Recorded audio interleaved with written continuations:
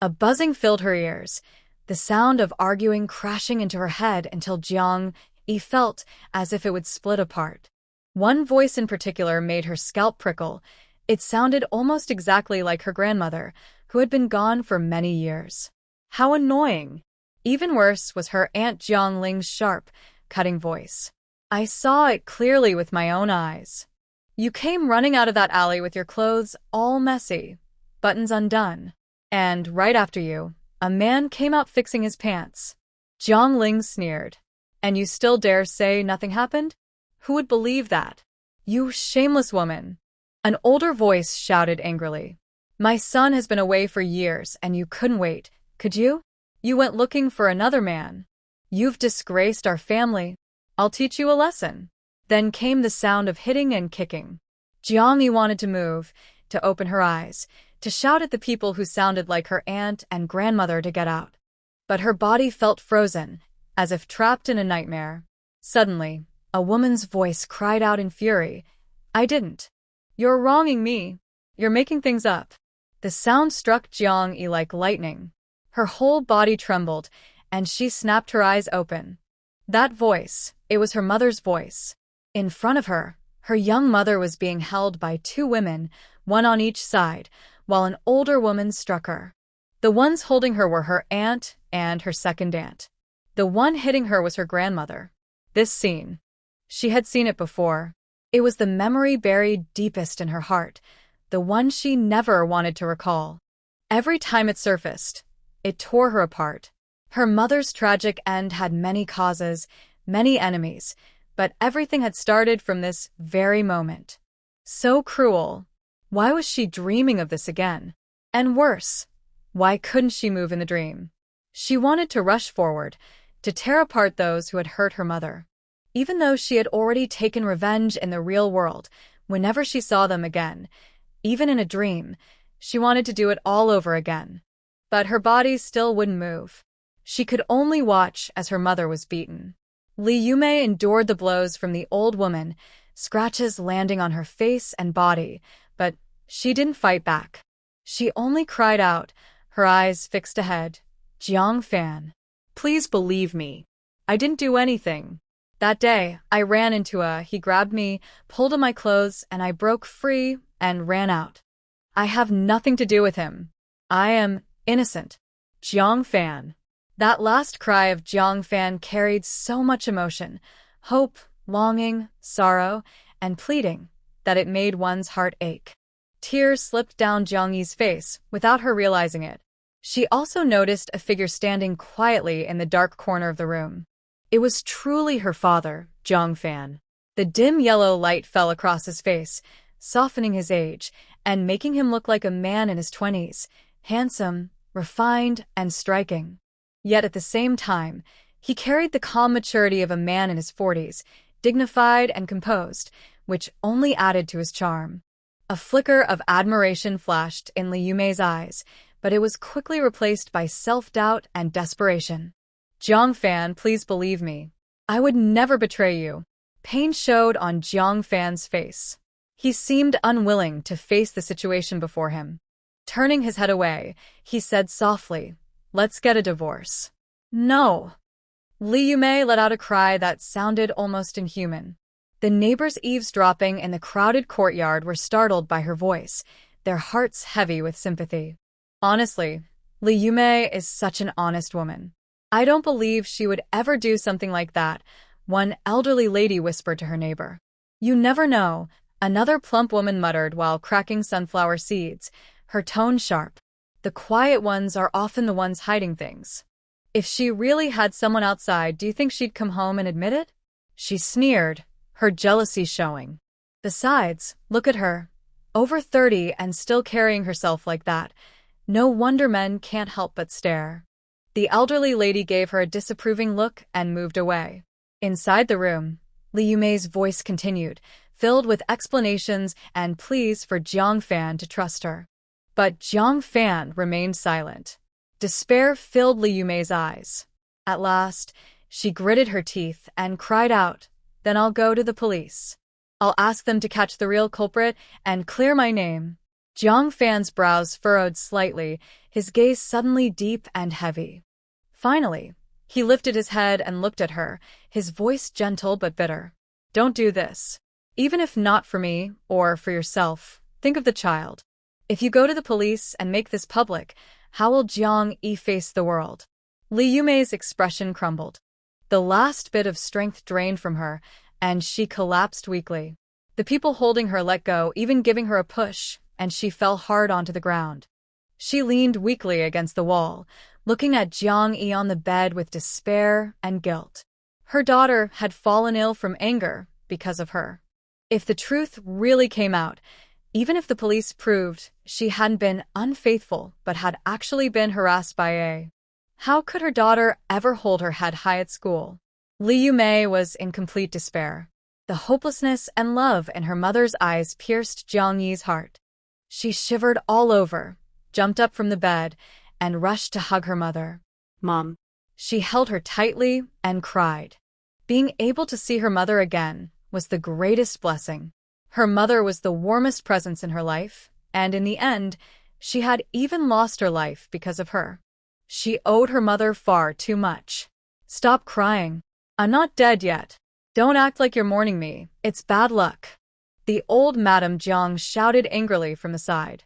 Jiang Yi suddenly raised her head and glared at the old woman. Even though she had already taken revenge for her mother, she wouldn't mind doing it again, even if only in a dream. Her cold gaze swept across everyone in the room, and a faint, mocking smile appeared on her lips. Her greatest wish in life had been to return to this very day, the day her mother's misfortune began. She never thought it would come true in a dream. Then she would finally say all the words she had buried in her heart for decades. Jiang Yi stood up, looked at Jiang Fan 2 meters away, and smiled faintly. Dad, you came back so quickly. As soon as Aunt called, you rushed home, didn't you? Jiang Fan looked at his daughter, who had grown into a graceful young woman, as fresh and elegant as a budding lotus. His feelings were complicated for a moment, but he quickly suppressed that fleeting emotion and nodded gently. I heard your mother was in trouble, so I came back right away. Ha.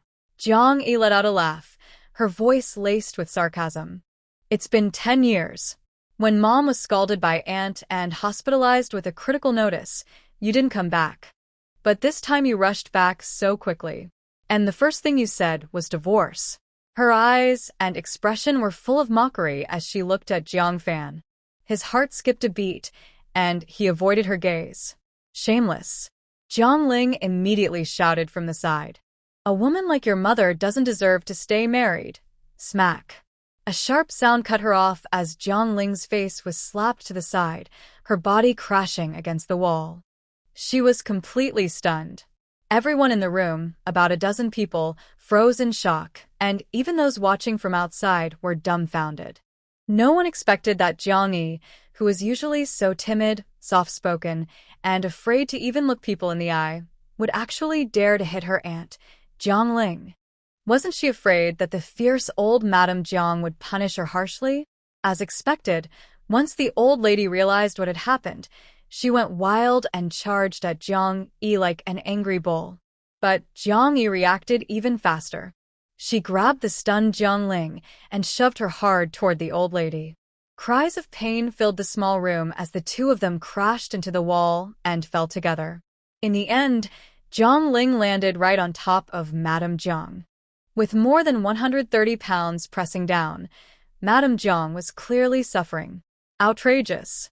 Shouted the old man Jiang, along with Jiang Fan and Jiang Jian. But in the Jiang family, the men never raised their hands, no matter how angry they were. Jiang Yi ignored their scolding. She yanked Jiang Ling back up, grabbed her by the collar, and demanded, Aunt, that night you were the one who invited my mother to go see a movie, weren't you? Weren't you? Her eyes were fierce, and she carried a powerful presence that no one in the Jiang family had ever seen from her before. For a moment, everyone was stunned, especially Jiang Ling, who was facing her directly and felt it most strongly. She didn't dare hesitate and stammered, Why yes, it was me who asked her to go to the movie. My mother has lived in this courtyard for 10 years, and you two have never gotten along. You even dared to pour hot water on her. So, why would you suddenly invite her to a movie that night? Jiang Yi shouted. The people outside, who had been watching the commotion, suddenly realized she was right. It was far too strange. Ling had always looked down on her sister-in-law from the countryside. Usually she either scolded or hit her. How could she suddenly be kind enough to invite her to a movie? She normally wouldn't even glance at Ling without muttering something unpleasant. Jiang Ling tried to explain, but she had never expected Jiang Yi to ask this question, so she was completely unprepared. Jiang Yi didn't need her answer anyway. She pressed on loudly, and after the movie ended, why didn't my mother come home? Tell me that. This time Jiang Ling thought she had an excuse. She wanted to go out and meet some man. Smack.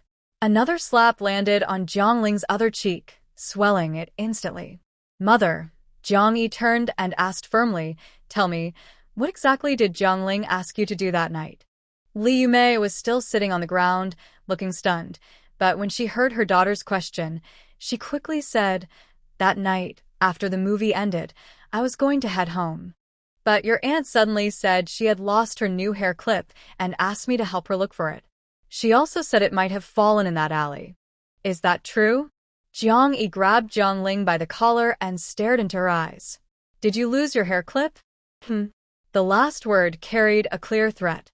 Jiang Ling instinctively sensait danger. She didn't dare hesitate and quickly nodded. Yes, I lost my new hair clip and asked her to help me look for it. People outside also began to recall. Yes, that really happened. That movie was a workplace benefit and almost all the employees had tickets, so many went to watch. Some people from the compound who left late had seen Li Yumei searching for something. Those who were close to her even asked about it, but when they heard it was Jiang Ling's hair clip, no one bothered to help. Jiang Ling wasn't well liked, and people preferred to stay out of her business. Very good. Jiang Yi patted Jiang Ling's face. The humiliating gesture instantly jolted Jiang Ling back to her senses. This brat actually dared to hit her. Jiang Yi slapped her again, and while she was still stunned, quickly pulled something out of her pocket. It was a bright red butterfly-shaped hair clip. The hair clip you said was lost. Why is it still in your pocket? Jiang Yi shouted. What? What's going on? People outside, who couldn't see clearly from a distance, crowded under the Jiang family's window. So Jiang Ling's hair clip hadn't been lost at all? Then why did she say it was? And even made her sister-in-law help her look for it, which led to her running into trouble in that alley. Everyone was tense and excited, as if watching a suspense drama unfold. You deliberately lured my mother into that alley, where someone was waiting, just to ruin her reputation and break up my parents, didn't you? Jiang Ling froze, her face full of fear and guilt. How did she know? Rage burned in Jiang Fan's eyes. This useless troublemaker. Xiao Yi, don't be rude. Let go of your aunt and speak properly. As for the hair clip, maybe she found it later, Jiang Fan said gently. And when we speak, we must have proof. Don't make accusations about things you didn't see with your own eyes. How could your aunt possibly be involved with such people? Jiang Yi turned her head to look at Jiang Fan, the mockery in her eyes plain to see. Jiang Fan immediately felt displeased, with a trace of guilt in his heart. Dad is right, we should speak with evidence. But did you actually see my mother being rude? Aren't you also making assumptions? You believed she was unfaithful just because of what others said. How can you accuse me of the same thing? Jiang Fan frowned, even more unhappy with her attitude. Jiang Yi ignored him and continued, and my aunt would never associate with improper people, so why would my mother? From the moment she entered this courtyard, hasn't she always been under everyone's watch? Later, when she worked at the clothing factory, she worked every single day, without rest. After work, she always came home with the others. She never even went to the market. Once home, she only did chores, washing clothes, cooking, cleaning, doing the dishes. She never even stepped outside the gate. Day after day, it was the same routine. You say she betrayed the family. When would she even have the time? She didn't even have the chance to meet anyone new. At the factory, Almost all her co-workers were women, and in the courtyard, the men were all under their wives' watchful eyes. Everyone was struck by Jiang Yi's final words. Yes, Li Yumei had always lived under the eyes of others, tightly controlled by the Jiang family. She never had the chance to do anything improper. At most, that day she had simply run into a troublemaker. And now, there was a new explanation for how that troublemaker appeared. The people in the courtyard grew excited, faces flushed, necks craning as they looked toward the Jiang family's house. Jiang Fan lifted his eyes and, for the first time, carefully studied the daughter he hadn't seen in 10 years. She had grown up. No longer the thin, small child she once was, her figure was strong and graceful like her mother's. Her features resembled his, but softer, with a rounder nose and a touch of charm. Her lips were small, bright, and rosy. Her brows were like his, yet gentler, giving her a spirited look without sharpness. Most striking of all were her eyes, large, bright, and full of life. When wide, they were round like a kitten's, endearing and lively, shining with energy. It was a face that left a lasting impression. The only thing unlike him was her gaze. When he left, she had been just a child, looking at him with admiration and trust. After 10 years, that admiration had turned into coldness and mockery. And then there were her words, sharp and piercing, each one hitting the mark. Jiang Fan studied Jiang Yi, and she also looked at him at this moment. She had never seen him so plain before. In her eyes, Jiang Fan had 3 versions. The first was the young intellectual sent to the countryside, living in poverty with her and her mother, his brows always furrowed as if carrying endless worries. The second was the ambitious official in the capital, dressed in suits and ties, graceful and confident, like a man born into privilege. The last was the prisoner she had once sent to jail, his face lifeless and gray. And now, beyond those 3, there was the scholarly version of Jiang Fan. Jiang Yi raised her brows slightly, her gaze mocking. Wasn't it with this false air of refinement that he had won over that woman? Oh, no, she had to admit, his looks, easily scoring above 90, also played a part. When Jiang Fan was young, he truly was a handsome man. Even now, nearly 40, he was still a refined and attractive gentleman. Dad, please don't divorce Mom. Jiang Yi softened her tone, imitating his gentle way of speaking. Mom really hasn't done anything wrong to you. If you don't believe it, she can even call the police. But it was all just an act. After so many years of practice, she was even better at pretending than he was. Jiang Fan sighed, his face full of helplessness, as if unable to explain the complicated matters between adults. He and Li Yumei had lived apart for 10 years. Wasn't it natural for her to have someone else outside? Why would anyone question that? Why call the police? Wasn't that embarrassing? The plan had been perfect. The only thing he hadn't expected was that Li Yumei would be so well-behaved, not even stepping outside the house. What should have been reasonable now looked like something made up out of nothing. For your own good, it's better not to let this matter spread everywhere, Jiang Fan said earnestly. Jiang Yi clenched her fists, struggling to control her temper. She pointed out the window and sneered, and you think it hasn't already spread everywhere? That night when Mom came back, everything was normal. Everyone was asleep, and no one knew what had happened. But my aunt followed her in, shouting and making a scene, waking everyone up. She seemed afraid people wouldn't know, so she made sure they did. I think you all wanted it to spread just to force my mom into a divorce, isn't that right? Dad, why do you want to divorce Mom? Do you have someone else outside? Jiang Yi's questions grew louder and sharper, yet every word made sense. Everyone suddenly felt enlightened. So that's how it was? Li Yumei was stunned. Jiang Fan's face finally darkened, the gentleness in his eyes completely gone. Nonsense. How did you become like this? Just because your father hasn't come back for 10 years, do you hate me now? His expression softened again, filled with pain. I had my reasons for not coming back. First, I had to study, then I had to work. My job kept me so busy that I only had 2 days off each month. Traveling from the capital to Hangzhou by train took 2 days. Even if I wanted to come back, I had no time. It's not the best choice, Jiang Yi said, no longer pressing so hard. Then you shouldn't get divorced. Jiang Fan's eyes grew darker as he glanced at the elderly Mrs. Jiang, who had just stood up. She immediately declared, divorce. It must happen. Our Jiang family will never accept such a shameless daughter-in-law. Jiang Yi fixed her gaze on Jiang Fan. The so-called shamelessness has already been proven false. It was all a setup. Dad, if you still insist on divorce, what's the real reason? Jiang Fan now felt certain. She must have overheard something. Did she hear the conversation between her grandparents and aunt? How careless. He had told them to keep it secret. Bah. Mrs. Jiang was quick-witted and immediately changed her words.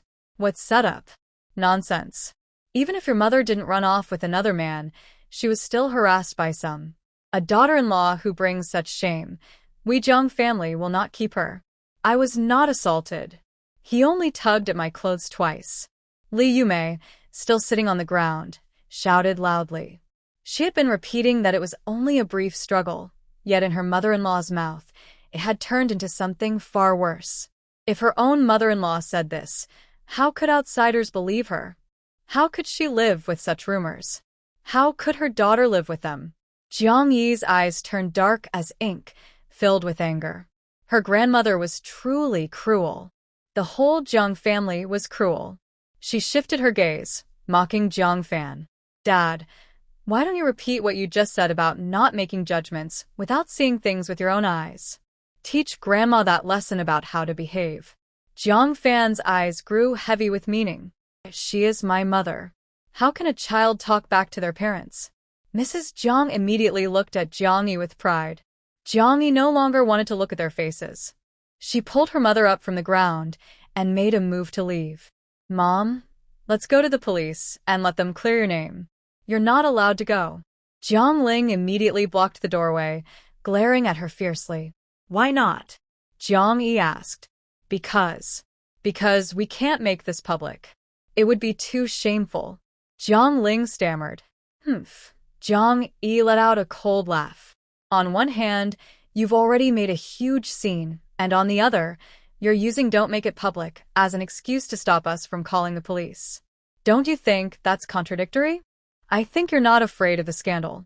You're afraid the police will catch that man, and he'll confess that you were the one who told him to do it, right? Jiang Yi shouted. She had investigated this matter for more than 10 years and had uncovered the truth clearly. That troublemaker was brought in by Jiang Ling. You're lying. Jiang Ling's face, already marked with finger-shaped bruises, turned pale everywhere else. Xiaoyi. Jiang Fan looked at her disapprovingly. Dad. Jiang Yi looked back at him. My mom gave birth to your children, worked hard for the Jiang family, and took care of everything at home. Just because she was harassed by you want to divorce her? If that's the case, then I'll go ask your leaders at work if this is really how things should be. Go to his leaders? Jiang Fan stared at Jiang Yi, his eyes darkening. Bah. The old Mrs. Jiang sneered sarcastically. Your mother didn't even give birth to a son, leaving my son without an heir. A daughter-in-law like her, I don't want. Oh, I see. Jiang Yi pretended to suddenly understand. So that's the real reason you set all this up? To make my parents divorce? She turned to Jiang Fan. Dad, this is just favoritism toward sons over daughters. I'll go ask your leaders about this too. No, it wasn't planned. It's just that your mother has no shame. And you dare talk about reporting to leaders? You ungrateful girl. You're not going anywhere. The old Mrs. Jiang, realizing she couldn't win the argument, stopped talking and reached out directly. Her rough, dark fingers clawed toward Jiang Yi's face. If that strike landed, it would leave deep scratches. Li Yumei panica. She quickly pulled Jiang Yi behind her and threw herself against the old woman. All these years, she had endured in silence and never fought back against the old Mrs. Jiang because the old woman had never laid hands on Jiang Yi. But now she wanted to harm her daughter's face? That was something even worse than ruining her reputation. This she could never allow. Old Madame Jiang was pushed and stumbled, falling against Jiang Ling behind her. The mother and daughter froze for a moment, then suddenly rushed forward like they had lost control, scratching and kicking. The second daughter-in-law, Xia Hua, also joined the fight. In the small room, chaos broke out instantly. Taking advantage of the mess, Jiang Fan slipped out, ignoring the stares around him. He lowered his head and quickly left the crowded courtyard. When he reached a quiet place, he finally dropped the mask on his face, revealing his true expression, cold and gloomy. Things had gone far less smoothly than he expected, even beyond what he had planned. The Jiang family's door opened, and another fight broke out inside. As helpful neighbors, everyone naturally rushed in to break it up. Men and women pulled old Madame Jiang, Jiang Ling, and Xia Hua apart while helping Li Yumei back to her feet. Taking the chance, Jiang Yi kicked Jiang Ling twice. Jiang Ling screamed and tried to kick back, but someone behind her held her back, so she couldn't reach. Ridiculous. What a disgrace. Shameful. Old Master Jiang sat firmly in the only armchair in the room. He glared sternly at Jiang Yi and Li Yumei, slammed down his enamel tea mug, and scolded loudly. Li Yumei tremblat. Her father-in-law was a strict man, rarely smiling, always serious. When he got angry, he was even more frightening. Jiang Yi used to be afraid of him too, but now. She gave old Master Jiang a defiant smile, ignored his authority, and turned to pull a cardboard box from under the bed by the north wall. She crouched down and began sorting through it. Her lack of fear, her refusal to admit fault, this alone was enough to infuriate the high and mighty old Master Jiang. Sure enough, he grew angrier. But since he had already smashed his tea mug, he couldn't very well pick it up and smash it again. All he could do was glare even harder at Jiang Yi. When he saw Jiang Yi ignoring him, he turned his glare toward Li Yumei instead. Li Yumei lowered her head in fear, which finally made him feel a little better. Jiang Yi just kept her head down, organizing the box. Inside this small box were all the belongings she and her mother owned. A few clothes, a thick stack of letters, nothing else. Oh, wait. Now, there was something else. Something extremely important. Jiang Yi carefully searched through the box, and sure enough, hidden inside one of the letters at the very bottom, she found 2 thin marriage certificates. Shielding her movements with her body so no one could see, she then picked up the entire box in her arms. "Mom, let's go," Jiang Yi said. Everyone inside and outside the house froze, and Li Yumei was stunned too. "Go where?" she asked blankly. "Don't worry about it, just come with me." Jiang Yi pulled her mother out of the Jiang family's house. Old Madame Jiang immediately shouted from behind, "Get out. Leave now. And don't ever come back. If you want to leave, then leave the things behind." Jiang Ling added sharply. She could never stand to see Li Yumei have even the smallest bit of ease, and she would never miss a chance to make things harder for her. Jiang Yi quickly turned back, opened the suitcase, and dumped everything onto the bed for everyone to see. She carefully shook out each piece of clothing, turning every pocket inside out so all could see. "Look closely. These are only my mom's and my clothes. There's nothing from your Jiang family here, not a single coin. Don't you dare accuse my mom tomorrow of stealing your money." This had happened before. In the end, her mother was indeed driven out of the Jiang family, taking only a few clothes. Later, Jiang Yi heard that the next day, the Jiang family spread rumors everywhere, saying her mother had stolen all their money. That ruined her mother's reputation even more. What about the letters? "There must be money in the envelopes," Jiang Ling shouted. Jiang Yi moved quickly, pulling out the letters one by one and shaking them open to show there was no money inside. She quietly hid the 2 marriage certificates. No one looked too carefully, not even the Jiang family. They all knew Jiang Ling was just picking a fight. The family's money was hidden tightly by old Madame Jiang. Jiang Ling herself didn't even know where it was, so how could Li Yumei? And even if she did, she would never leave it in an envelope for anyone to find. "Are you satisfied now? We're leaving." Jiang Yi began packing the clothes back into the suitcase. Suddenly, Jiang Ling broke free from the others and rushed over. "These clothes, you can't take them. And these and these." She snatched more than half of the clothes from Jiang Yi's hands. "These are mine. You can't have them." Jiang Yi froze, then realized Ling might be telling the truth. She and her mother had never had new clothes. They always wore Ling's hand-me-downs. In the end, Jiang Yi was left holding only one old, faded green coat, clearly something her mother had brought from the countryside. Fine, then take them back. Jiang Yi didn't care about a few worn-out clothes.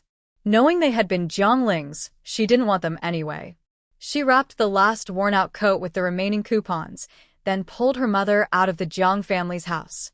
"You two are wearing." Ling started to shout, but then noticed that Jiang Yi was dressed in her school-issued tracksuit and Li Yumei was in her factory uniform. It had nothing to do with her. She could only grit her teeth in anger as she watched Jiang Yi and Li Yumei walk out of the crowded courtyard. "If you have the courage, then don't come back. Starve outside for all I care."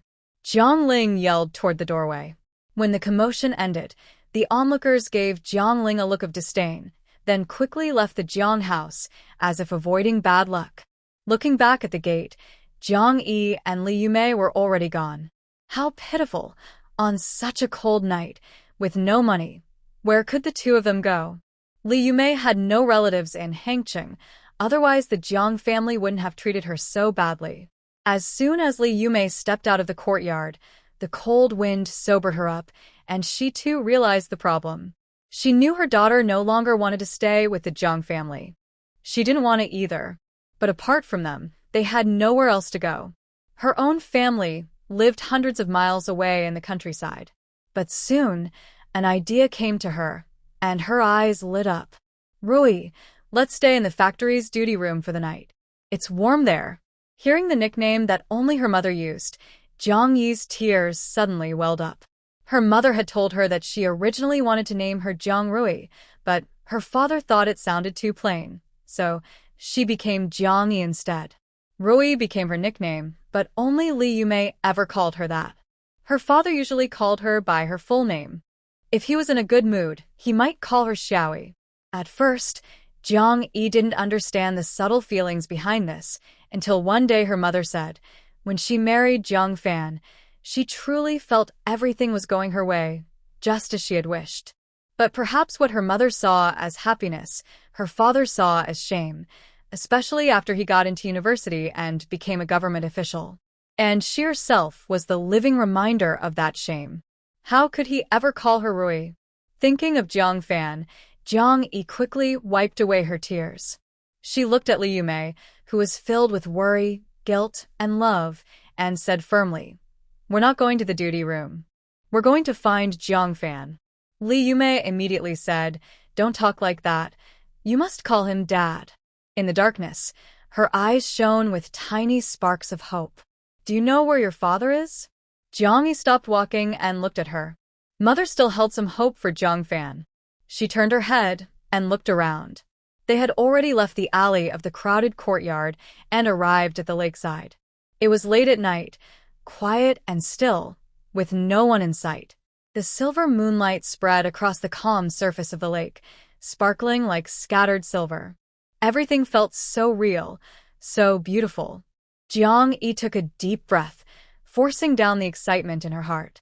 She pulled her mother to a bench by the water and whispered, "Mom, what you've been through these days is all part of the Jiang family's scheme. Jiang Fan has another woman outside, and she is expecting a child. He has to divorce quickly and marry her, or his future will be ruined. But he's afraid of damaging his reputation, so he chose to frame you," Jiang Yi said softly.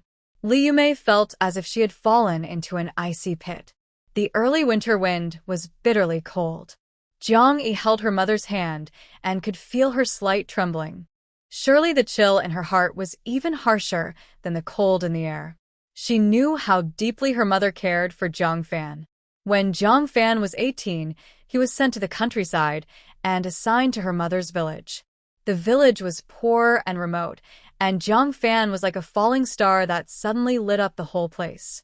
She didn't know much about her parents' love story, but whenever her mother mentioned her father in the past, her face was always filled with happiness. She vaguely remembered that before the age of 7, when she lived in the village with her parents, they treated each other with respect and never quarreled. The young women in the village would often envy her mother, saying she was truly fortunate.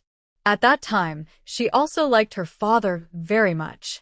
But now, with clearer understanding, she knew her father had never truly loved her mother.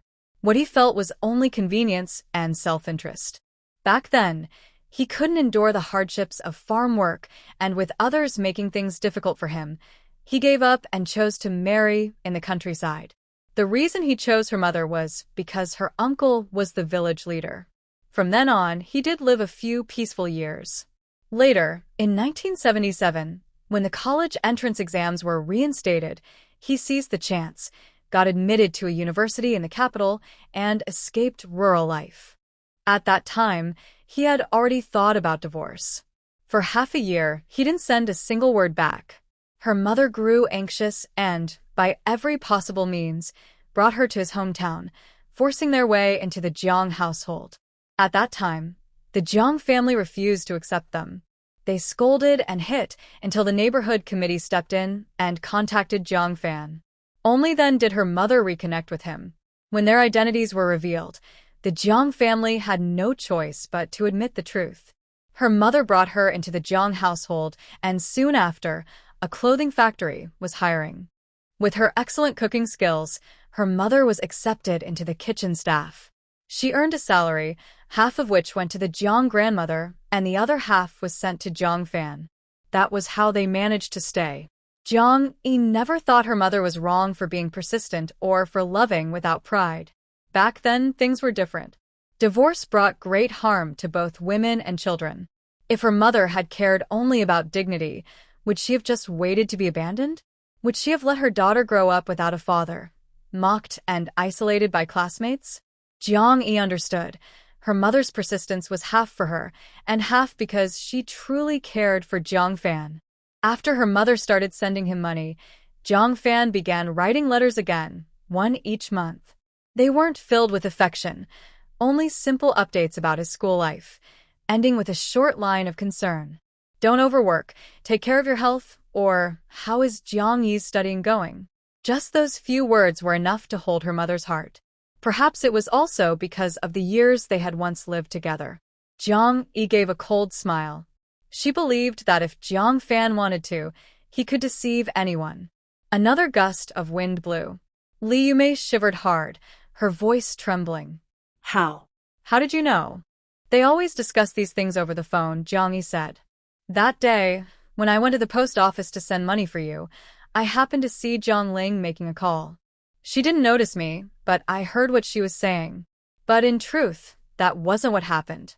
She had never run into Ling, nor did she know it was all part of the Jiang family's schemes. Back then, she wasn't so sharp.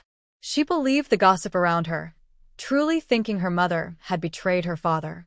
Because of that, she had even ignored her mother in anger.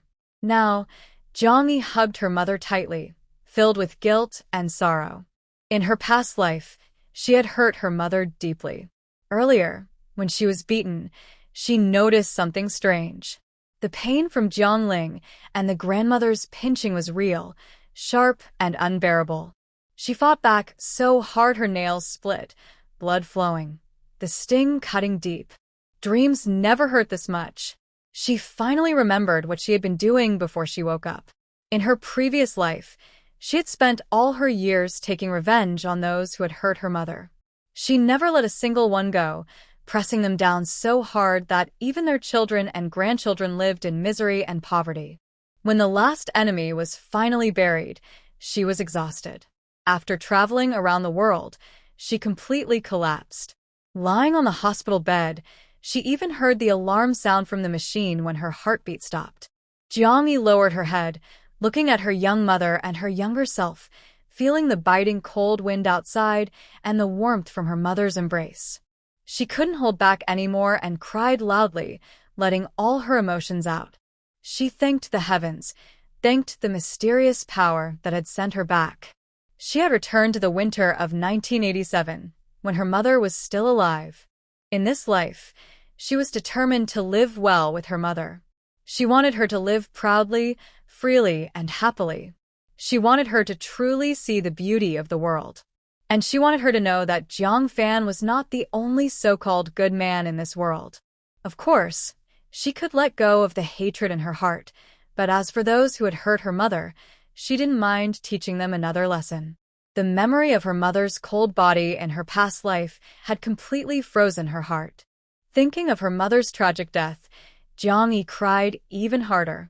Seeing her daughter cry so miserably, Li Yumei quickly wiped her own tears and hugged Jiang Yi tightly. "Don't cry, my dear. Mommy is here. Mommy is right here. Tomorrow I'll go to the factory and apply for a single dorm room. The two of us can share one bed. That's enough. In a few days, I'll get my wages. This time, we won't give it to anyone else. We'll keep it for ourselves. Mommy can raise you on her own." Although she was still a temporary worker because of her household registration, she had already become the second cook. With a monthly salary of 120 yuan, it was enough to support herself and her daughter. You just focus on studying well. In the future, get into a good university. You don't need to worry about anything else. Holding back her tears, Li Yumei quickly made up her mind about the road ahead. Jiang Yi cried even harder. Her mother was never a weak or useless person. She remembered how her mother used to laugh so brightly when she was little. Even if the women in the village were jealous, they still had to admit her mother was capable and strong. But because of Jiang Fan and because of her, her mother had been forced to suppress her true nature, bullied by the Jiang family until she became like a lifeless puppet. Mom. You agreed to the divorce? Jiang Yi stopped crying, wiped her tears, and calmed down. Being reborn at a time when her mother was still alive, she felt that nothing in this life could make her cry again. Li Yumei, however, hesitated. She could take her daughter and move out of the Jiang family's home, but deep down, she still didn't want a divorce. "People will laugh at me if I get divorced," Li Yumei said bitterly. And it wasn't just about being laughed at. It would affect her real life. In their factory kitchen, there was a woman who had divorced. She was always given the heaviest and dirtiest work. The factory had built housing 3 times, but even though she had worked there for 30 years as a permanent employee, she never got a place. Li Yumei thought, "I can't let Jiang Yi live in a single dormitory with me forever, can I?" They probably wouldn't even allow it.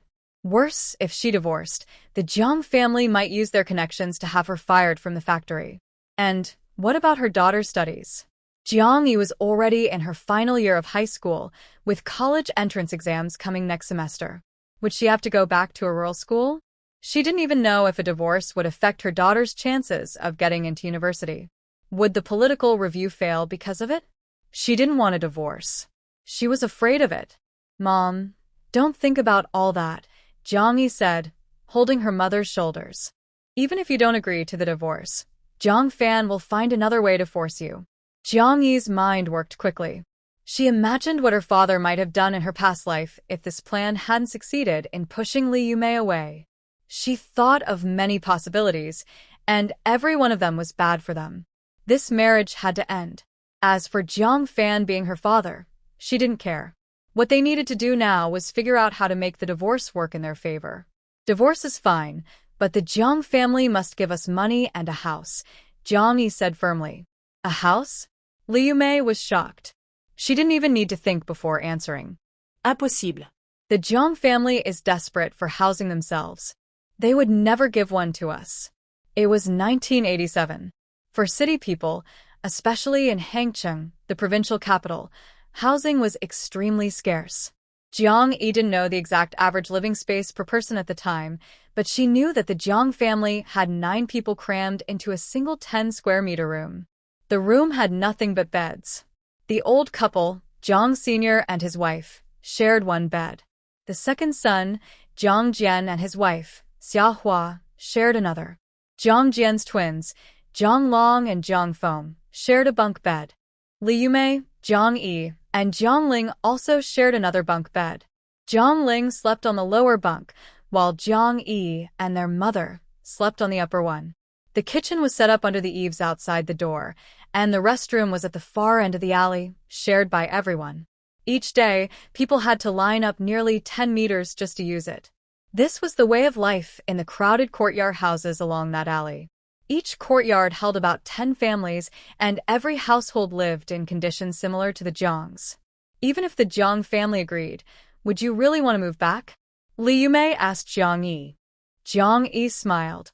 She had worried that her mother might still be attached to Jiang Fan and unwilling to leave the Jiang family. But hearing her mother's words now, her heart felt steadier.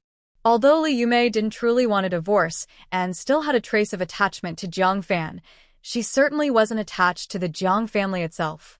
If it weren't for Jiang Fan and Jiang Yi, she would have torn down that house long ago. But for the sake of her husband and daughter, she endured everything. Late that night, when everything was quiet, Li Yumei suddenly shared with Jiang Yi the thoughts she had never spoken aloud about Jiang Fan. I always knew your father might end up like this. After all, there had been signs in the past. And ever since he started working and no longer lacked money, he stopped writing to me much. Li Yumei gave a bitter smile. Jiang Fan had been working for 6 years, yet she had only received 3 letters from him, each one filled with nothing but the word busy. But when Jiang Long and Jiang Feng wrote to him, he replied every month without fail, patiently answering all their endless, childish questions. Whenever this happened, Jiang Ling would make Jiang Long and Jiang Feng read the letters aloud, then glance at her mockingly. Li Yumei understood what that meant. She had cried and felt hurt, but she still couldn't let go completely. Yet after 10 years of living apart, with 6 years of almost no contact, even that small attachment had slowly faded. What she never expected was that this time, everything had been part of his plan. There was one thing she had never told anyone.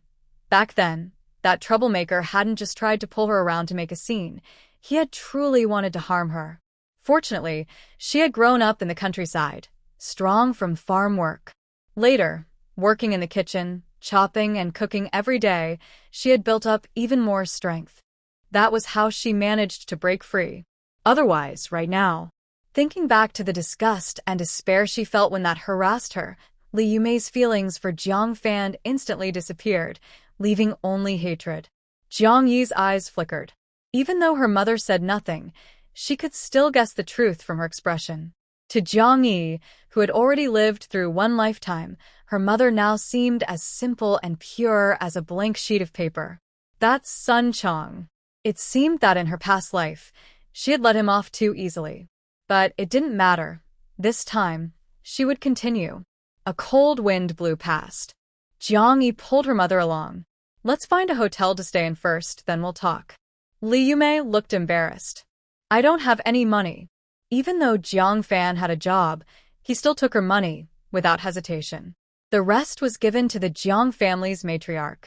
So over the years, not only did she have no savings, she couldn't even buy her daughter a new set of clothes. Looking at her daughter's thin school uniform, Li Yumei's eyes turned red again, half from guilt, half from anger. Anger at herself, at Jiang Fan, and at the Jiang family. Mom, don't think about the past anymore. Jiang Yi put her arm around her mother's shoulders and gently pushed her forward. Having you with me is my greatest happiness. As for the hotel, it won't cost us anything. Li Yumei felt warmth in her heart. All these years, she never thought her life was too bitter, because having her daughter by her side, sharing the same heart, was her greatest joy. Still, she couldn't help but worry. What kind of hotel doesn't cost money? How could there be such a good thing in this world? Just come with me. Jiang Yi only pulled her along without explaining. In truth, she hadn't figured out how to say it yet. She had been away from this place for many years, and she had almost forgotten the way to the government guest house. Besides, she was afraid that if she told her mother, she might refuse to go. Fortunately, the Jiang family's old courtyard was in a special location, right next to the famous Shihu Lake. Stepping out of the courtyard gate, they could see the lake as soon as they looked up. Walking out of the alley, the sparkling waters of Shihu were right at their feet. Everywhere they looked, the scenery of the lake and mountains was breathtaking. The only thing Jiang Yi still felt attached to about the Jiang family was the view outside this alley. Later, when she became wealthy, she wanted to buy a house on the original site. Unfortunately, the area had long been redeveloped into a top luxury villa district, with prices soaring to over 100,000 per square meter. Even though she could afford it, no one was willing to sell. After all, there were only a little more than 20 villas in total. She thought about forcing a purchase, but that would mean using personal connections. After weighing the pros and cons, she gave up. Her feelings about this place were too complicated. On one hand, she loved the scenery. On the other, she hated the Jiang family. Living here would constantly remind her of the suffering her mother had endured, which made her heart ache.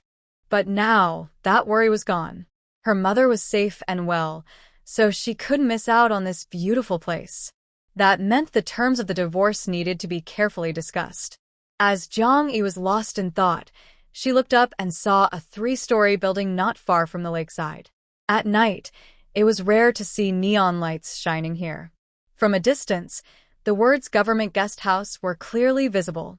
Jiang Yi pushed her mother's wheelchair a little faster.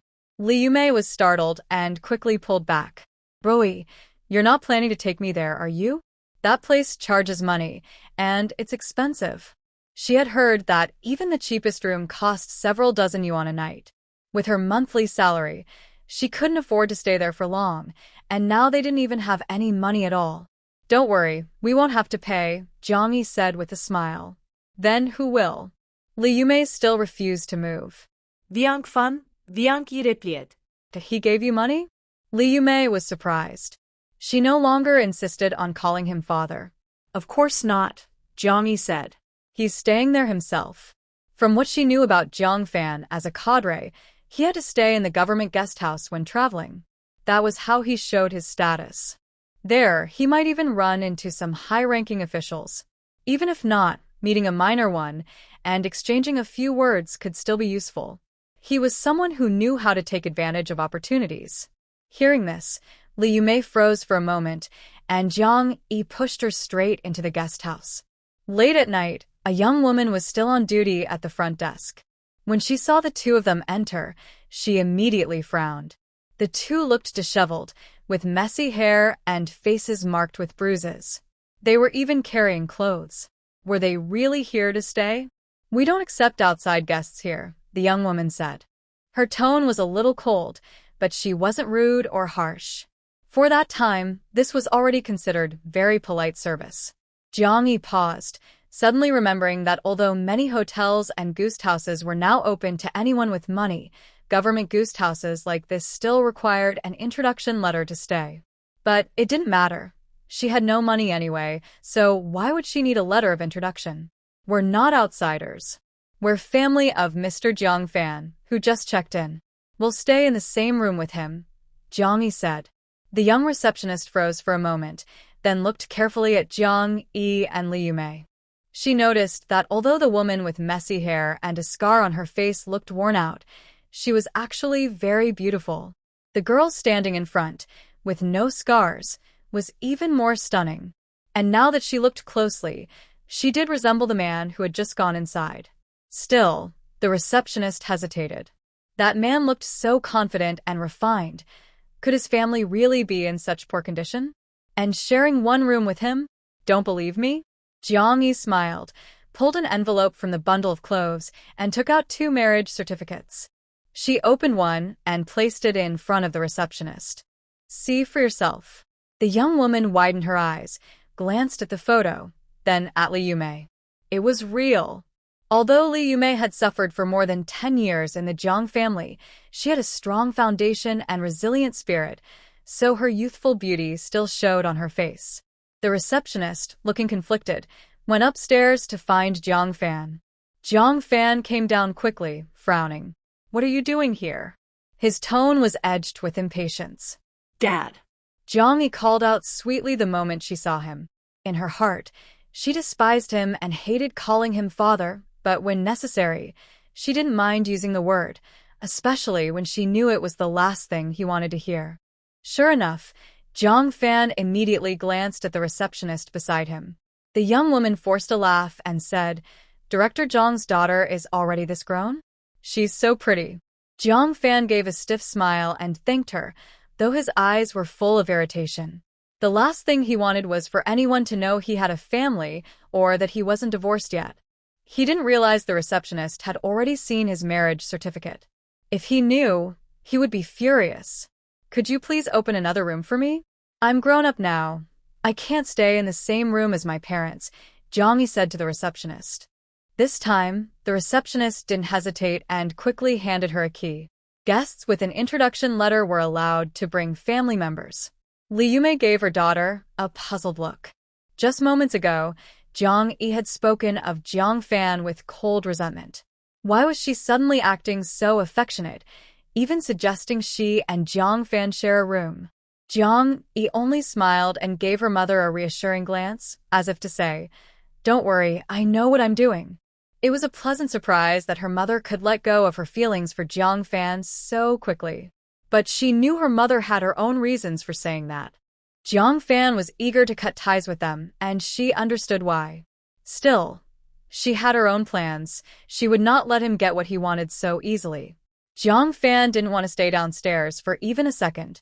While the receptionist was checking them in, he turned and went upstairs. "Jiang, you didn't mind?" She asked the receptionist which room is his. 207, the receptionist replied, handing her the key marked 208. "You can go up yourselves. Thank you." Jiang Yi cheerfully pulled her mother along and went upstairs. She knocked on the door of room 207 first. Jiang Fan opened the door with a hint of impatience, looking at the mother and daughter standing outside. "Tomorrow morning at 8, we'll talk about the divorce," Jiang Yi said. Then she turned, opened the door to room 208, and let her mother inside. For once, Jiang Fan's expression relaxed. They agreed to the divorce? Good. Inside, Li Yume looked around the room with amazement. This bed. Is this the kind they call a Simmons? It's so big. It looks so soft. Sleeping on it must feel wonderful. Back in the countryside, the beds at home were simple, but at least large enough. After moving into the Jiang household, she and Jiang Yi had to squeeze onto a single bed only 90 centimeters wide, and they had done so for 10 years. In winter it was bearable, but in summer it was miserable, too hot to sleep, covered in rashes, itchy and restless through the night. Often, mother and daughter had to sit up to sleep, or spend the night outside in the yard until morning.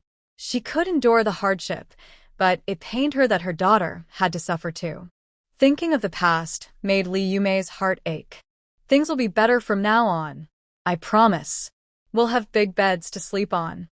One bed for each of us, even our own rooms, even our own houses, Jiang Yi said, wrapping an arm around her mother's shoulders.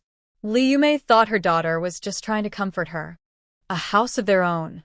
That was such a luxury. She no longer hoped for herself. She only wished that when her daughter married one day, her husband could give her a bigger place to live, so the whole family wouldn't have to squeeze into one small room. And her future grandchildren wouldn't have to crowd onto one bed, suffering through hot summers. Jiang Yi could tell what her mother was thinking. She just smiled without saying anything, gently guiding her mother toward the bathroom. While Li Yume exclaimed again, amazed at how clean and tidy the bathroom was. Jiang Yi was also a little surprised. She hadn't expected that this guest house not only had a private bathroom, but also a bathtub and a water heater. Not bad at all. Worthy of being the provincial capital's official guest house.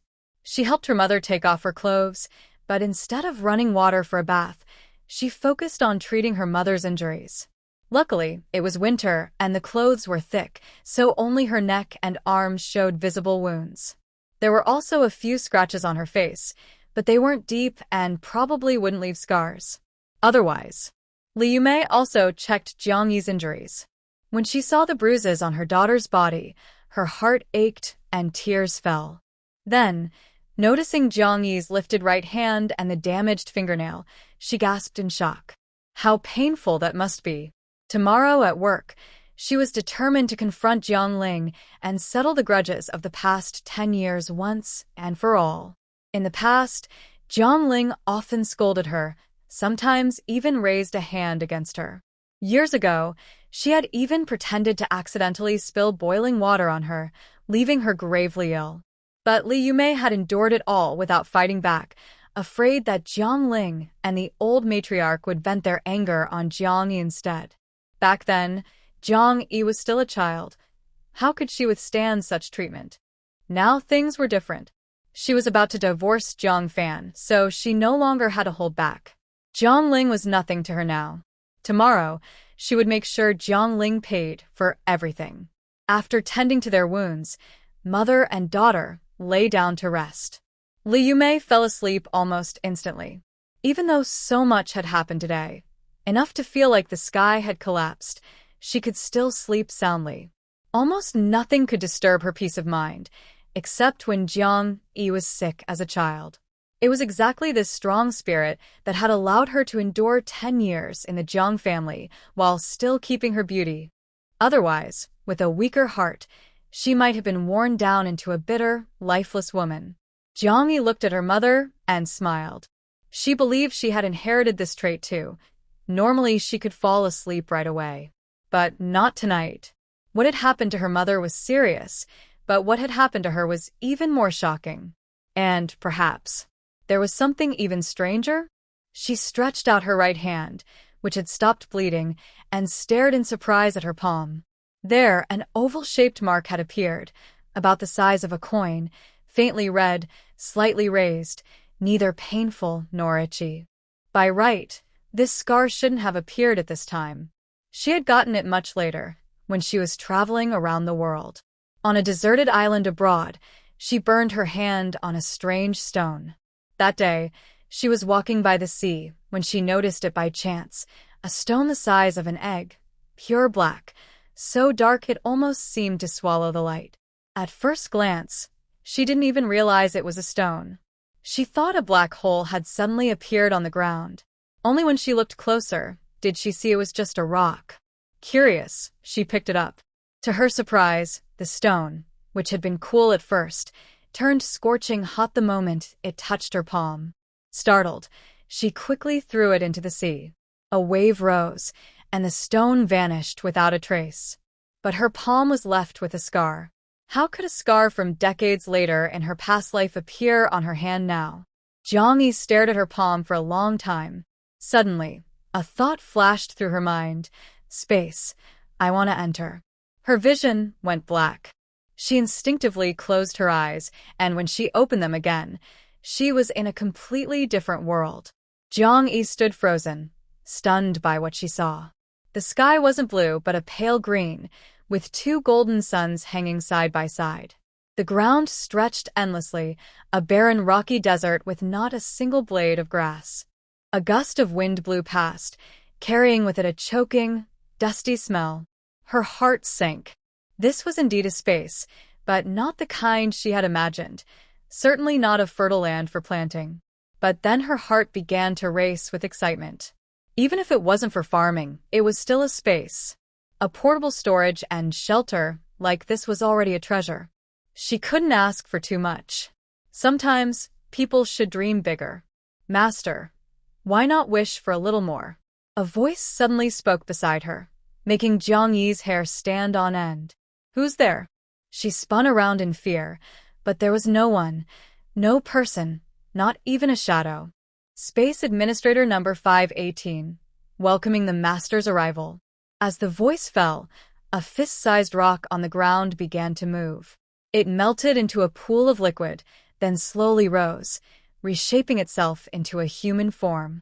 A silver, mercury-like figure stood before her, the same height as she was. Master, what form would you like me to take? A human male? Female? An animal? A plant? Or even a non-living object? Whatever you prefer, I can adjust to your liking.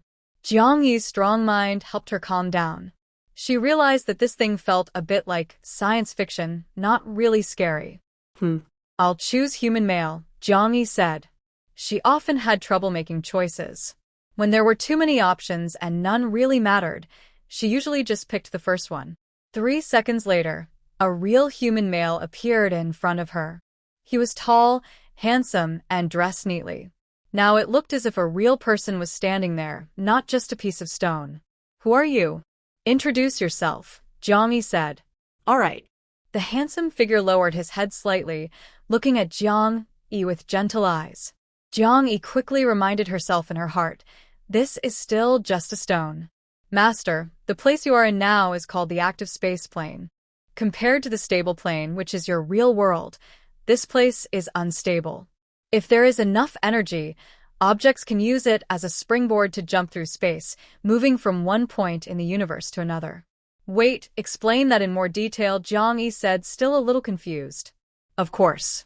The handsome figure patiently explained everything to her bit by bit, for a whole hour. Finally, Jiang Yi understood. In short, this was a special kind of space. When things from the stable plane, the real world, entered here, she could control them and send them to other coordinates in the universe through a teleportation array. The purpose of this space, created by advanced civilizations, was to save transportation costs and shorten travel time. Normally, moving goods from one end of the universe to the other, even with wormhole technology, could take hundreds of years and involve countless risks. But with this kind of space transfer station, delivery could be almost instant.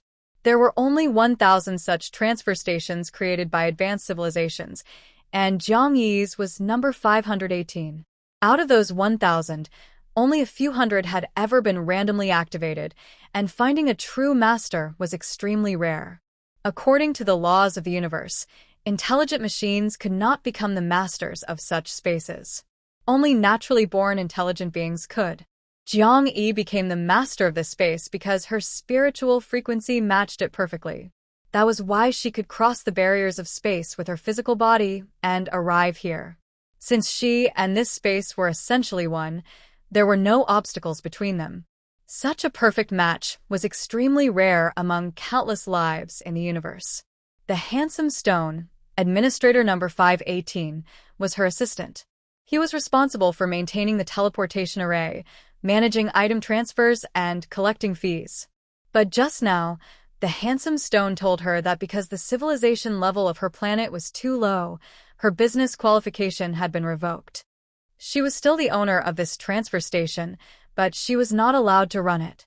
Only when Earth's civilization advanced enough to join the Interstellar Alliance would she be able to start business again. In short, what was once an online game had now become a single-player game. From now on, she could only entertain herself. After hearing this, Jiang Yi didn't know whether to feel relieved or disappointed. Seeing the universe through this transfer station seemed wonderful, but what she felt more strongly was fear. Earth's civilization was still so weak. If aliens really came, who knew what might happen? Tell me, even a single-player game has its own ways to play. What use do you still have? Yun Duo asked the handsome stone. The handsome stone smiled, and a large virtual screen appeared in front of Jiang Yi. I've learned a little about the outside world through my master. Wait.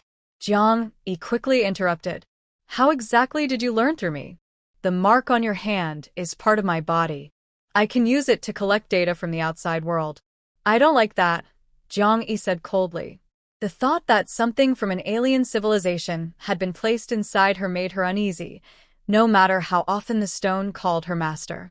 Understood. The handsome stone smiled again. Jiang Yi suddenly felt warmth in her palm. The red mark shifted to her right and turned into a thin silver ring, delicate and elegant.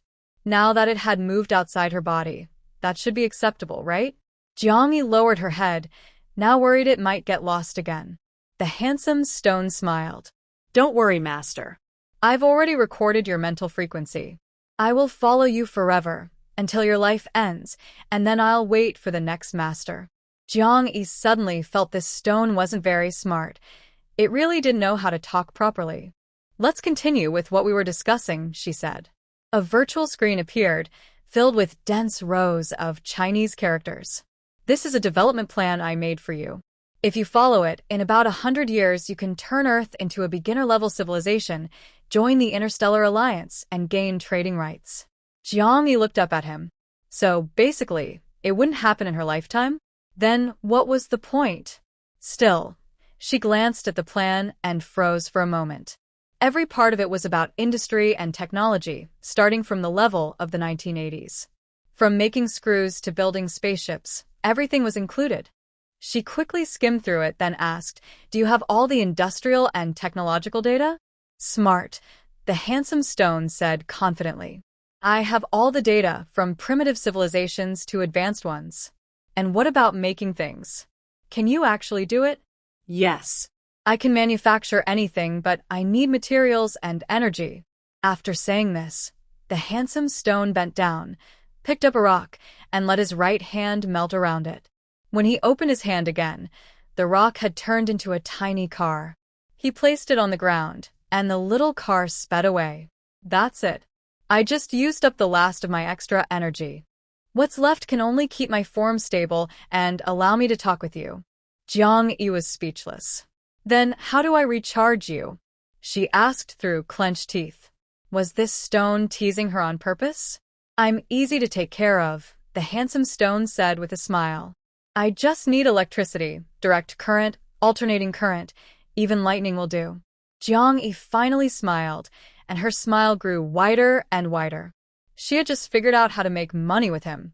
The promise she had made to her mother might soon come true. Jiang Yi stayed in the space for another 2 hours, carefully studying the functions of the stone and improving her plan. After that, she left the space and, holding back her excitement, went to sleep. Her mother was still sound asleep, unaware that she had left.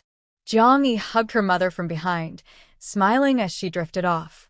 The next morning, at 5:30, before the sky had even brightened, both of them woke up at the same time. The power of habit was truly amazing. After waking, Liu kept her eyes closed for a moment to gather herself, then quietly got out of bed, ready to prepare breakfast. Ever since moving into the Jiang household, she had been the one cooking every meal. Even when she worked late at the restaurant and came home long past mealtime, the Jiang matriarch would still wait for her to cook. The excuse was always that her cooking tasted the best. Of course, Liu skills in the kitchen were indeed excellent. Otherwise, she wouldn't have been promoted to second chef, personally handling the wok. The head chef, however, had gotten the position through connections. But as soon as she stood up, Liu froze. Something felt wrong. Then it hit her. This wasn't the Jiang house. This was the guest house. And with that, the memories of yesterday came rushing back. She stood there, dazed. After living in the same environment and following the same routine for 10 years, the sudden change left her feeling unsettled. Mom. Jiang Yi sat up and switched on the bedside lamp. "Good morning," she beamed at her mother. That smile was like a light, instantly warming Liu's heart. Her daughter was actually this happy after leaving the Jiang family. It had been so long since she had seen her smile like that. She should have left the Jiang household long ago, left that false man behind. Even without counting the 10 years of separation, Liu had lived under the same roof with Jiang Fan for 8 years. She wasn't foolish. 8 years was more than enough to see a person clearly, especially someone who shared her bed. She had simply chosen not to see it before, pretending not to notice even when she did. Liu gave her daughter a big smile in return, but the smile quickly faded. What about breakfast? She could eat at the restaurant, but family members weren't allowed there. And she had no money. She couldn't let her daughter go hungry. "Mom, did you forget? Staying here doesn't cost us anything." Jiang Yi got out of bed, gave her mother a big hug, and happily went to wash up. While brushing her teeth, she added cheerfully, "And meals here are free too." She couldn't remember if the guest house still offered free breakfast at this time, but even if it cost money, Jiang Fan would pay for it. Right. Liu let out a breath of relief and said from the bathroom door, "You go have breakfast later. I'll head back to the office to eat. There's a meeting at 8. I can handle that on my own." Jiang Yi quickly replied. If her mother went, she probably wouldn't know how to negotiate and might even get caught up by Jiang Fan's words. She had to admit, Jiang Fan was not only good-looking but also very persuasive. Jiang Yi looked at herself in the mirror. The girl staring back had bright eyes, clear skin, and a pair of charming peach-shaped eyes. She smiled slightly, gave herself a playful wink in the mirror, and immediately felt as if she had been struck by her own charm. Even Liu standing nearby felt affected. Oh my, Liu whispered in surprise, lightly tapping Jiang Yi's arm. Good girls shouldn't do that, you know? You must never do that. Especially not in front of men. She was truly shocked.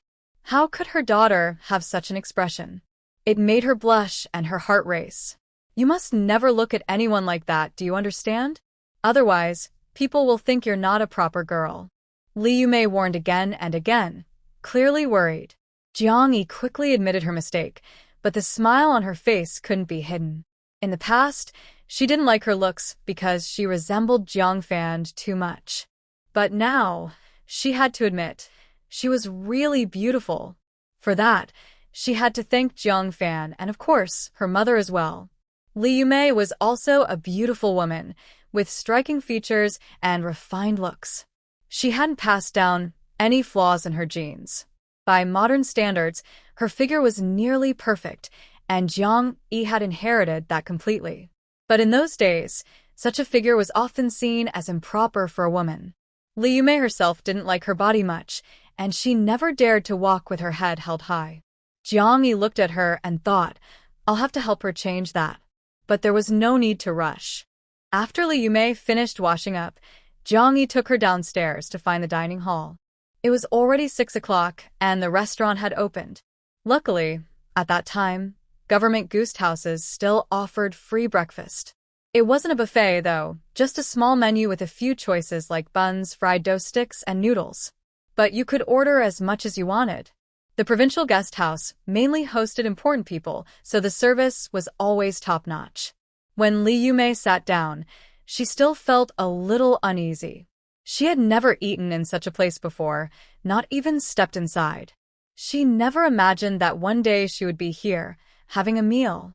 Jiang Yi didn't say anything or give her any instructions. Instead, she simply let her natural manners and calm presence show, teaching by example. Her mother was actually a quick and capable woman, so Jiang Yi believed she would learn fast. Sure enough, when Li Yumei saw her young daughter acting so composed, she felt that as a mother she couldn't lose confidence or embarrass her child. Forcing herself to imitate Jiang Yi's calmness, she gradually became more at ease. By the end of breakfast, she even carried a faint air of elegance. Jiang Yi's eyes lit up with surprise and joy. But suddenly, Li Yumei remembered something she had overlooked yesterday. She exclaimed, "Oh no. Where's your school bag? I don't think we brought it yesterday. How will you go to school today?" Jiang Yi froze. School bag? School? That felt like something from another lifetime. She had long forgotten about it. Just then, a passing waiter overheard and smiled. "You must have forgotten. It's Sunday today. No school." Li Yumei let out a sigh of relief and quickly thanked the waiter. Jiang Yi also relaxed. School could wait until tomorrow. Today, the important thing was to settle the matter of the divorce. Li Yumei glanced at the sky outside, thought about the distance to the garment factory, and quickly stood up. "I have to get to work." Jiang Yi didn't want to be apart from her. After all, she had waited a whole lifetime to see her mother again. She didn't want to waste even a moment. But Li Yumei was firm. "Mom has to earn money now. We can't stay here forever, and no one is going to give us much help." In fact, she knew very well they might not get anything at all. Everything would depend on her own efforts. She didn't ask her daughter how she planned to talk to Jiang Fan about the divorce.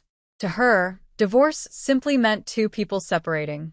What else was there to discuss? As for her daughter's talk yesterday about asking for money or a house, she hadn't taken it seriously. Money? Maybe the Jiang family would give 10 or 20 yuan. A house? She didn't even dare to dream of that. And even if they gave her one, she wouldn't want to go back and live there. Since Jiang Yi couldn't persuade her to stay, she didn't insist. "Then I'll come to the garment factory at noon to find you," Jiang Yi said. All right. This was exactly what Li Yumei wanted. At noon, she only needed to get one meal, and it would be enough for both of them. Li Yumei hurried off, since she had to return to work. She was also thinking about how she would deal with Jiang Ling later today. Jiang Ling also worked at the clothing factory, but she was in the sewing department. As soon as Li Yumei left, Jiang Fan came downstairs.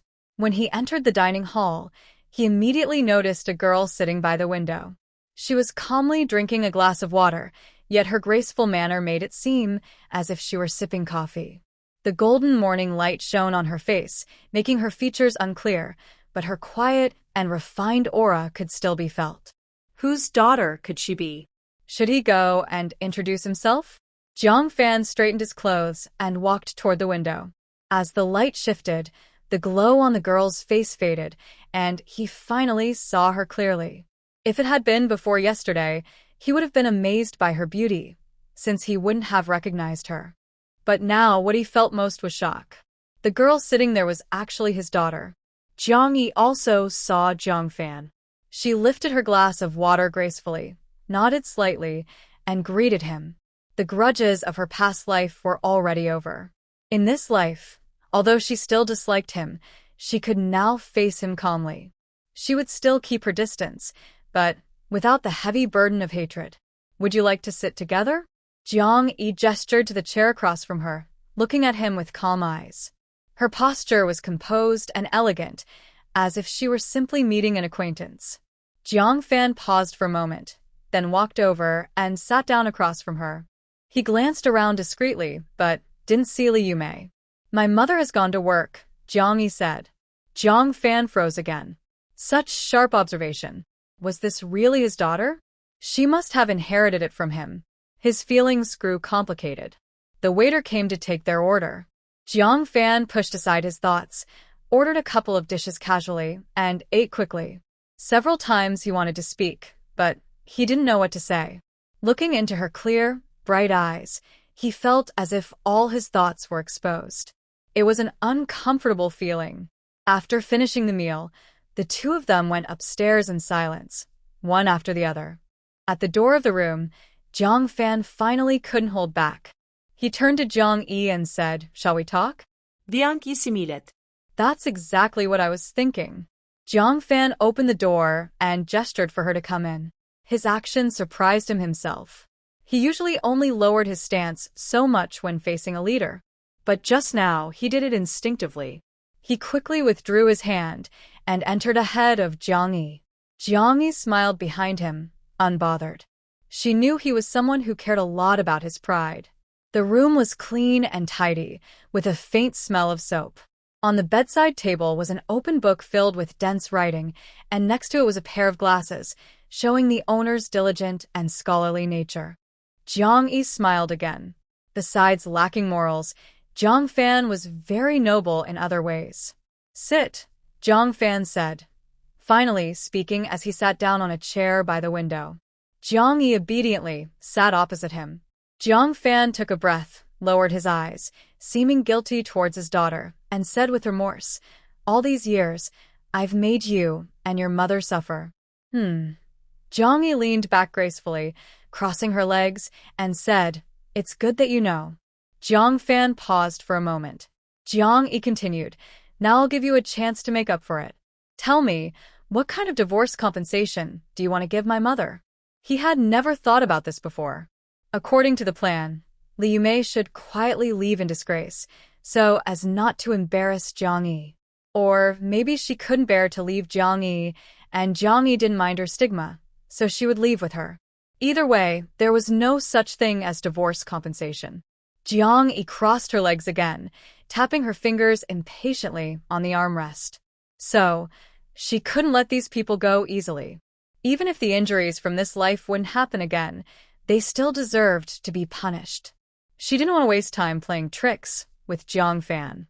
She directly said, "I want money, 1,000 yuan. Jiang Fan's salary for Li Yumei was definitely more than that.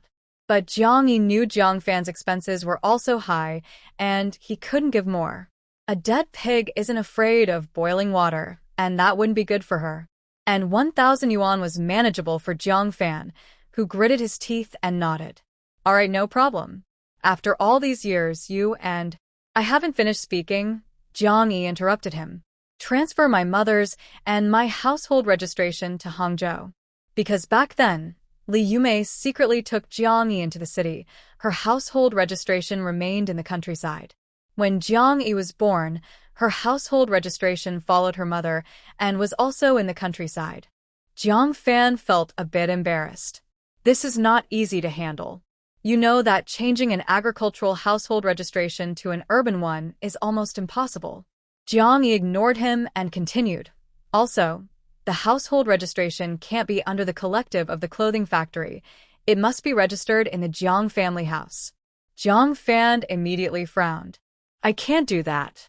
Having the household registration in the Jiang family house means they share ownership of the house. When the house is demolished in the future, they will get a share of the Jiang family's benefits.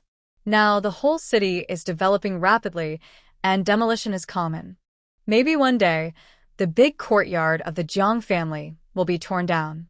Then we won't get married, Jiang Yi said with a smile, looking at him.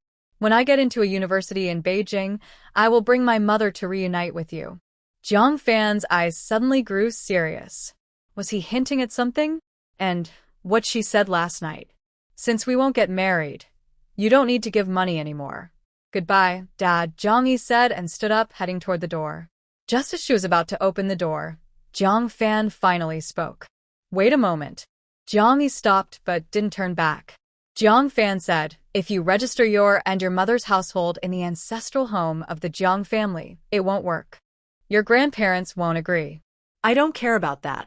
You are responsible for convincing them, Jiang Yi replied. Anyway, if the household registration isn't in the Jiang house, my mom won't agree to a divorce. Is that what your mom wants? Jiang Fan asked with narrowed eyes. He had a feeling it was unlikely. Li Yumei wasn't that greedy. His eyes brightened a little.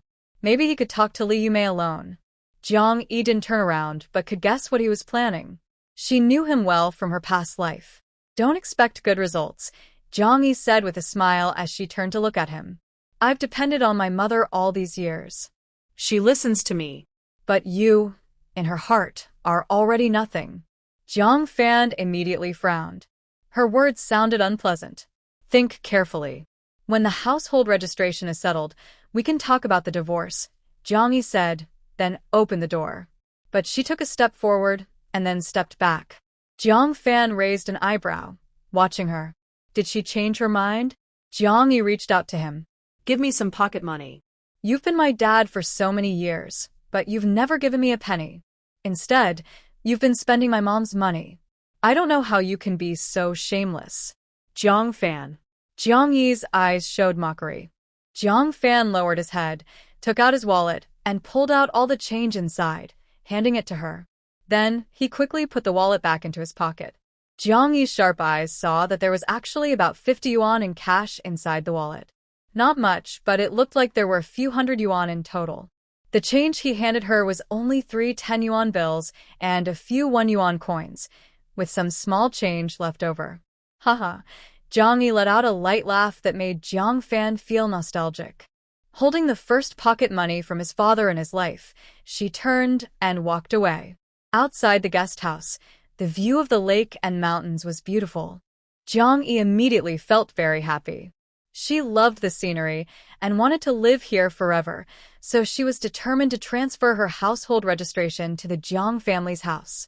Because the Jiang family's house was going to be demolished and rebuilt into a villa area in a few months. Rumor had it that before the houses were even finished, they had all been sold, more than 20 in total, to special clients by the developers. No outsiders could buy them. Jiang Yi wanted to occupy one of these houses, but she needed to have the status of a relocated resident in the local area. According to current demolition rules, relocated residents could choose to move back to the original site. If there was a house of the same size at the original location, that would be best. If not, the extra area of the house would be compensated with money at the market price. Jiang Yi understood that the villas to be built were 2-story small buildings, each with a large area, over 300 square meters.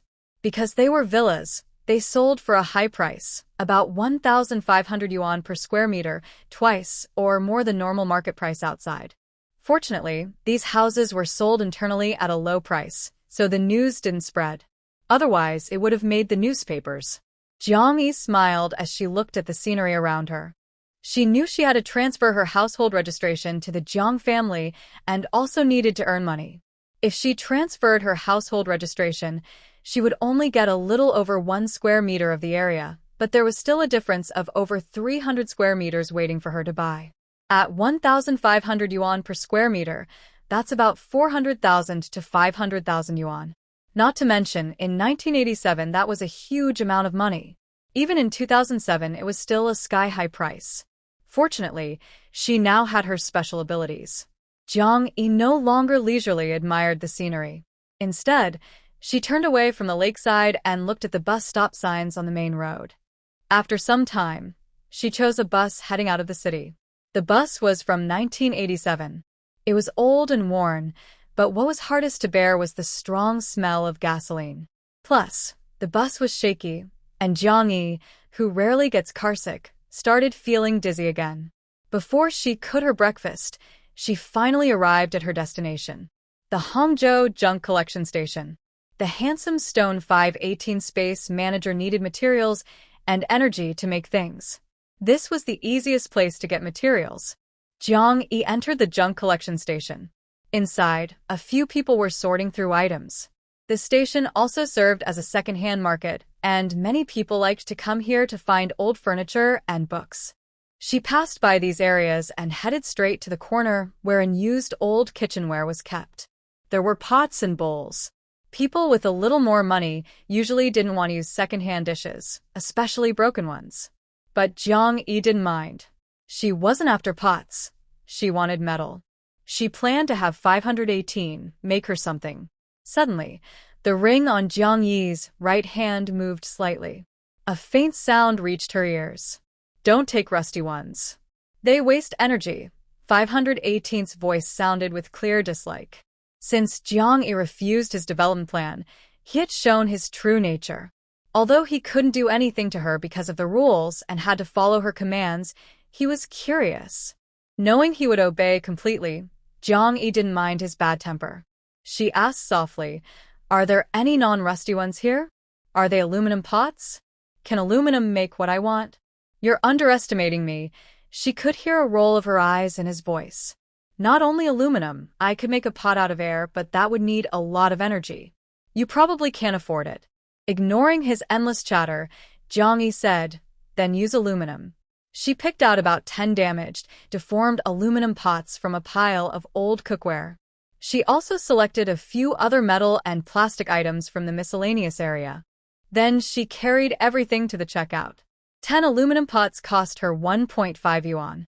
The miscellaneous items cost 50 cents. The money collector was very curious. The young girl was buying these useless broken pots. These pots had been repaired many times and couldn't be fixed again, but he was afraid to ask why she wanted them, fearing she wouldn't sell them if he did. So he kept quiet. Jiang Yi tied the handles of 10 pots together with a rope and carefully carried them out of the scrapyard, making a jingling sound. When she was about to leave, she picked up a half-used old bicycle tire from the ground and turned back to ask the money collector, "Can I have this?" Sure, he nodded, looking even more curious, but still not daring to ask. Jiang Yi didn't know what she could do with this half-tire, but 518 said he wanted it, so she gave it to him. In a quiet place, Jiang Yi put everything into her space. Then she continued her journey by bus to the outskirts of the city, arriving in a wide open field. Because there was high-voltage power nearby and the area was farmland, no one was around. "Are you sure you only took a little bit of electricity? You won't cause a city blackout?" Jiang Yi looked up at the high-voltage lines and asked 518. 518 had given up on criticizing her ignorance. She was just a primitive creature from a low-level civilization, and getting angry with her was pointless. "I'm just absorbing the excess electricity from the high-voltage lines. I won't drain the power being transmitted. You can rest assured." "Oh, so you're just nibbling on it, not stealing it." Jiang Yi felt relieved. 518, that sounded a bit awkward to say. Jiang Yi placed her hand on the ground. The ring on her automatically fell off and rolled onto the high-voltage tower, then rolled up again, finally sticking to the power line. An hour later, after Jiang Yi kept urging him, he finally came down slowly. "Hurry up. I told my mother we'd eat lunch together. If she doesn't see me, she'll worry. Go ahead and eat. I'll stay here and eat too. When the food is ready, I'll come find you." "No." Jiang Yi firmly disagreed. She had already asked. Although this ring could move, talk, and even discharge electricity, it couldn't teleport through space. If someone picked it up and locked it in a sealed box, usually a box was fine, he could generate a small hole and escape.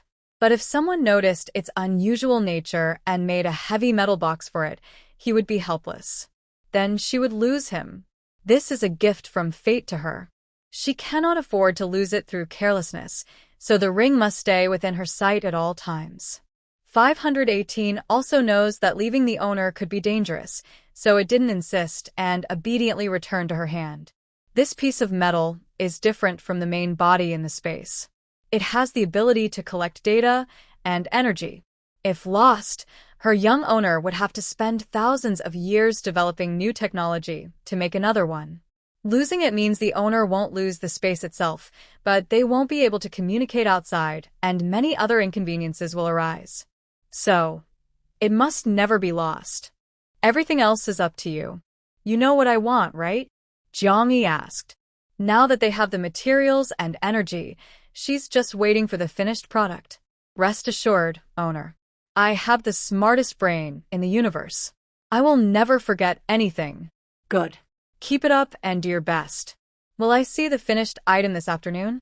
The stone in space, 518, rolled its eyes. It's already done.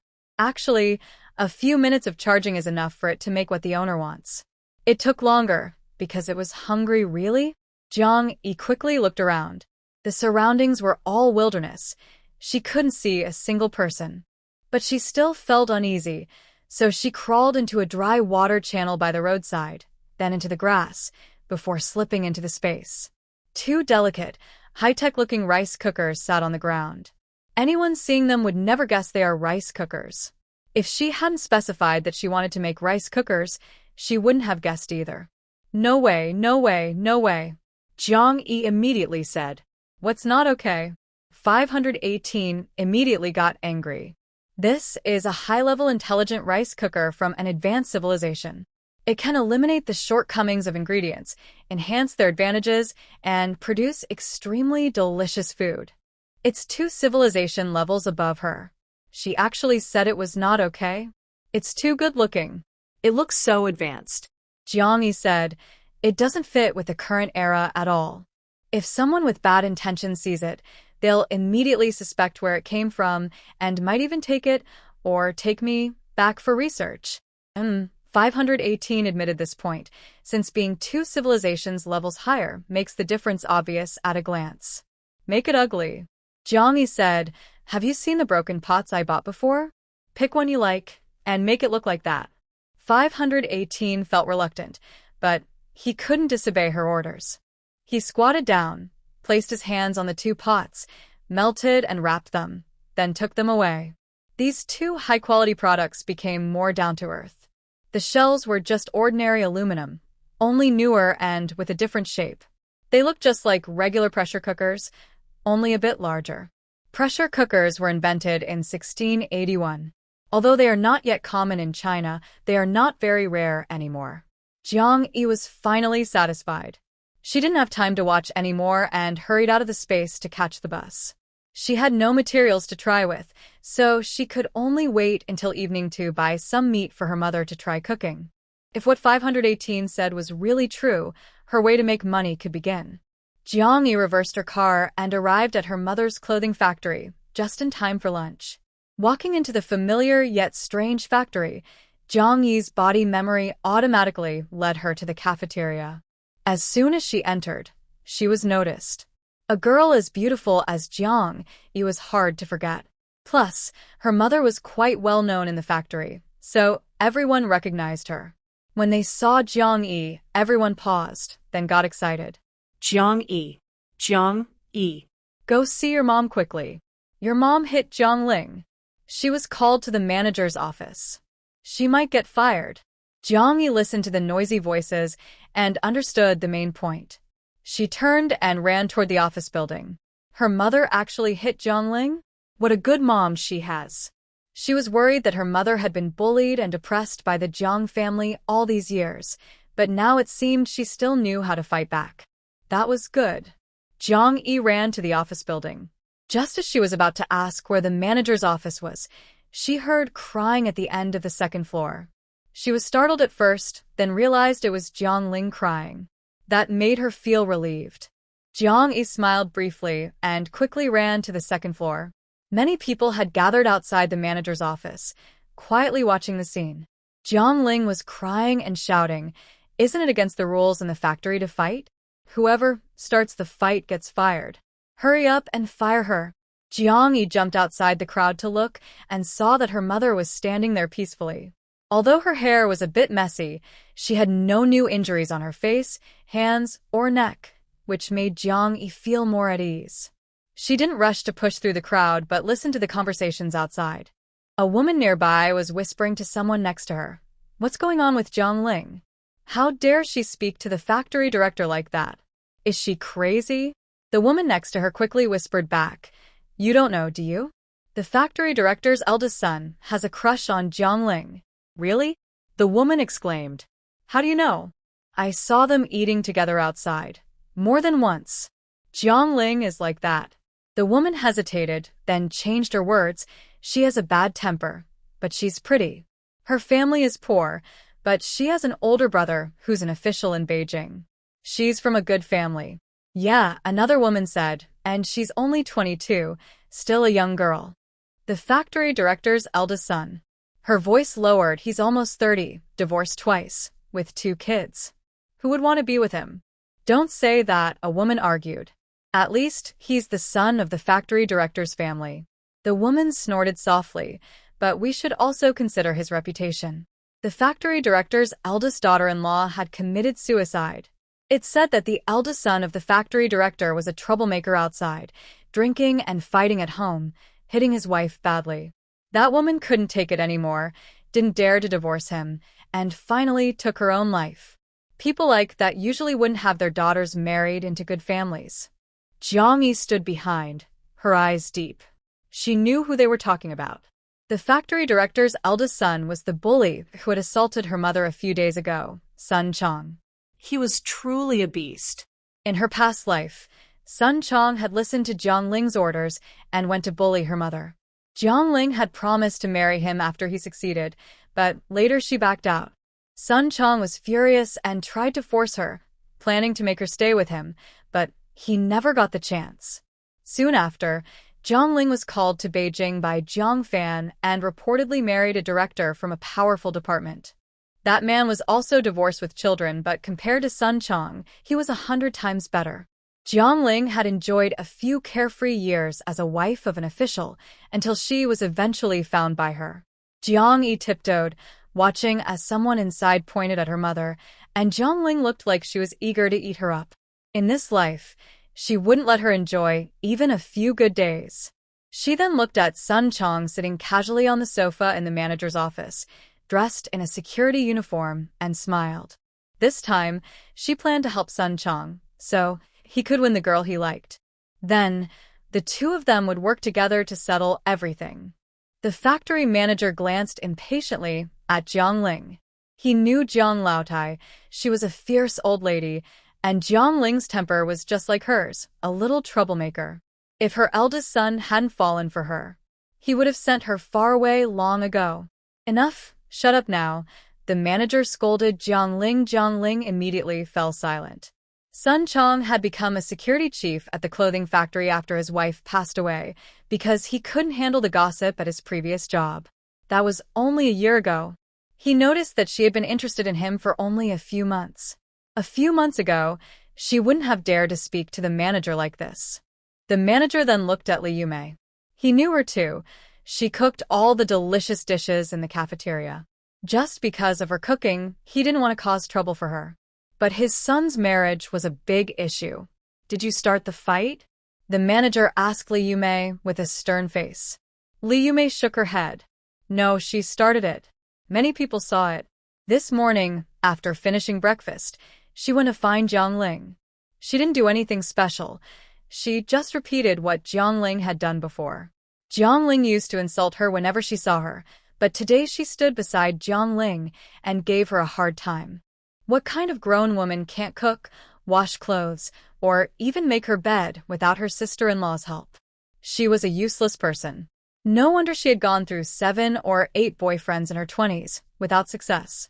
Could Jiang Ling tolerate this? Absolutely not.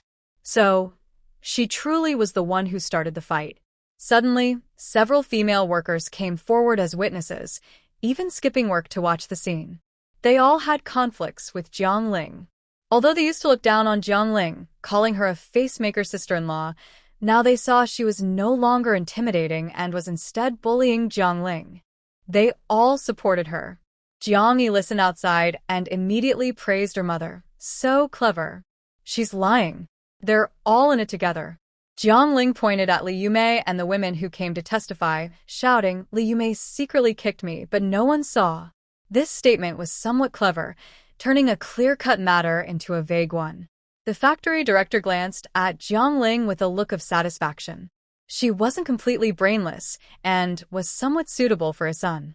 "Enough," the director said seriously. "Since no one can say who started the fight, then everyone is at fault. Go home and stay there. You'll be notified when you can come back."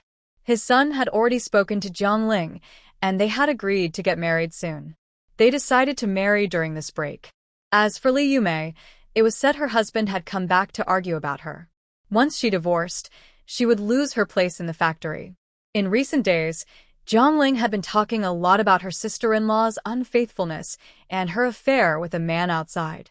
He didn't know if it was true, but many in the factory believed it. Even people from other factories came to ask if their factory had such a shameless woman. A woman with such a bad reputation was definitely not welcome in their factory. It could ruin the atmosphere, and city officials might criticize him. When he heard she might be sent home, Li Yumei was panicked. "Director, it was really her who started the fight. I have witnesses. I was far away from her. I couldn't even reach her." "I didn't say you started the fight first," the director shouted. "Did you two fight? Did she scratch your face? Are you justified in fighting? What's wrong with staying at home? We haven't fired you yet. That's showing you mercy." Li Yumei's confidence immediately faded. She didn't expect it to be so serious. In the clothing factory, most women argued and fought regularly. It was common to have a few fights each month. But now, with heavy tasks and lots of work, there was no time for criticism or discipline. The workshop supervisor just scolded a bit and then let it go. Why was it different for her? She had to stay at home? Where could she go? She had no home. If she went home, she wouldn't get her wages. How would her daughter eat and drink? Li Yumei's eyes suddenly turned red. "Director, I was wrong. Please forgive me." Her back straightened, then she bowed her head deeply. Jiang Yi suddenly couldn't hold back and rushed in, hugging Li Yumei. "Mom?" She choked up and stopped crying, pulling Li Yumei to leave. "Mom, I found you a new job." Li Yumei's legs, which had been struggling, suddenly went weak. "A new job? Is it true? Why would I lie to you?" Jiang Yi turned back and smiled at her mother. The little girl, with tears in her eyes but a bright, cheerful smile, looked like a shining light that brightened Li Yumei. Her daughter was showing her care. Forget it. The factory director just said those words. Now he should take them back.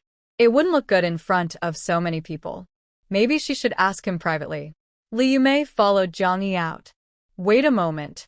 Sun Chong, who had been sitting on the sofa with his legs crossed, suddenly jumped up and shouted. Everyone looked at him. He, however, stared blankly at Jiang Yi. Where did this beautiful young girl come from? Her looks and figure were 100 times better than Jiang Ling, that old girl. Li Yumei's daughter? That brat Jiang Ling always talked about? Why hadn't he seen her before? She looked so innocent, so pure. Everyone's eyes flickered. The factory director's face turned red instantly, feeling embarrassed. He had always been reluctant to let his eldest son work at the factory, afraid something like this would happen. Everyone, disperse. What are you standing here for? No need to work anymore. Anyone watching the fun today will have their wages deducted. The factory director shouted. Everyone quickly dispersed. Li Yumei, however, hurriedly pulled Jiang Yi and headed outside. She had heard about Sun Chong's reputation and deeds. Just a glance from her daughter was enough to scare her. and just now, he had already taken a liking to her. Li Yumei's hands trembled with fear. She really couldn't stay at this factory anymore. She wouldn't even come if she was asked. Jiang Yi, pulled by her mother, looked back at Sun Chong with a cold smile, her eyes icy. But Sun Chong's heart was burning with excitement. He couldn't see any coldness in her eyes. All he saw was that the girl had looked back and smiled at him. Was she interested in him? That was wonderful. He decided, no more Jiang Ling. He wanted this girl. What's her name? Sun Chong turned to ask Jiang Ling. Jiang Ling's heart suddenly sank. She could clearly see what Sun Chong meant. She used to look down on Sun Chong because his reputation was poor. He was much older than her, remarried, and had 2 children. Marrying him was a joke to others. But he had a father who was a factory director. Their family lived in a big house of over 100 square meters. Plus, the factory was building new houses. Sun Chong promised they would move out next year, without the children, into a big house of about 100 square meters, just for the 2 of them. A house of over 100 square meters, 10 times bigger than the Jiang family's house. Only 2 people living there. What a wonderful life. He also promised her he would never hit her again. So, she reluctantly agreed to marry Sun Chong. But now? He's interested in Jiang Yi, that girl? He's blind. Humph. Jiang Ling flicked her hair and walked away. She was angry. Nothing new in her wardrobe could fix this. Li Yumei and her daughter left the clothing factory gate feeling lost. Let's go eat, Jiang Yi said, holding her mother's arm affectionately. Oh, no. We need to go to the market to buy meat. Pork belly. 7-story building. I want to eat the dompa pork my mom makes. Li Yumei's face turned bitter. She had no money. I have some. Jiang Yi took out more than 30 yuan from her pocket. Li Yumei was surprised. Jiang Yi continued, this is what Jiang Fan asked for. He has several hundred yuan in his pocket. It's the first time I asked him for pocket money, and he only gave me about 30. If I hadn't pressured him, he wouldn't have given me more than a few yuan, Jiang Yi said. Li Yumei's slight good impression of Jiang Fan disappeared instantly. Jiang Yi giggled and pulled her mother toward the nearby market. Li Yumei suddenly remembered and asked, even if we buy things, where will we cook? They had no stove or pot, and the ingredients wouldn't cook themselves. Back to the guest house. I have something good for you, Jiang Yi said. What is it? Jiang Yi didn't answer. She just pulled her mother toward the market. Li Yumei was always doting on her daughter. As long as it wasn't a big issue, whatever her daughter said went. They had never faced any serious problems before. This divorce was a big deal, but in fact, Li Yumei still listened to Jiang Yi. She didn't want to get divorced at first. Life after divorce was hard, but when she saw her daughter's determination, she decided to give up. Jiang Yi also knew how much her mother loved her. She held back her tears and took her mother to the market. The market was big and noisy, with many strange smells. Li Yumei looked around at the lively scene with a sense of wonder. She had been in Hangzhou for 10 years, and this was her first time in a market. Because Grandma Jiang was afraid she might hide money, she only let her cook and never buy groceries. She worked in the kitchen, only cooking, not shopping. Buying things was considered a skill for experts. Mother and daughter happily strolled through the market. Although it was 1987, there were only 2 places to go shopping: department stores and markets. The market was called a vegetable market, but it had become more like a general store. There were clothes, snacks, and miscellaneous goods being sold along the edges. The more she looked, the brighter her eyes became. At every snack stall, she stopped to ask questions. Sometimes, after asking, she felt shy and hurriedly pulled Jiang Yi away. Other times, she happily spent a little money to try a snack. She also asked about prices and styles at the clothing and fabric stalls, but she didn't buy anything. Jiang Yi followed behind, her eyes shining as she watched her mother. Her mother was more impressive than she had imagined. It seemed she was quickly discovering a business opportunity. Finally, Li Yumei stopped at a shoe stall, clutching her money tightly and looking at a pair of sneakers on the table, her eyes filled with tears. Her daughter's shoes were hand-me-downs from her cousin Jiang Feng, who had outgrown them. They were already a bit small, and the patches on the toes were about to tear. The sneakers cost 10 yuan, but she only had about 30 yuan and she still needed to eat and pay rent. It was all her fault. She felt sorry for her daughter. Jiang Yi noticed her mother's expression and was about to speak when her mother said, "Later, I will buy you the best clothes and shoes." Make Jiang Feng jealous, Li Yumei said through clenched teeth. Jiang Feng was only a few months younger than Jiang Yi, and they were the same age. But Jiang Feng had her parents protecting her and always wore new clothes and shoes. All the money came from Jiang Jian, who had asked Grandma Jiang for it. Grandma Jiang's money included Li Yumei's share.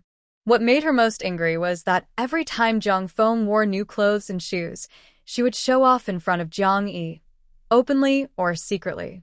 Worn out, 2 small clothes were first given to her cousins by Jiang Feng. When they became too torn to wear, she would give them to Jiang Yi. If Jiang Yi was unhappy, she would take them back. Li Yumei's eyes filled with tears. She saw all this, but in the past, for Jiang Fan and their small family, she was heartless and chose to ignore it. Now, looking back, she realizes she was foolish and has caused her daughter suffering. Over the years, she has felt very sad inside. Jiang Yi leaned on her mother's shoulder. In the past, she had blamed her mother for these things. Sometimes, when her shoes hurt her after walking a lot, she would get angry and say hurtful words to her mother. This also hurt her mother's feelings. "Mom, I understand your difficulties. The past wasn't your fault, and it wasn't mine either. Let's let it go. Let's look forward. Good days are coming. Mom will wear new clothes and shoes, and she will be more beautiful than anyone. Good girl." Li Yumei's tears finally fell, but she quickly wiped them away. "Let's go buy groceries and make dongpa pork," mother and daughter said together, then happily smiled at each other. They went to the fresh vegetable section and bought ingredients for making dongpa pork. They only bought 1 pound of meat, a little green onion, and garlic. In the end, Li Yumei also bought a bottle of yellow wine because without it, dongpa pork would lose its soul. They carried the ingredients back to the guest house. Before entering, Li Yumei hesitated again. Last night, because of Jiang Fan, they were allowed to stay for free. Today, could they still go inside? "Mom, it wasn't free. Jiang Fan will pay," Jiang Yi said. Li Yumei knew what she meant. She was worried. "Your dad, Jiang Fan, will he tell the staff not to let us in?" That was her concern. Jiang Yi's eyes lit up. Her mother was really talented. She was already making malicious guesses about Jiang Fan. But maybe it wasn't malicious, just accurate? "He dares." Jiang Yi turned her head, looking directly at Jiang Fan, who was talking to the staff in the lobby. She loudly said, "If he dares to stop us, I will go find the manager and ask if this place refuses to serve family members of officials." Jiang Fan immediately stopped what she was about to say. They guessed right. She was indeed trying to get the staff to stop them. Of course, it is not used as an excuse for marital conflicts. Instead, because he has high moral character and his family has a residence nearby, they should go home to live and not occupy public resources. But now, Jiang Yi pulled her mother inside. Jiang Fan immediately turned around, pretending not to see, and went upstairs. Li Yumei also noticed Jiang Fan and saw him quickly turn away and avoid her. Her eyes welled up with tears. Seeing his true nature again made her feel sad. Jiang Yi didn't try to persuade her. Caring about Jiang Fan is better than holding on to false hope for him. If her mother insists on not divorcing and can't let go of Jiang Fan, then she will really worry. Let's go. I have a gift for you," Jiang Yi said, pushing her mother. Li Yumei's thoughts quickly shifted. Jiang Fan pulled her to the door of the room. Jiang Yi held the doorknob, turned her back to her mother, and silently mouthed, "Put the things on the ground inside." The ring in her hand vibrated, and the voice of 518 sounded in her ear. "Done." Items moving in and out of the space are controlled by Jiang Yi's mental power, or she can authorize 518 to control them. With her current mental strength, Jiang Yi can only freely move objects within 10 meters around her into or out of the space, or place them where she designates. But for places like behind a door, where her mental power can't accurately locate. She relies on 518. Jiang Yi opened the door, and Li Yume immediately saw two large pots on the ground. They look like pressure cookers, but are there really such large pressure cookers?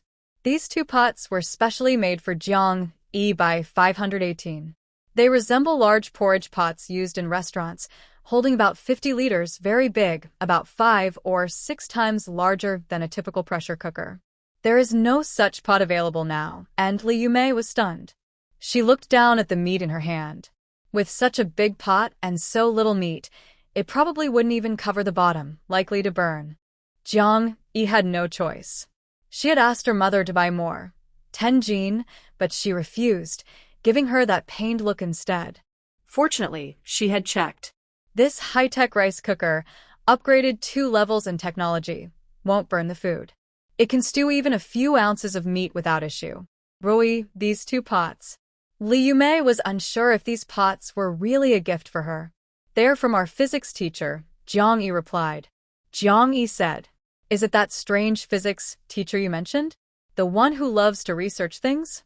Li Yume asked. The physics teacher in their class is quite famous. His name is Yu Shumin, in his 50s, a graduate of Qingdao University. He originally came back to help his sick father teach a few classes, but during a difficult time, he was also removed from his position. He never recovered from that. His parents passed away, his wife and children separated, and he became a bit mentally unstable. He doesn't like talking to people. He spends days without saying a word, staying at home, and tinkering with old things. Sometimes he gets angry or frustrated, and neighbors eventually forced him to leave. The school's old principal, a friend of his father, was exonerated. Sadly, he found him a security job at the school. This man wasn't actually foolish. He was just introverted and didn't like talking. When he saw the principal's exoneration and the world changing, he became a bit more normal and even wanted to be a physics teacher. The principal decided to give him a try, and surprisingly, he taught very well. Plus, because of his unusual background, he became quite well known among students and parents. Even Li Yume had heard of him. How can he make 2 pots? Are those pots? Li Yume asked. Yes, he said they are pressure cookers, which cook food quickly and taste good. I went to ask him for one today, Jiang Yi replied confidently. These were her words from last night. Although Yu Shumin was now a teacher and answered questions from students, he only responded to physics questions. He didn't answer anything outside of physics. He was still quite introverted. So, she wasn't afraid of anyone questioning him. The worst they could get was a cold look or a turn back. Pressure cooker, huh? That really is a good thing. The cafeteria at the clothing factory had a few pressure cookers. Sometimes they used them to make bone broth or chicken soup for workers, but those occasions were rare. But the pot in front of them was too big, and it looked a little different. It even had a power cord attached. Is this electric? Li Yume asked. Yes, Jiang Yi said. Using fire can be hard to control, but electric cooking is more stable. And the energy source they used wasn't ordinary alternating current. It was from a higher technological level. Jiang Yi didn't dare ask what exactly they used, afraid she wouldn't understand. Now, this was specially modified by her at 518, but I don't know how well it works. Mom, let's try it quickly. Jiang Yifei ran to the kitchen to borrow a knife, cutting board, spatula, and 2 sets of bowls and chopsticks, urging her mother to start. Everything was ready, and Li Yume no longer asked questions, focusing on making dongpa pork. Her cooking skills were learned from childhood. An uncle of hers was a chef for village celebrations, and he was quite good at cooking.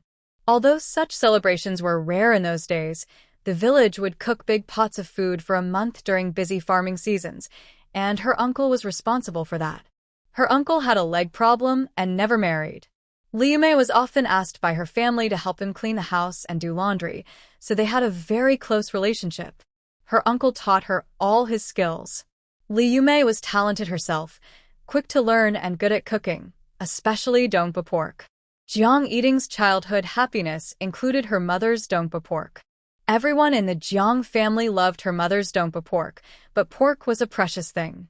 At first, they were reluctant to let Jiang Yi eat it, but Li Yume was very firm about it. If her child couldn't have it, she wouldn't make it. No one else was allowed to eat. Because of this, Jiang Yi had her childhood happiness. Thinking of this, Jiang Yi hugged her mother's shoulder, about to act spoiled, when she heard her mother exclaim, "Oh my goodness, it's ready?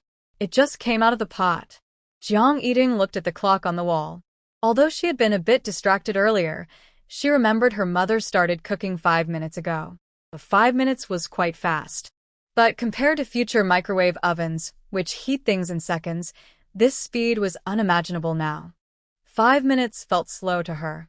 The master thought, well, normally, it should be ready in 5 seconds. I was worried it might scare you humans of lower intelligence, so I modified it, a tiny voice whispered in Jiang Yi's ear. However, Jiang Yi's attention was elsewhere. She opened her mouth to make lip movements. Do you know what I'm thinking? Don't worry, Master. I don't have telepathy, and I haven't implanted anything in your brain. I analyze through expressions, and with my intelligence, my accuracy is 99.99%. I see. That reassures Jiang Yi. But what if he's lying? There's nothing she can do about it. Humans with low levels of civilization have no rights. Brewing, do you think my method is correct? You may ask it, Jiang Yi. This pot is not only different in appearance from the common pressure cooker, but the way to use it is also different. Jiang Yi just taught her how to operate it, telling her that the sound just now meant it was time to open the lid. But it all happened so quickly. Jiang Yi pretended not to understand. I don't know either. The teacher just told me this. Let's open it and see. Be careful, I'll do it. Li Yumei immediately told Jiang Yi to stand back, even suggesting she go outside the door. Pressure cookers can be dangerous.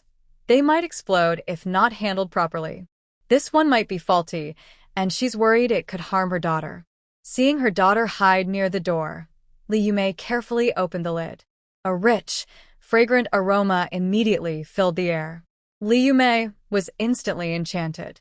She had cooked dongpa pork for half her life, but had never smelled such a scent. She couldn't believe this was dongpa pork. Looking inside the pot, the meat was bright and shiny, clear and translucent. The appearance was several levels better than all her previous attempts. With her many years of cooking experience, she knew the meat was perfectly cooked. Your teacher is really amazing, Li Yumei exclaimed. Jiang Yi also took a deep breath, lost in delight. This was going to make them rich. Across the door, Jiang Fan also caught the strong aroma. When he had just eaten in the restaurant, the meat and dishes didn't smell like this. It seemed good things were kept secret, reserved for the leaders. As a small director, he wasn't qualified yet. Jiang Fan frowned, realizing he had to seize this opportunity, capture Bai Ya, and become someone with real status. He stood up, opened the door, glanced outside, then calmly went downstairs. Many doors in the corridor opened as everyone looked for the source of the delicious smell. But the aroma had already filled the corridor, and no one could find where it was coming from. Jiang Fan sneered. So what if he found them? As if that would make them give you something to eat.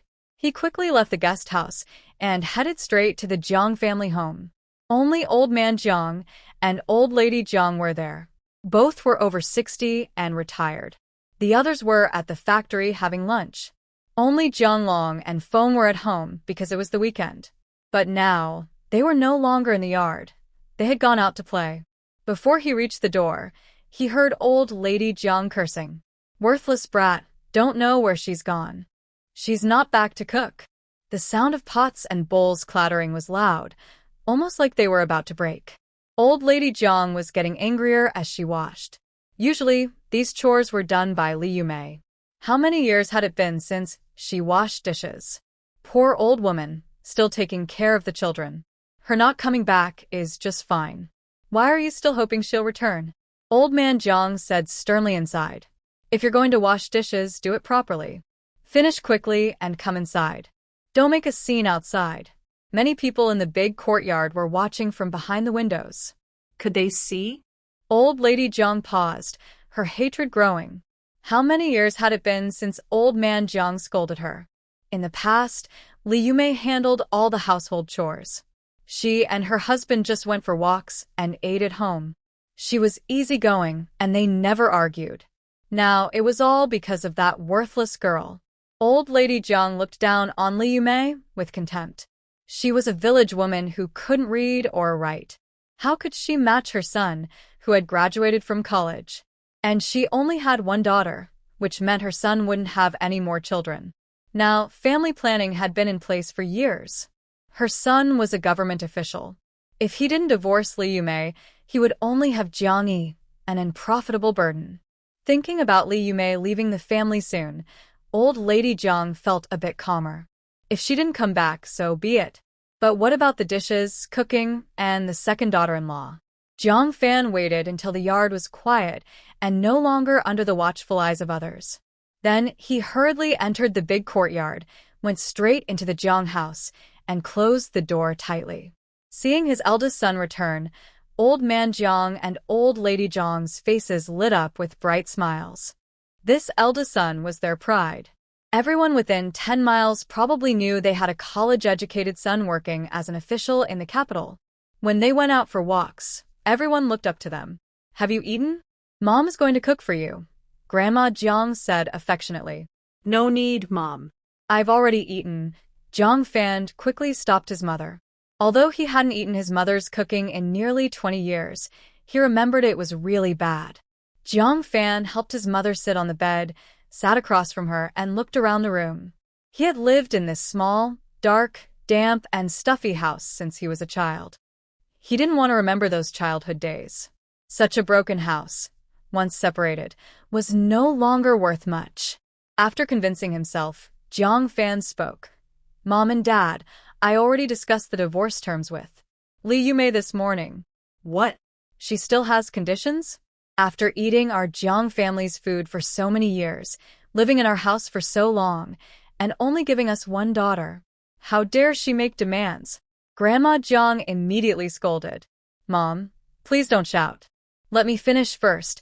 Jiang Fan raised his voice slightly, sitting upright with the authority of a leader. Grandma Jiang immediately calmed down. "Go on, tell me." "She wants to transfer her and Jiang Yi's household registration to our house. That's her condition, and I agreed." He didn't mention the 1,000 yuan. Bringing it up wouldn't help the family and might only cause more scolding and waste his time. What? "You agreed?" Grandma Jiang's voice rose again. Seeing Jiang Fan's calm, serious look like Jiang Laotu, she held back her harsh words, her face turning red. She whispered, "Why? This is our house, Jiang's house. It has our family name. What does it have to do with her, Li Yumei? I haven't even charged her rent for living in my house for 10 years. She dares to stay here. Does she think this is her home? Shameless." Grandma Jiang kept talking angrily. "Where is she? Take me to find her. I'll scold her to death." Jiang Fan frowned. He hated his mother not seeing the reality clearly and fooling herself. Some things were better left unsaid. How could she say them out loud? Others didn't know, but did she not know? Li Yumei sent half her salary to him every month, and the other half to her. Now, using the excuse of forgiving rent and letting her stay for free to find Li Yumei, if they get angry and make a fuss, who will be embarrassed? Will he have to return all the wages Li Yumei earned over the years? That would be more than just 1,000 yuan. Fortunately, old Jiang is different from his mother. He scolded Grandma Jiang, "Be quiet. Listen to your son." Jiang Fan swallowed his irritation and said, "Dad, Mom, this big old courtyard will be torn down soon." His words surprised everyone. Even old Jiang was excited now. "Really?" Jiang Fan nodded calmly. Old Jiang and Grandma Jiang felt relieved and then became very happy. Their house was so old and broken, living there was uncomfortable. But what could they do? Where else could they live? This house was given to them when their parents were 50 years old. It was a private house. Because of this old house, when the factory distributed public housing, they didn't get any. It was frustrating. Finally, it's our turn. Thank goodness. Grandma Jiang was so excited she couldn't hold back. In recent years, Hangzhou City developed very fast. They tore down many neighborhoods. They hoped it would be their turn next. After waiting 8 years, it finally happened. After the excitement, Grandma Jiang got angry again. We can't let them move their household registration here. If they come in, they'll get the house for free? Dream on. Jiang Fan frowned and said, they won't get much. It's divided by person, just over 1 square meter each. Although the house is under old Jiang's name, his household registration also includes Grandma Jiang, Jiang Jian, Xiaohua, Jiang Long, and Jiang Feng, plus Li Yumei and Jiang Yi, making 8 people in one household register. They share a 10 square meter house. The current tearing down policy is special. It's based on the principle of exchange for a new house. If your house is torn down, you get a new one of the same size.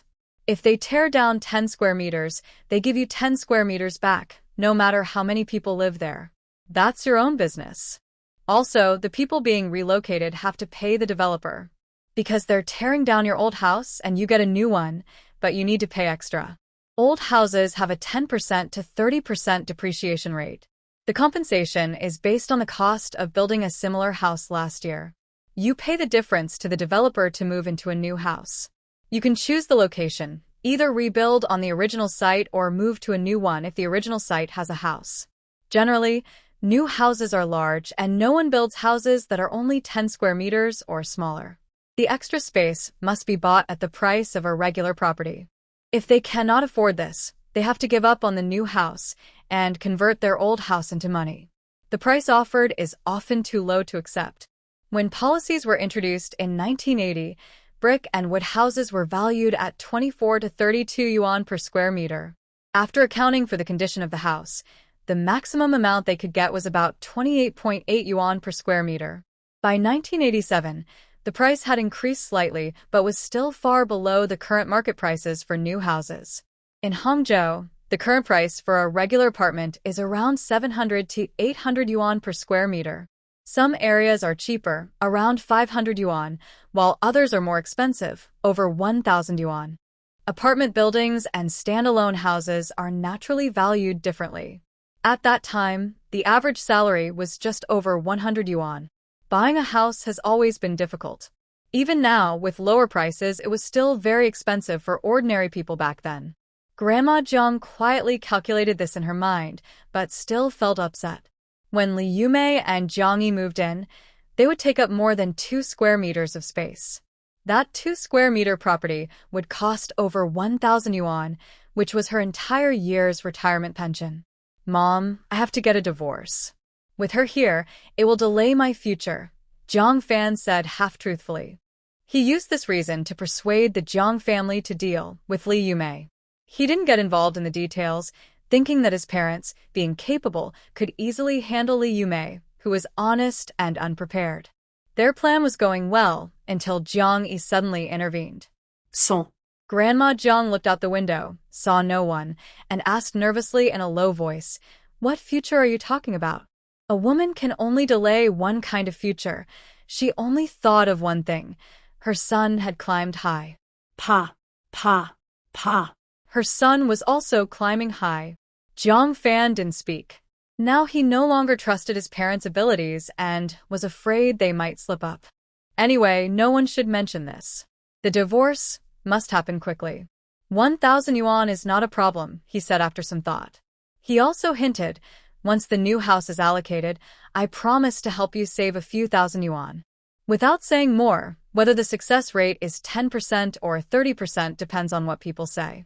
Also, as he knows, the new housing sites are divided into several areas, which is quite complicated. Once he gets married to Baiya, he probably will have a say in this matter. Old Mr. Jiang and Mrs. Jiang understood his hint immediately and looked at him with surprise. His eldest son is capable. Ugh, that makes the mother and daughter pair look cheap. Jiang Fan convinced his parents and immediately took his father's household registration and property papers and left. He needs to get things done quickly. Baiya can't wait any longer. Jiang Yi and her mother quickly finished a big bowl of dongpa pork. Is this really made by me? I've never cooked such delicious dongpa pork before. Even after finishing, Li Yumei couldn't believe her skill. She quickly realized the reason, probably because of this pot. Her eyes flickered. Rui, will your teacher sell this pot? Li Yumei suddenly felt shy. Such a good thing. Not selling it is fine. Maybe we can rent it, is that okay? Her eyes shone with hope. Jiang Yi couldn't bear to see that hope fade. She remembered from her past life that her mother's eyes never had this kind of light. She lowered her gaze briefly, then quickly looked up and smiled. When I got it, I told the teacher I wanted to buy it, but I'd pay after I earned the money. Your teacher agreed? Li Yumei's voice was full of surprise. Of course he did. If he wanted this pot, it wouldn't do him any good. Do you think he'd go sell things at a stall? Jiang Yi said. Li Yumei immediately understood. Relying on a shy person to sell things at a stall is impossible. Not just shy people, even lively, outgoing, and carefree folks would feel embarrassed to go out and sell. They find it embarrassing. Although the economy has developed, when it comes to individual businesses, people's first reaction is embarrassment, followed by envy and jealousy, thinking it must be very profitable. But if they had to do it themselves, many would lack the capital, courage, or face, and end up just envying and being jealous. Li Yumei also didn't dare to stand on the street shouting and selling things. Just thinking about it makes her shy. It's easier and more comfortable to cook in the cafeteria. But she had no other choice. She had been thinking about working at the factory and applying for a dormitory. If everything went well, they could move in tonight. But then, Rui, I want to use this pot to cook something to sell outside. Do you think that's okay? Li Yumei asked carefully. She was worried that Jiang Yi might think it was embarrassing to have a mother who sells things on the street. Jiang Yi smiled brightly and cupped her face with her hands. That's great. Why not? Is Mom going to start her own small business and make good money? Am I going to be a rich kid? I'm so happy. Li Yumei was amused by her playful actions and felt more relaxed. Although she had just heard the term second-generation rich for the first time, she understood it immediately. Yes, she wanted her daughter to be a rich kid. Thinking this way, she suddenly felt full of energy. Li Yumei looked at the clock on the wall. It was just after 1 p.m. Now she could go shopping and they could start selling in the evening. Come on, let's go to the market with Mom, Li Yumei said, and pulled Jiang Yi out the door quickly. As soon as she opened the door, she saw Jiang Fan standing outside, about to knock. Jiang Yi's eyes flickered. She wasn't sure how much he heard, but after thinking about her conversation with her mother, she knew it wasn't about the main point, just that pot was really impressive. It didn't matter if he heard that. Jiang Fan looked at the mother and daughter. He did hear some of it. He knew they were planning to sell things on the street. He didn't mind having relatives in business, but he absolutely wouldn't accept street vending. The household registration transfer has been approved by your grandparents. Hurry up and get your household registration. I'll handle it for you, Jiang Fan said in a calm, official tone. Li Yumei turned her head away, not looking at him, and focused on her daughter. Jiang Yi simirket. To others, household registration issues might be very difficult, but to Jiang Fan, they were easy. But going back to her mother's hometown to get the household registration? They didn't have time. We'll call Uncle De later to get a certificate, then mail it here. Jiang Fan frowned. You should go back yourself. That way is too slow. Mailing things takes about a week, but if they go back to get it in person, they can be back in 3 days at most. Jiang Yi suddenly stepped closer, her eyes full of mockery. Why are you in such a hurry? Are you in a rush to have a baby? Jiang Fan's pupils suddenly shrank, and his body tensed instantly. How did she find out? She couldn't possibly know. Only the two of them knew about Baiya's pregnancy, in this world. Not even Baiya's parents knew. His parents didn't know either. How did Jiang Yi find out? Jiang Yi took a step back, keeping some distance from Jiang Fan, and looked him over with a teasing smile. It's a pity you're a man and can't have children. So, why are you so anxious? Jiang Fan frowned, looking serious. But inside he felt relieved. He was just joking. But for a girl, constantly talking about having children, what kind of manners is that? He immediately looked at Li Yumei with a critical gaze, thinking she had raised a good daughter. Don't look at my mom. The book says, a son is the father's fault, but it doesn't say anything about the mother's fault. Jiang Yi mocked him. All these years, you haven't taught me anything. Oh, wait. Jiang Yi suddenly reached out to Jiang Fan. But you have shown me one thing by example. Asking for money. The teasing on her face disappeared, replaced by a bright, sweet smile. Dad, since you've agreed to everything, just give me the 1,000 yuan quickly. They really need money right now. Jiang Fan's face darkened with embarrassment and anger, probably both. I don't have that much money right now. When I get back to Beijing, I'll borrow from friends and send it to you, Jiang Fan said grimly, staring at Li Yumei. He didn't expect her to be like this. Jiang Yi is still just a child, asking for money and a house. She must have been influenced by her. Li Yumei felt his gaze. Her eyes reddened as she wanted to argue with him. Jiang Yi stepped aside, blocking the two of them. Compared to Jiang Fan's sharp tongue, Li Yumei was afraid she would be easily caught in his words. To prove her innocence and sincerity, she could only leave quietly without a fight. Just give whatever money you have now. And don't even think about mailing the rest to Beijing. The distance is too far, and if you don't send it, I can still report you. Ha! Jiang Yi's eyes suddenly lit up. She smiled and said, Well, if you're not in a hurry, I'll write to your leaders and ask them to judge fairly. Jiang Fan clenched his teeth. If that's the case, he really had to give her the money now. No way she'd get the chance to write that letter. He controlled his temper, lowered his head, and took out his wallet. Jiang Yi quickly grabbed the money inside, took out all of it, and then put back a 50 yuan note. That's enough for your train ticket and hotel stay, Jiang Yi said. Now, train tickets from Hangzhou to Beijing only cost about 10 yuan, and the government guest house isn't expensive for those with a letter of introduction, just a few yuan a day. Jiang Fan's good manners were starting to fade. In front of this mother and daughter, he didn't have much grace to begin with. What's the point of being polite to them? This isn't the countryside anymore. What could they really give him? Does he need them to like or respect him? Why are you just standing there? Go borrow some money quickly, Jiang Yi said with a smile. She then pulled her mother and slammed the door shut with a, walking away cheerfully. Her movements, though not jumping, were lively, like a little deer. Jiang Fan was behind, clutching his wallet with only 50 yuan, grinding his teeth in anger. But Jiang Yi suddenly turned around and counted her money. This is 450 yuan in total. Count it openly now, so there's no arguing later about who's telling the truth, Jiang Yi said seriously. Jiang Fan stared at her, too angry to say anything. Jiang Yi looked up and grinned at him. She was deliberately trying to upset him. Jiang Fan's eyelids weren't that shallow. He wouldn't be shameless over just 1,000 yuan. Well, maybe now, 10,000 yuan would be more appropriate. La la la la la la, I and the little newspaper seller Jiang Yi hummed a cheerful nursery rhyme as she pulled her mother to the market. Li Yumei was now a bit in disbelief. Jiang Yi had gotten 1,000 yuan from Jiang Fan, though she only had 450 now. But Jiang Fan probably wouldn't cheat her. With Jiang Yi's words, he probably wouldn't dare. And they were planning to transfer their household registration to Hangzhou?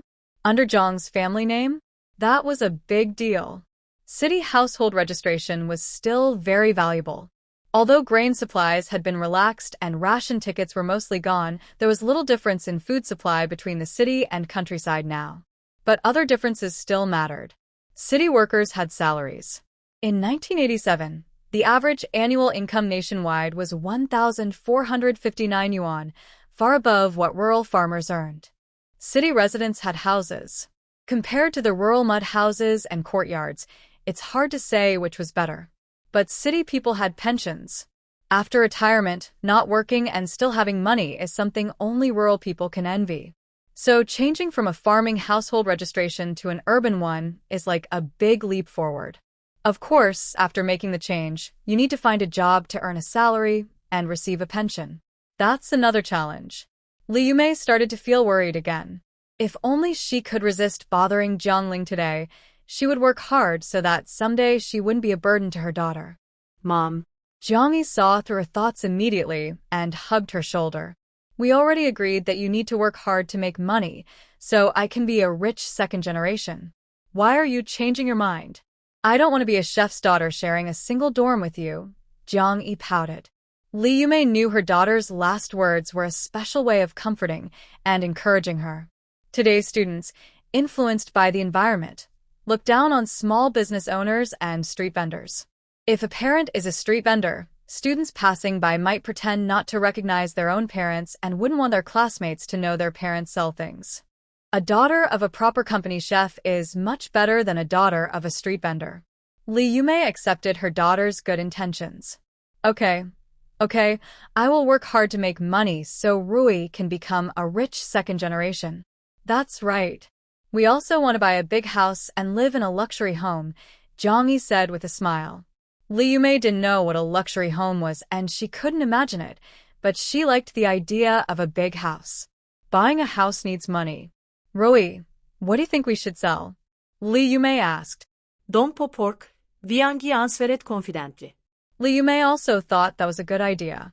Dompa pork is really delicious. But won't it be too expensive? Won't it sell well? Nowadays, pork is divided into parts like hind shank, pork belly, and offal. The price of pork fluctuates between 1.8 and 1.98 yuan per jin. If you compare it to average wages, it's quite expensive, something most people wouldn't buy regularly. Li Yume was worried that if she made and sold it, she might not sell enough to cover rent and daily expenses. She had never done business before, not even tried street food, so she was unsure and a little nervous. Jiang Yi didn't try to explain but said, "Let's give it a try. We'll know after a few days." All right. Li Yume agreed quickly without much hesitation because they really had no other options. Maybe once Jiang Fan transfers her household registration, she can try to find a job. But until then, she needs to earn enough for 3 meals a day. She didn't want to spend the 450 yuan or even 1,000 yuan. Those were her life-saving money.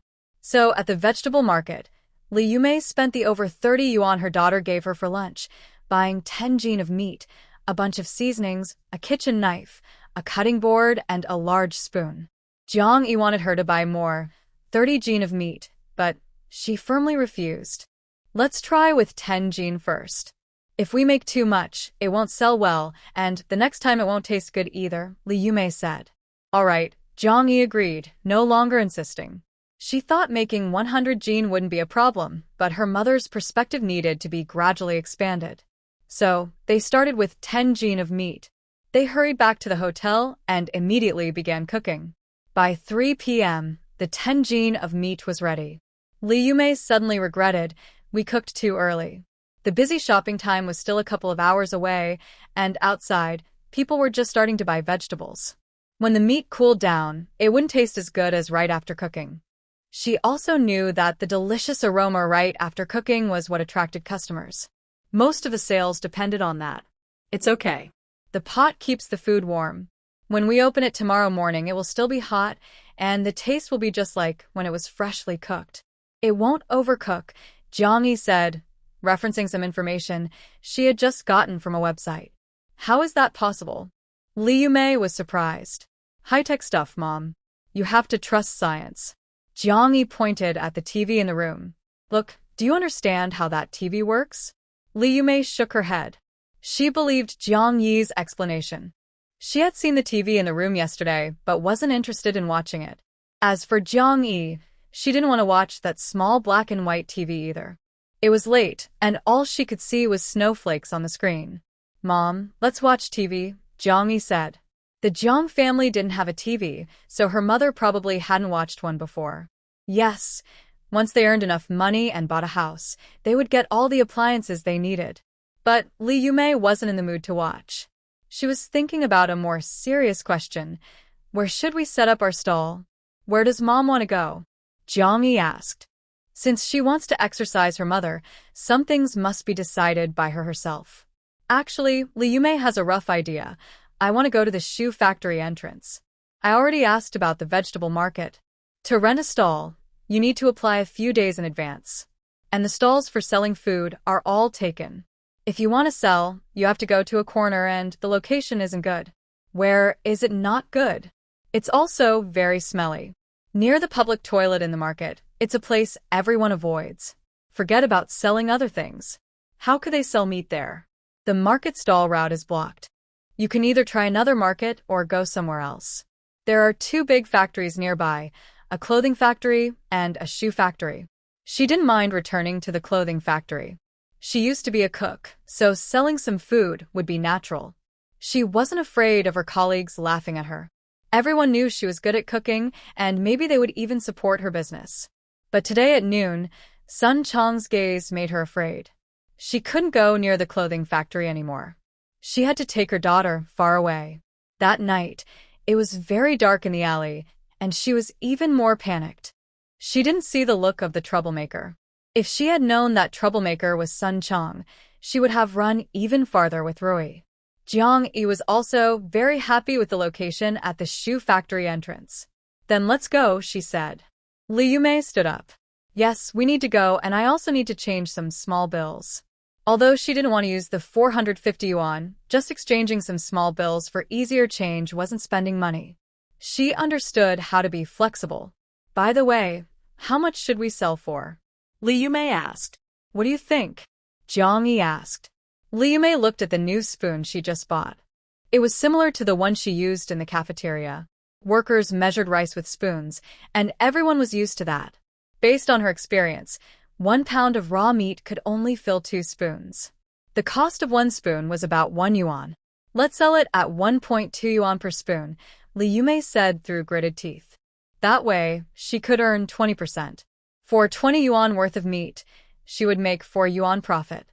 Selling twice a day, once at noon and once in the evening, she would earn 8 yuan a day. In a month, that adds up to 240 yuan. That's twice her salary. Jiang Yi found it funny. Although she wanted to help her mother practice, she wouldn't sell good things at a cheap price. "Let's sell it at 2 yuan per spoon," Jiang Yi said. Li Yumei immediately objected. No. I think it's worth it. But those people are good at calculating. They charge twice the price of raw meat. They will feel like they lost out and won't buy. It was already 3:30. It would take time to walk there and exchange small bills. Jiang Yi didn't argue with her mother anymore. Instead, she chose to teach by example. "Mom, don't worry later. Just watch me," Jiang Yi said. "Come help me carry the pot." The pot was designed with handles on both sides for easy lifting. Li Yumei reached out and gasped, "Why isn't this pot hot?" The handles were cool. She carefully tested the pot, and it was cold. Her whole heart sank. "It's okay. This is how the pot is. I saw it at the teacher's place before. Inside and outside, it's actually layered, like a thermos. The inside is hot, and the outside is cold." "I see." Li Yumei was half convinced, and went downstairs with Jiang Yi. If something went wrong, they could just make it again. It was a pity to miss the mealtime. From the guest house to the shoe factory, it wasn't close. They had to pass by 3 or 4 small shops. Li Yumei went into each to exchange money. She didn't get much, only 5 yuan in small bills from each shop. She bought some salt at each place, and they reluctantly exchanged it. They walked and stopped, taking about an hour to reach the shoe factory entrance. The pot was heavy enough, plus 10 jin of meat and some broth. Jiang Yi's arms ached. Li Yumei was fine. She was used to heavy work.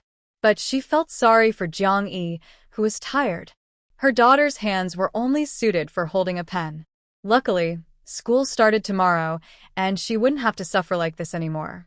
At the shoe factory entrance, there were already 2 vendors outside. Each had a foam box and a quilt to make a warm box. Outside, one said steamed buns, and the other said buns. 8 years after the reform and opening up, many people were doing small businesses. The 2 vendors seemed to chat happily, but their eyes were sharp and full of suspicion. Fortunately, they were selling different things. Otherwise, they wouldn't even talk. When they saw Li Yumei and Jiang Yi coming, their eyes immediately sharpened. Li Yumei wondered what was in the pot, whether it was steamed buns, or porridge. Seeing the 2 vendors, she paused, thinking about walking past them. Jiang Yi held her back. "It's not the same thing anyway. What are you afraid of?" However, Li Yumei hesitated a bit, but Jiang Yi pulled her over. "Hello, uncles," Jiang Yi greeted with a smile. Both men were in their 40s. Young people rarely dared to set up stalls openly.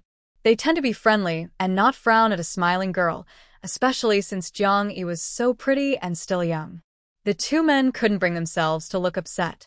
The man selling buns asked with a smile, "Are you here to sell something?" What are you selling?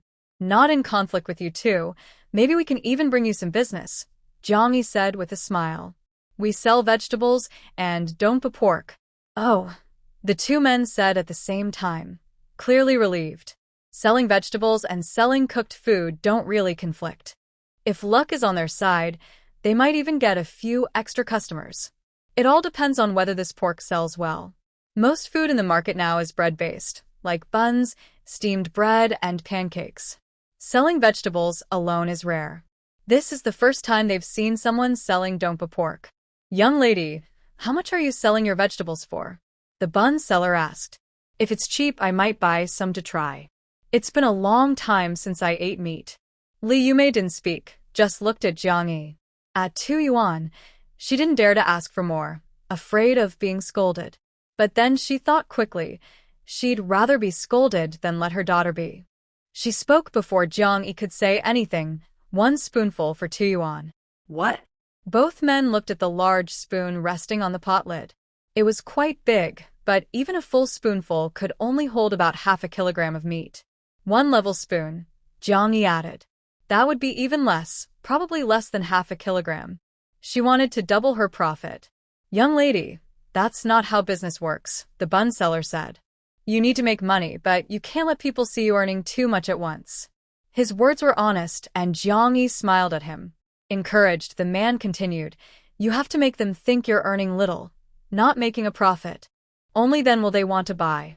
Thank you, uncle. Our don't pork isn't about making money. It's our first time selling, just trying it out. Breaking even is enough, Jiang Yi said. 2 yuan for less than half a kilogram, and she wasn't making a profit? The man was about to say more, but then they heard the factory's end-of-shift bell ring. Before it even stopped ringing, workers were riding away on their bikes. He had no time to speak. He immediately lifted the quilt off the box, revealing the plump, white buns inside, and started calling out. Jiang Yi turned around and signaled to his mother. Li Yumei took a deep breath, feeling nervous and excited, and opened the lid of the pot. Suddenly, a strong, rich aroma spread everywhere, enveloping everyone nearby. The first group rushing out of the factory gate, riding bikes fiercely, suddenly slammed on their brakes, all staring intently at Li Yumei and the big pot beside her. This smell couldn't be from the usual steamed buns or buns that appeared every day.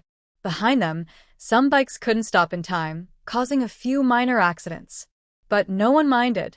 They all looked for the source of the smell, and then saw the large pot next to Li Yumei. Everyone suddenly turned their bikes around and rushed over. Their rush was so fierce that it startled Li Yumei, making her feel like they were about to fight. What's that? How much does it cost? Why does it smell so good?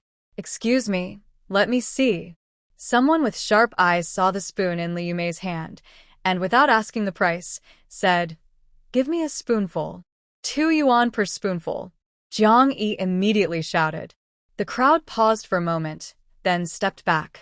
Jiang Yi stepped forward, ready to explain, talking about how a pound of raw meat only yields 6 ounces of cooked meat, or about the secret family recipe, precious ingredients, and how they were losing money to sell it cheaply. But a man pushed through and handed over a large rice bowl. Give me 2 spoonfuls. Hey. Li Yumei was stunned for a moment, then quickly took the rice bowl, scooped out 2 big spoonfuls. The large bowl was filled more than halfway. The man tried a piece, his eyes lit up. That's almost a pound. 4 yuan for a pound, so cheap. At a restaurant, I'd pay 10 yuan for a plate of don't pork with just a few pieces of meat. After saying this, the man took a deep, satisfied breath, then, ignoring his dirty hands, reached in and took a piece to eat. In the next moment, his eyes widened in disbelief. What's wrong? Too spicy for you? A colleague nearby asked immediately. Is it tasty? What flavor is it? The person speaking might be a good friend, as he casually reached into the bowl and took a piece without hesitation. Then he stared in surprise and handed the bowl. Give me 1 spoonful too. He doesn't have as much money as that young man, but he is willing to spend 2 yuan. Jiang Yi smiled, and she didn't need to explain further. The person behind them also understood this. He looked into the large pot and saw only a little bit of meat. How many people work in their factory? Several thousand. In less than 5 minutes, the pot was empty, and even the soup was taken away. The people behind could only sigh at the smell. Big sister, will you come again tomorrow? The young man who almost didn't get any food was eager to buy more. Yes, yes. I will come tomorrow at noon. Li Yumei quickly replied. All right, then make a little more tomorrow. This big pot only has a small amount. Are you deliberately teasing us? The young man joked. Okay, next time I will make more, a whole pot. Li Yumei said. Jiang Yi, however, said, 2 pots. Today, only a few dozen people bought, but the shoe factory has thousands of workers. 2 pots are not enough. 2 pots are good. 2 pots are good. We agreed on that. The young man confirmed several times before reluctantly leaving. Li Yumei also covered the pot and walked slowly back to the guest house. She had just counted carefully. She sold 30 scoops, earning 60 yuan, while her cost was only 20 yuan. She earned 80 yuan a day, which adds up to 2,400 yuan a month. If every day she sold not just 10 jin of meat, but 2 pots of meat. Li Yumei's legs went weak. Oh, she couldn't think about it anymore. But that's not right. Based on my previous experience, 1 jin of meat should produce only 2 scoops of cooked meat. By right, this pot should have 20 scoops. But I definitely didn't miscount. I counted 30 scoops. Li Yumei said. And with her sense of touch, she was sure she gave the right amount. There was no shortchanging. This is thanks to this pot, Jiang Yi said with a smile. It can produce 1 jin of meat for 1 jin. As for her earlier idea of 1 jin producing only 6 liang, that was just to fool the buyers. Li Yumei's heart suddenly warmed. With this, she could earn even more money from each jin of meat. Her legs felt even weaker. Back at the guest house, she closed the door tightly and started counting money. One by one, it was indeed 60 yuan, not a penny less. She shared her financial situation with Jiang Yi, asking him to help her calculate.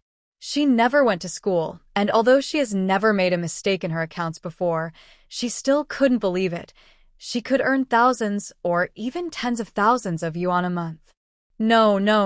Li Yumei covered her chest, feeling faint. Li Yumei stayed awake all night, tossing and turning, crying and laughing until 2 a.m. when she forced herself to sleep because she needed to earn money again tomorrow. Every day counts. Each day can bring several hundred yuan. The next morning, before dawn, Li Yumei pulled Jiang Yi to buy meat. She asked her daughter, and she knew that this pot could hold 50 jin of meat. Now, pigs are fat. A big, fat pig can only produce about 20 to 30 jin of premium pork belly, called 7-story building. They want to buy 100 jin of 7-story building, which might require buying all the pork from the market stalls. Sure enough, it wasn't enough. The market they came to yesterday is the largest in the area, with only 2 pork stalls. Each stall can sell 2 pigs a day, totaling just over 80 jin of 7-story building. Li Yumei held her money, hesitating whether to buy 40 jin first and sell it quickly, then come back for more, or buy it all at once. She spent over 160 yuan, using up part of the 450 yuan she had. Mom, people here like to eat dompa pork, so we can't save the 7-story building for the afternoon, she said. Unlike in the countryside, where pork belly and lean meat are left until last to sell. All right, Li Yumei gritted her teeth and bought all the 7-story building. Jiang Yi similed. Look, yesterday she only bought 10 jin, but today she's bought 80 jin. Such quick progress. The pork stall owner looked at Li Yumei and Jiang Yi curiously. Young lady, do you run a restaurant? Just opened? Li Yumei wanted to speak, but Jiang Yi answered first, yes, sir. Can you save some 7-story building for us in the future? We came early. Sure. The owner happily agreed. Who cares who he sells to? It's all money. Besides, no one specifically asked him to save any, so he had no burden to do so. After instructing both stalls, Jiang Yi took her mother with the purchase seasonings, scallions, garlic, and other ingredients, and they left the market with a ding. Nowadays, people buy rice and flour in 50 jin bags. Sometimes they buy 2 bags along with oil. usually in large barrels weighing 20 to 30 jin. Some people can't carry it, and since they don't have bicycles, they use tricycles or taxis to get to the market. The driver is an old man in his 50s or 60s. It seems he is retired and has nothing to do at home, so he is earning some extra money. Early in the morning, as soon as it was light, he had a customer. The old man was very happy. Come on, you two also get on. It's not heavy, I can ride it, he said cheerfully. Jiang Yi and Li Yume didn't get on. They had bought a lot of things, weighing about 100 pounds in total. There was a slow uphill stretch on the way to the guest house, which would tire the old man out. Jiang Yi thanked him and looked at his tricycle, her eyes shining. Old man, where did you buy this bike? She asked. Bicycles had just been available without tickets for a year, and tricycles were rare and hard to find. When asked about his beloved ride, the old man was proud. My son works at a bicycle factory. He helped me get it. At this time, people often talked about their connections, thinking it was a source of pride. Many believed that having strong relationships could help get things done. No one really argued about it because everyone did the same. Hearing this, Jiang Yi felt reassured. Old man, are you willing to sell this bike? She asked. The old man was surprised and looked back at Jiang Yi and Li Yume. You want to buy a bike? Yes. My mom just started a food stall and needs a tricycle, Jiang Yi explained. The old man hesitated. It was the first time someone wanted to buy a bike from him. Li Yume looked at her daughter and then at the stuff on the bike. She thought about the 2 pots of cooked meat they had, which were very heavy. Suddenly, she realized her daughter was smart. They really needed a bike, and it had to be a tricycle. Otherwise, she wouldn't be able to move everything alone. The old man believed Jiang Yi's words without suspicion. Buying so much meat could only mean she was running a business. Ordinary people wouldn't need so much meat just for personal use. He thought for a moment and gave a price. I bought this bike for 260 yuan. I've used it for 2 years. It's in good condition. If you want it, I can sell it for 200 yuan. Jiang Yi immediately agreed. Okay, that price was fair. Now, even a bicycle costs over 200 yuan, and tricycles are usually more expensive. She didn't know the exact price because she hadn't paid attention to that before. Also, the old man's bike looked quite new. It was clear he took good care of it. After riding it all day, Jiang Yi didn't notice any problems like the handlebars wobbling, the wheels circling unevenly, or strange noises. Old man Jiang immediately took out 200 yuan. Sir, I want this bike. The old man hasn't finished his work yet, and the bike already belongs to someone else. But he was quite happy. His son is now the workshop director, so he's no longer allowed to do this kind of work because it's not considered proper. He was about to give up when he happened to meet a buyer he liked. Neither of them got into the car. They are both good people. Otherwise, he wouldn't be willing to sell the bike for just 200 yuan. It's been well maintained and rides better than a new one.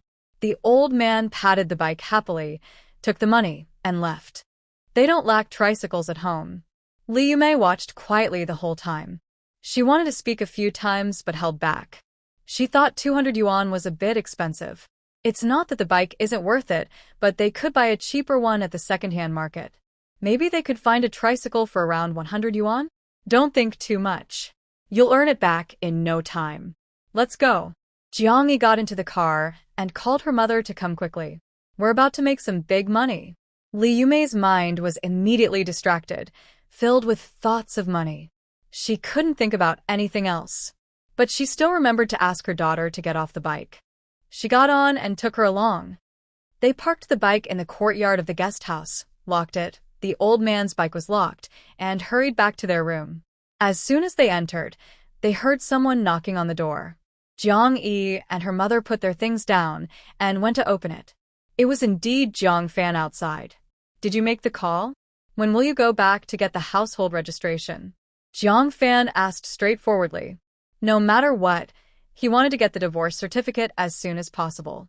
Going back to get the household registration was impossible.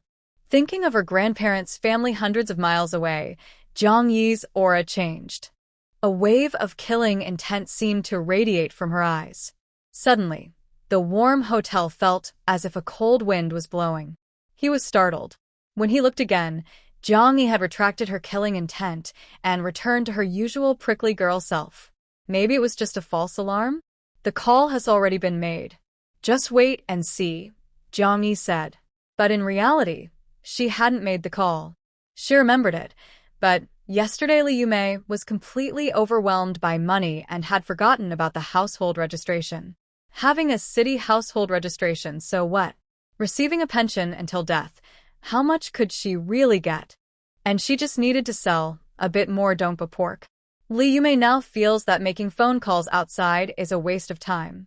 She'll talk when she has free time. With over 80 gene of ingredients, she needs to process them quickly. Her daughter said that more meat means longer processing time, and a big pot takes about an hour to cook. She fully understands this. She would be more afraid if it took only 5 minutes to finish cooking. Their indifferent attitude made Jiang Fan misunderstand. He thought they wouldn't lie to him and maybe didn't want a divorce after all. I only have 1 week of leave, and 3 days have already passed. With a loud slap, Jiang Yi closed the door. Jiang Fan stood outside and heard her mutter inside. What does that have to do with me? Jiang Fan's face immediately darkened. How rude. It's so embarrassing for him.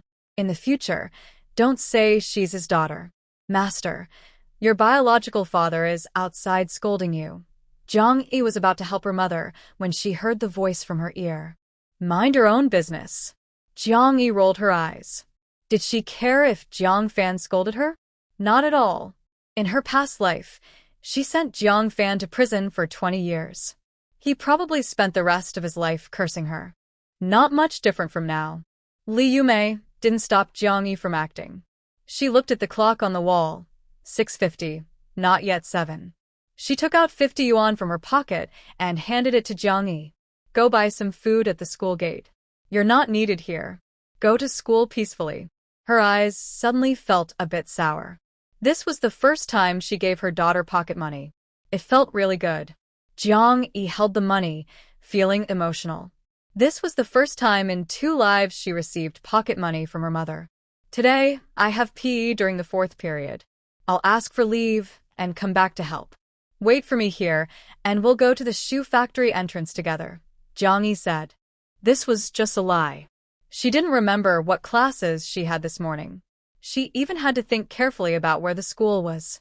As for the classroom and class, she hoped her body and memory would still be there when she arrived at school.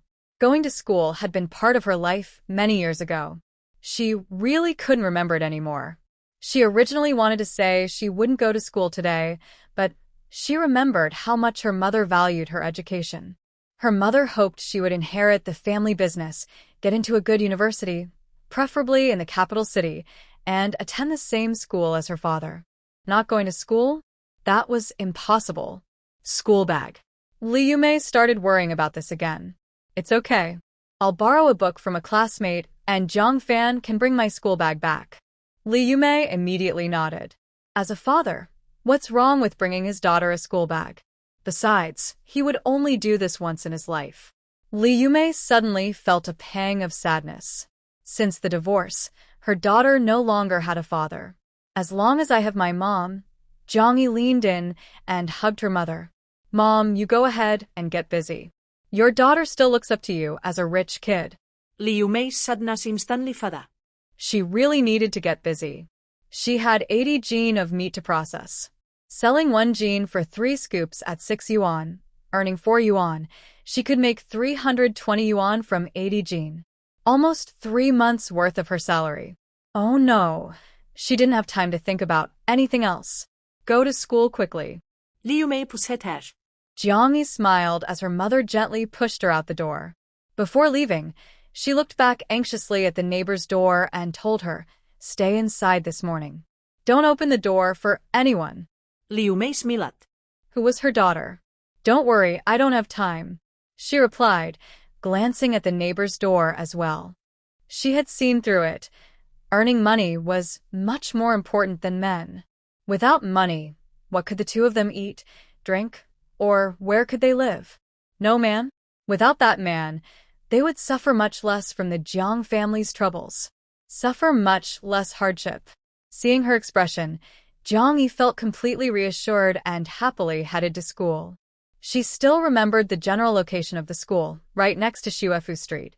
As for the exact location, Jiang Yi strolled to Xuefu Street and immediately saw groups of students dressed in the same school uniforms walking by. She felt relieved. It would be even better if she could meet a classmate along the way. Just as she was thinking this, she heard someone call her name. Jiang Yi. A clear, bright female voice called out. Jiang Yi turned around and saw a lively, beautiful girl with a radiant smile running toward her, carrying a school bag. The girl had a trendy ponytail, not very fair skin but healthy wheat-colored complexion, an oval face, big eyes, a high nose bridge, deep eye sockets, and an exotic beauty. Jiang Yi was momentarily stunned. Then her pupils suddenly contracted, and her eyes shimmered with clarity. It was really her. Yes, at the end of October 1987, she should still be alive. Jiang Yi. Why didn't you come to my house to find me? Where have you been these past 2 days? I heard. The girl paused, looking around, suddenly realizing this wasn't a place to talk. Wu Xiaoya, what did you hear? A girl with short hair, small eyes, and a chubby face approached, looking curiously at the two of them. I heard that a very good foreign novel, a famous world classic in English, has arrived at the Xinhua bookstore. Do you want to see it? Wu Xiaoya glared at the chubby girl and said. Gao Dandan immediately narrowed her eyes, rolled her eyes at them, snorted, and turned away. A few steps later, she sarcastically said, You fox spirit and broom spirit, a pair of monsters. Who are you calling a fox spirit? And who is the broom spirit?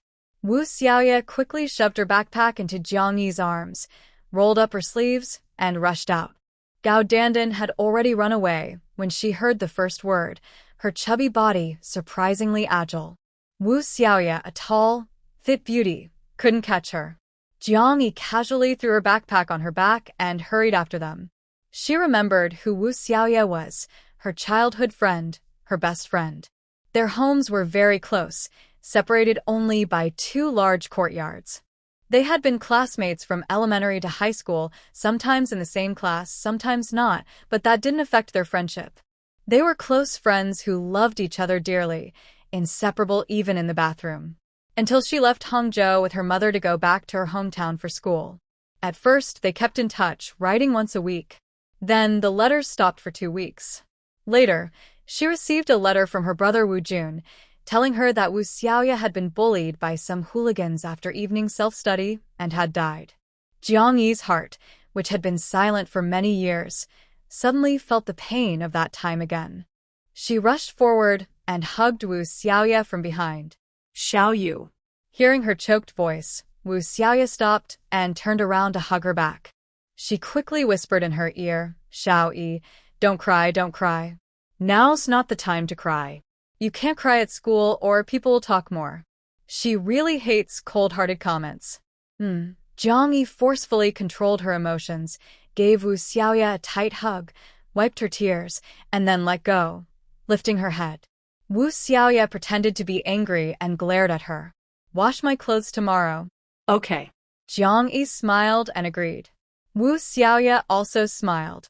She keenly noticed that Jiang Yi seemed a bit different from usual today, but thinking about the rumors, it wouldn't be surprising if nothing was different. How could such things happen? Aunt Li is so pitiful, Jiang Yi is so pitiful, and the Jiang family is so hateful. And Jiang Yi's father. She used to envy her for having a college-educated father in a leadership position, but now, such a father might be worse than none at all. There are many rumors outside now, mostly the version spread by Jiang Ling at first. Aunt Li was unfaithful, Jiang Fan couldn't face that person, and she returned to divorce. But she absolutely believes the later rumors, that it was all a trap set by the Jiang family. Surely Jiang Fan, now powerful, looked down on Aunt Li from the countryside and used an excuse to force her to divorce. Just like her own father. You know, our fate. Wu Xiaoya muttered softly. It's the same in this matter too. No wonder we're good friends. Wu Xiaoya's father was among the first to go into business after the reforms. He started out early, became successful quickly, and then began to look down on her mother. Back then, he made up a bunch of excuses, probably because he still had a conscience, saying her mother was illiterate, not good-looking, unrefined, couldn't help out, or cooked badly, among other petty reasons. But Jiang Fan had no conscience at all. And things weren't much better for her either. Her mother was so angry she demanded a large sum of money. Unexpectedly, Wu Xiaoya's father actually gave it, and her mother immediately took the money and left, taking neither of the children. A couple of years later, she heard her mother remarried a wealthy boss. Unfortunately, after marrying her mother, his business started to decline. Some said it was because of her mother's bad luck, and he began to beat and kick her. If it weren't for her having a son right after marriage, they would have divorced. Her father is said to be the same. After remarriage, his business quickly suffered, and he was betrayed by a good brother, who took his money and ran off with his new wife. His father was so angry that he never came back. Some say he went out to seek revenge. Others say he was so upset he died, and some believe he was harmed by his brothers. Anyway, there has been no news for many years. Wu Jun and Wu Xiaoya, the siblings, have been living with their grandparents. One night, their grandparents went out for a walk and never returned. They were hit by an out-of-control truck. It was a very tragic family. But for Wu Xiaoya, the worst part was a rumor that spread from nowhere, saying all this was because Wu Xiaoya had bad luck and was cursed. Since then, some people called her a broom spirit, which made her very angry. "Don't be upset," Jiang Yi comforted her. "I am a broom spirit, and you're a fox spirit. Now it should be okay." Wu Xiaoya chuckled and looked at Jiang Yi, who seemed to be more beautiful after 2 days apart. She shook her head. "Compared to you, I don't even qualify to be a fox spirit." They looked at each other and smiled happily as they walked to the classroom. Jiang Yi's eyes warmed, and she felt nostalgic. Some of her happiest childhood memories involved Wu Xiaoya. When they were together, they always laughed happily, sometimes even not knowing why they were laughing. "Hey, your braids look really nice today. You just tied them simply in front, and they don't look tacky at all. They look so stylish and—" The word charming seemed a bit too much, so Wu Xiaoya didn't say it out loud. But she thought they looked great. "Later, you should braid your hair like that too," Wu Xiaoya said. "By the way, your school bag has been at my place these past 2 days. You didn't come to do homework at my house, so I helped you write it." Jiang Yi smiled. "Thanks. And where have you been these past 2 days? My brother went out looking for you for 2 days and couldn't find you." "We were so scared," Jiang Yi said. Her brother, Wu Jun, went out to find her for 2 days? Was her relationship with Wu Jun that good now? Although she was close to Wu Xiaoya and often went to her house to do homework because it was spacious and quiet, she rarely saw Wu Jun during this time, because he was always out hanging around. At that moment, she didn't know what he was doing. She really thought he was out fighting or whistling at girls just like others said, so she was a little afraid of him. Usually, when Wu Jun was at home, she would immediately find an excuse to leave, hardly talking to him, let alone having a good relationship. It wasn't until many years later that she found out Wu Jun was actually involved in some small business. His methods were a bit shady, and he couldn't let others know. "Come on, hurry up. The head teacher has gone to the classroom." Wu Xiaoya quickly pulled Jiang Yi, who was lost in thought, and ran. Under the stern gaze of a serious middle-aged female teacher, they rushed into the classroom and sat in the last row. Jiang Yi remembered that she and Wu Xiaoya were the tallest girls in the class. Since high school started, they had always sat at the back. The female teacher entered, giving Jiang Yi and Wu Xiaoya a sharp look. Wu Xiaoya looked guilty and lowered her head. Jiang Yi felt a bit confused. Why was she being looked at so harshly? It was still early before class, and about a third of the seats in the classroom were empty. She stared at the teacher's face for a long time, then slowly remembered the past. She immediately wanted to retaliate, but she held back. The teacher didn't target them for any particular reason. It was just because she was a country girl with a household registration outside the city, a transfer student. And she targeted Wu Xiaoya because her family was not well off, had a bad reputation, poor grades, and an irresponsible older brother. She probably wasn't doing well either. Jiang Yi lowered her head and opened her school bag, refusing to be angry. At this moment, if she stood up and argued smartly, she might confuse the teacher, but she wouldn't win. Instead, she might even get expelled. Better to focus on studying. Jiang Yi touched her high school textbooks, and countless memories flooded her mind, making her feel both bitter and resentful. At this time, her grades were pretty good. Although she wasn't the top in her grade, she was among the top 5. In this key provincial high school, her scores were enough to get into a good university. If she performed exceptionally well, she could even get into Tsinghua or Peking University. But cruel fate played tricks on her. During these days, she returned to her hometown with her mother and studied at a rural high school. There, her grades became outstanding. Then, her somewhat average cousin, who could barely get into a vocational college with some effort, took notice of her. The Leaf family used every trick they had to force her to take the university entrance exam for her cousin. If she refused, even if she didn't, she wouldn't be allowed to take the exam. During the college entrance exam days, they would do everything to lock her up. If they couldn't, they would find ways to pull her out of the exam room. They openly told her that they would go to the police station to report her for stealing money from the house. They planned to have the police come and arrest her. They also intended to secretly hide the money in the house where she and her mother were staying. When the police arrived, they would either arrest her or take her mother away, leaving her to deal with it herself. Back then, Jiang Yi, who was only 18 and had no experience, was too afraid to report her cruel relatives. Reporting was one thing, but whether they believed her was another. Knowing the cunning of the Li family, she was sure they would come up with even more malicious ways to torment her and her mother. Later, she actually helped her cousin Li Xiaoyu take an exam. Li Xiaoyu looked very much like Li Yumei, with about a 2% resemblance to her. Plus, at that time, the first-generation ID cards were so blurry they looked like ghostly shadows. As long as they styled their hair the same way, they looked very similar. Jiang Yi even suspected that the exam proctor had some connection to the Li family. In the end, she successfully took the exam for Li Xiaoyu and got into a slightly better university.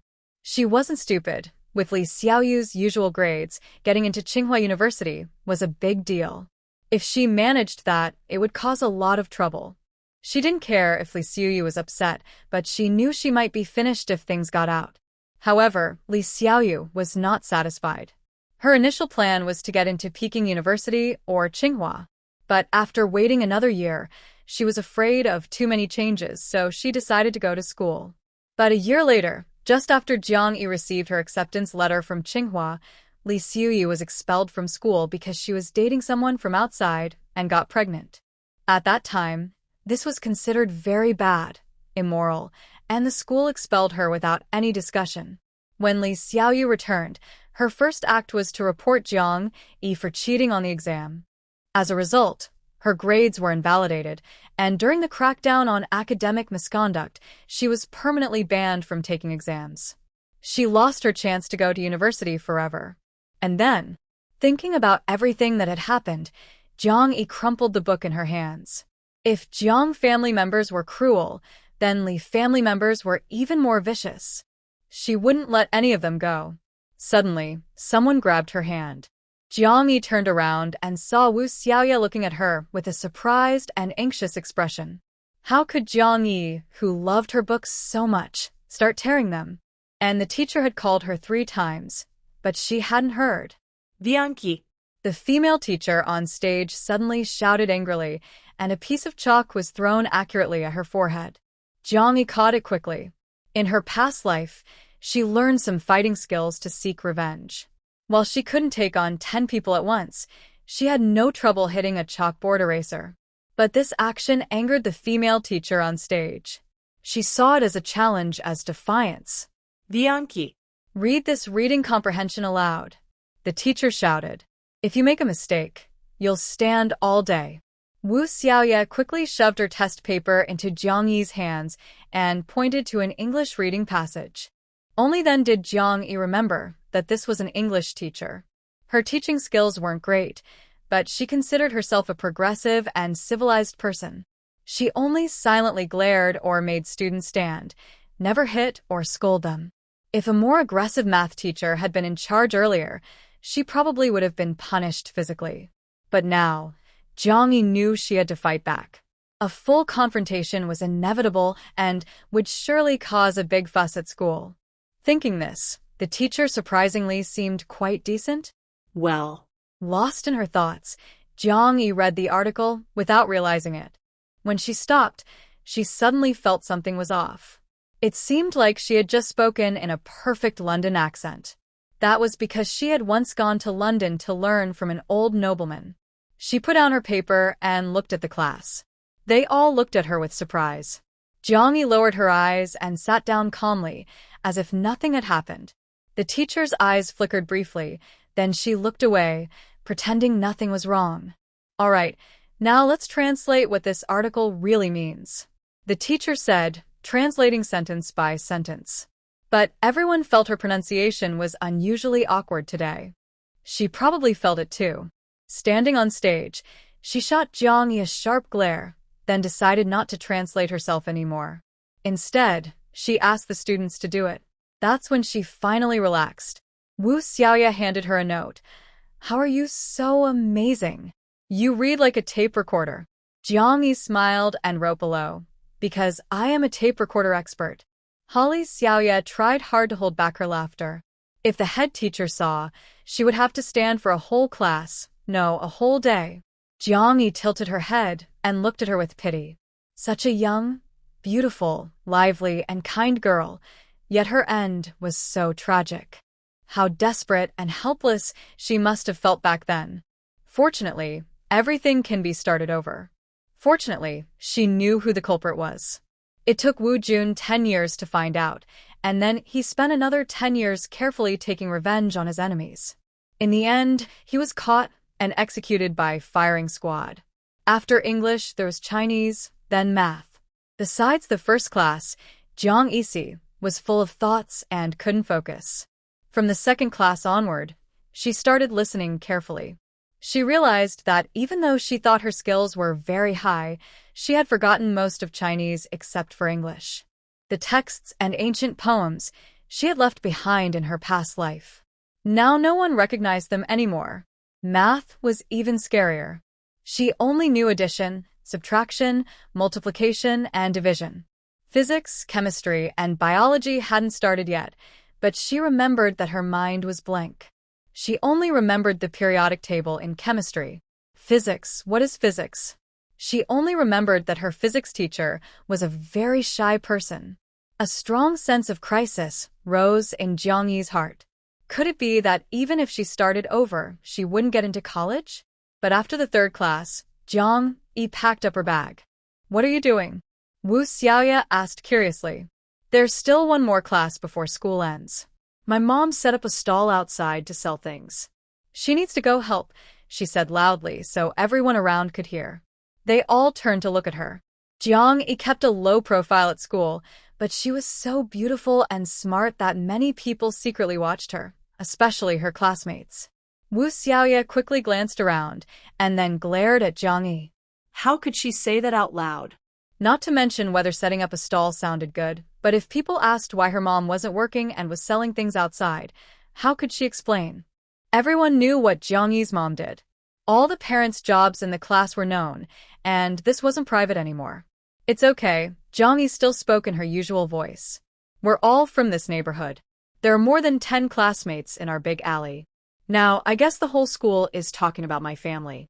Immediately, a few students in the class looked at her with flickering eyes. Jiang Yi was right. Topics like cheating, harassment, or divorce were sensational, especially when they involved the beautiful Jiang Yi. And Jiang Fan was also a well-known person within 10 miles of Fengyuan. The first group of students from 1977 who entered Beijing to become officials were almost like idols to the student party. Now, something big had happened in the idol's family. Although it was exaggerated to say all the students knew, all the teachers definitely knew. They paid close attention to Jiang Fan because he had also attended high school here before going to the countryside. Jiang Fan had always been their honorary alumnus. "I'll go with you." Wu Xiaoya saw Jiang Yi really wanted to leave and quickly packed her bag. Jiang Yi wanted to persuade her, but it was almost November 1987 and only a few months until the college entrance exam. Time was very precious. But she suddenly remembered that Wu Xiaoya wasn't good at studying. She wasn't at the bottom, but to get into a vocational college, Wu's family would have to be very lucky. Jiang Yi wasn't stupid. She just didn't want to go to college. The only good university nearby was a key university. No matter how hard she tried, she couldn't get in. Other universities were far away, and she didn't want to leave her brother. She was afraid, so she just wanted to finish high school. Later, she couldn't become a government official or work in a factory, but she could find a decent job that didn't require much effort. Jiang Yi wanted to persuade her to study hard and try a little more, but she didn't mind missing this class. However, Wu Xiaoya definitely couldn't ask for leave. "So you'd better stay here honestly. I will come back this afternoon and attend class," Jiang Yi said. "Okay," Wu Xiaoya replied disappointedly. She knew Jiang Yi was telling the truth. Without a good reason, teachers wouldn't approve any leave. She was even afraid the teacher wouldn't approve Jiang Yi's leave. "Don't worry, I have my ways," Jiang Yi winked at her with a smile. Jiang Yi, so lively, was something Wu Xiaoya had never seen before. Although they often joked and laughed together, neither of them was naturally very optimistic or cheerful. Usually, they spent more time in silence, lost in thought. Especially now, with such a big thing happening to Jiang's family, Jiang Yi was smiling more genuinely and beautifully than ever. That made Wu Xiaoya feel at ease. Wu Xiaoya also smiled. Jiang Yi carried her bag, said goodbye to Wu Xiaoya, and went to the teacher's building. She didn't go straight to see the head teacher. Knowing her, she would take the opportunity to give her a good political thought lesson, and she wouldn't leave until afternoon. So, she went directly to the principal's office. The principal is a kind old man in his 60s, a graduate of a prestigious university. He is honest and open-minded. All the teachers and students respect him very much. Jiang Yi knocked on the door and straightforwardly asked for leave. She honestly explained that she needed to help her mother set up a stall because she couldn't move the items alone. She also requested leave for the last classes every morning and afternoon. The old principal looked at Jiang Yi for a while. He knew her well, as she was a top student and a promising student from Tsinghua and Peking University. He could not recognize her. He paused and said, "The current difficulties are small. You should think long-term. If you get into a good university in the future, your problems with your mother will be solved. So don't lose sight of the big picture over small issues. Stay focused and work hard, understand?" This was good advice, and Jiang Yi respectfully agreed. The principal nodded. "Go ahead. Some problems in life can seem impossible to overcome, but if you give up, there will be no future." So Jiang Yi decided to help her family earn money and support their life, and he fully supported her. "If you have any difficulties in life, you can come to me. Do you and your mother have enough money for daily expenses?" Jiang Yi smiled and bowed deeply. "Don't worry, principal. We have enough." Seeing her bright smile, the principal felt reassured. "If it's not enough, come to me anytime." "Yes, sir." Jiang Yi promised happily and turned to leave quickly. If she didn't leave now, the principal might give her money. This old principal was famous for helping others. He was single and all his salary was almost given away to others. She decided that in the future, she would donate a teaching building to her beloved alma mater. No, she would rebuild the entire school. And she would also build a statue of this kind old principal. Jiang Yi hurried back to the guest house. Li Yumei had already prepared 2 pots of meat and was waiting for her to leave together. One pot weighed about 70 or 80 jin. Although Jiang Yi was strong enough, she couldn't carry or lift the pot alone.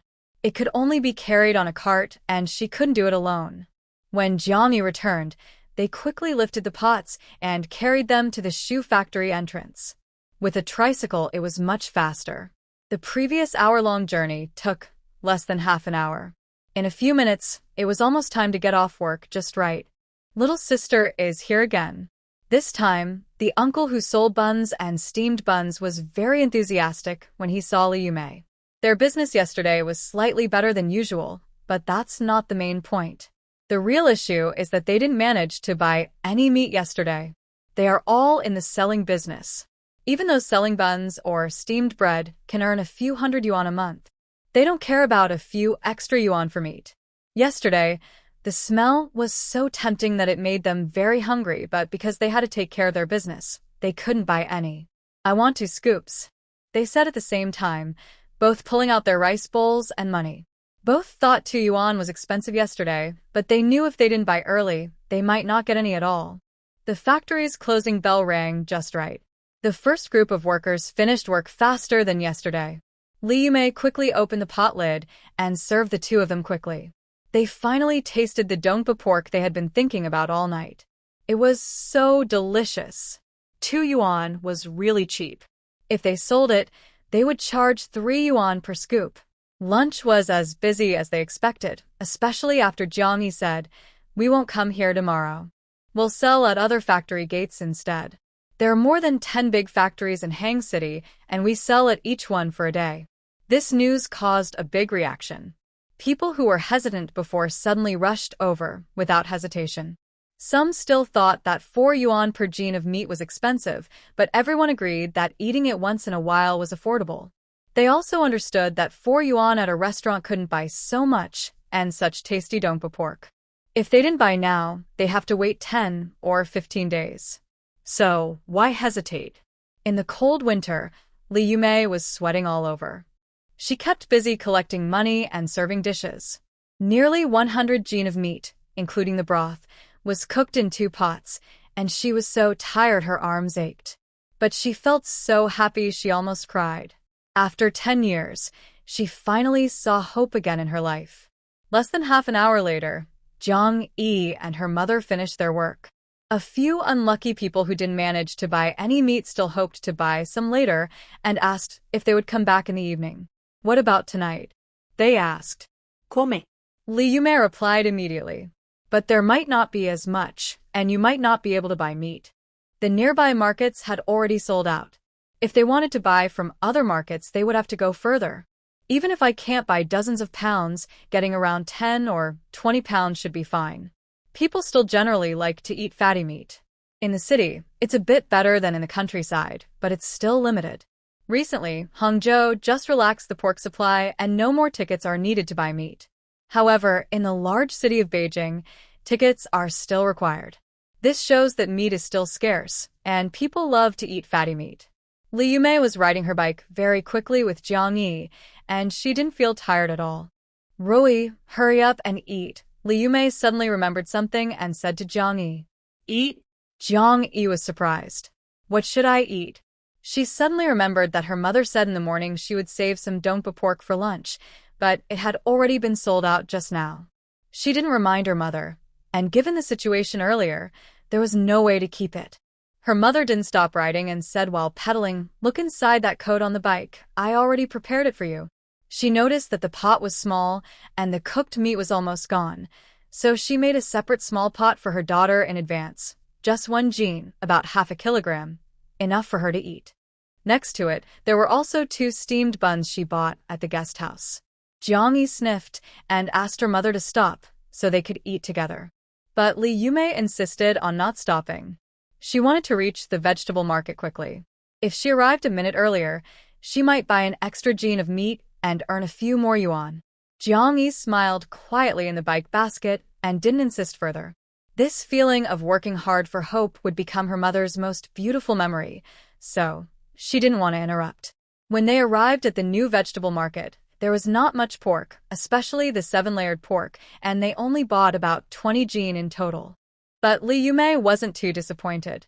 She had arranged to pick up the pork from the butcher tomorrow morning. She happily left and continued heading to the next market. Jiang Yi had to get off the bike because she needed to go to school. She also had other things to do at noon. Jiang Yi went to the post office near her school to call Shang Wuzuan, her mother's hometown village, where she was born. She just got her mother's phone number, and when she dialed, her hands trembled. She wished she could jump through the phone line and go straight to Shangwutsuan to confront certain people. But she quickly dismissed this frightening thought. Her bright new life must not be destroyed by some people or by herself. She will return to Shangwu Village someday, but not now. Hello? This is Shangwu Village. Who is this? A loud voice asked on the phone. Jiang Yi immediately recognized it as her great-uncle Li Dashan's voice. He is now the village chief of Shangwu Village, formerly the team leader. Li Dashan has 3 sons and no daughters, so he likes Li Yumei very much. Because of this, Jiang Fan chose her mother. At that time, many families in the village secretly or openly pursued Jiang Fan. Li Dashan and Jiang Yi are not enemies. He has even helped Jiang Yi and her mother several times. Sadly, some members of the Li family are very mean. He could save them once, but not many times. Grandpa, it's Jiang Yi said with a smile, calming her busy thoughts. Jiang Yi? Yumei's Jiang Yi? Li Dashan was surprised. When Jiang Yi was a child, she often played at his house and played with his grandchildren. He liked this little girl very much. But since Li Yumei took her away, she never called him. They only talk during holidays, when Li Yumei calls to ask about the family. He understands, though. Phone calls are expensive, Yumei's life is hard, and children shouldn't waste money on calls. But today, on a day that isn't a holiday or festival, Jiang Yi called him. Why? Something happened to your mom? Li Dashan asked loudly. Jiang Yi smiled. Her great-uncle is much cuter than her real grandfather. My mom is fine. Actually, it's good news, Jiang Yi said. My dad came back to visit and said he could transfer my mom's and my household registration to Hangzhou. I called you today to ask for a proof document, and you can mail it to me. She didn't want her family to know about the divorce easily, as it would only cause rumors and trouble, which wouldn't help them at all. Li Dashan was surprised when he heard this, then immediately burst into loud laughter. Good. This is fantastic news. Your mom and you are finally getting ahead. Wait for it. I'll prepare the proof for you right now. No, this afternoon, I'll mail it to you. What's the address? Tell me, so I can write it down. Then he started searching for a notebook and a pen. Jiang Yi smiled and told him her school address. Having sorted out the household registration, Jiang Yi returned to school. It was her 3rd year of high school. All her courses were finished. Every day, she spent time doing practice tests, reviewing them, plus a self-study session. Jiang Yi skipped the last self-study class to help her mother with dinner business. Xiao Yi, you abandoned me. Wu Xiaoya looked at Jiang Yi with tears in her eyes, really wanting to go out with her. Jiang Yi smiled at her and said, we should finish around 6 o'clock, then go to your house. Tell your brother not to cook tonight and try my mom's cooking. Wu Xiaoya has depended on her older brother, who is 4 years older, since she was 12. Wu Jun cares deeply for his sister. No matter what he does outside, he always comes home on time for meals and makes sure Wu Xiaoya has everything she needs.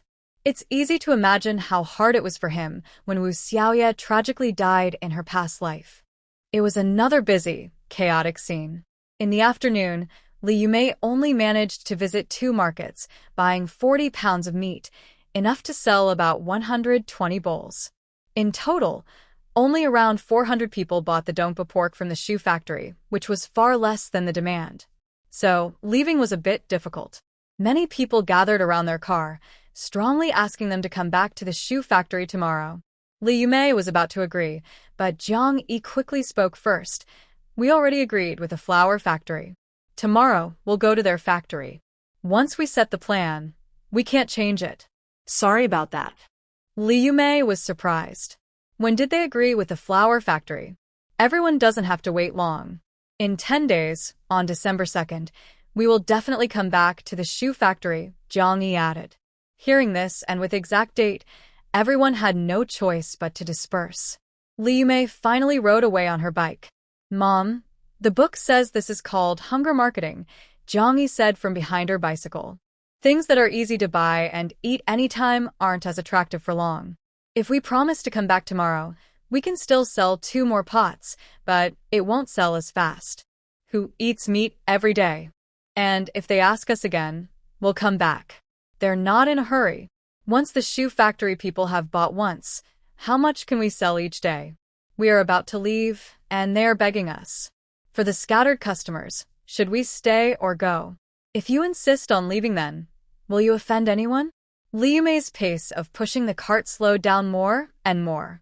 Jiang Yi noticed that her mother had a people-pleaser habit. Whenever someone asked for help, she would agree. She remembered that her mother wasn't like this when she was young. It was only over the past 10 years of living under others' roofs, working as a temporary worker in the countryside, that she became like this. Fortunately, it's not in her nature. She can change. Jiang Yi continued. So, we should set a rule.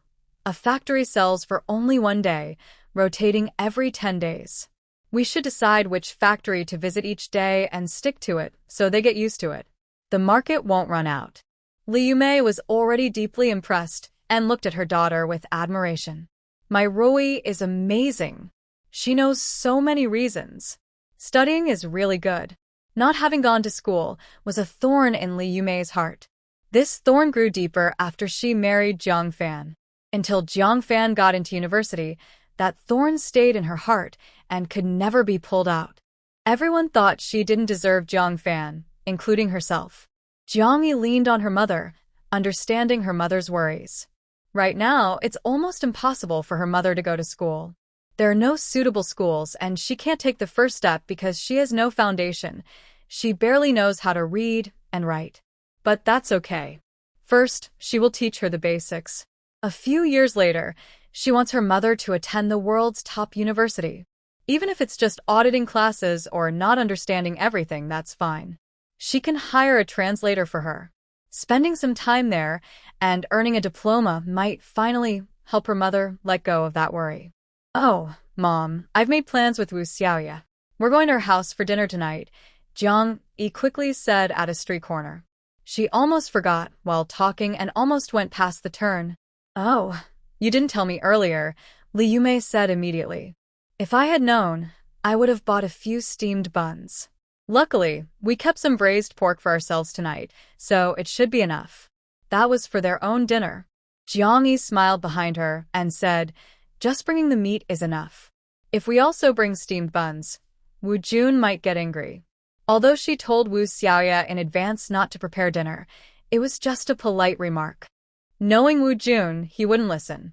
He would not only prepare dinner but also make it very plentiful. It is because of his way of dealing with people that he has achieved great success. When his parents divorced, he was only 10 years old. When his grandparents passed away, he was 16. Since then, he has supported himself and his sister alone. At that time, he was still in school. After the funeral of his grandparents, he dropped out the next day and started wandering around. At first, he just messed around, doing small jobs, and befriended some troublemakers near his home to protect his sister from being bullied. Later, to find the culprit, he truly got involved in the underground world. Over 10 years, he went from a small time to a big boss. In her past life, Jiang Yi had some dealings with Wu Jun. Sometimes she needed his help. Because of Wu Xiaoya and her relationship with her, Wu Jun was always willing to help her. But when she had no requests, he never contacted her. Jiang Yi knew he was afraid of dragging her into trouble. Their relationship was always between friends and family. Jiang Yi siket. She was determined that in this life, she would not let Wu Xiaoya die tragically, so Wu Jun could be free. He and she had lived in hatred all their lives, never experiencing happiness. And he himself did not like being the boss. Rui, why did you suddenly think of going to Wu Xiaoya's house for dinner? Liu Mei asked cautiously. Wu Xiaoya was a girl she knew well, very kind and very pitiful. Wu Jun was also known to her. At 21, he still had no steady job, wandering around every day. Yet, she never saw them lacking food or clothing. Where did the money come from? She didn't believe it was left by Wu Jun's father. His father was indeed wealthy at one point and left money for the family, but he wasn't the only child. The Wu family was large, 7 uncles and aunts. They often came to cause trouble at the Wu house. They would come every week, never repeating the same request, either money or a house. In the past, Woo Jun's family was the main source of chaos in their neighborhood all year round. In the past, Woo Jun was young and not at home every day. Woo Xiaoya also had to go to school. During their absence, the Woo uncles and aunts would break in, pry open doors and windows, search through boxes and cabinets, and even take away entire wardrobes.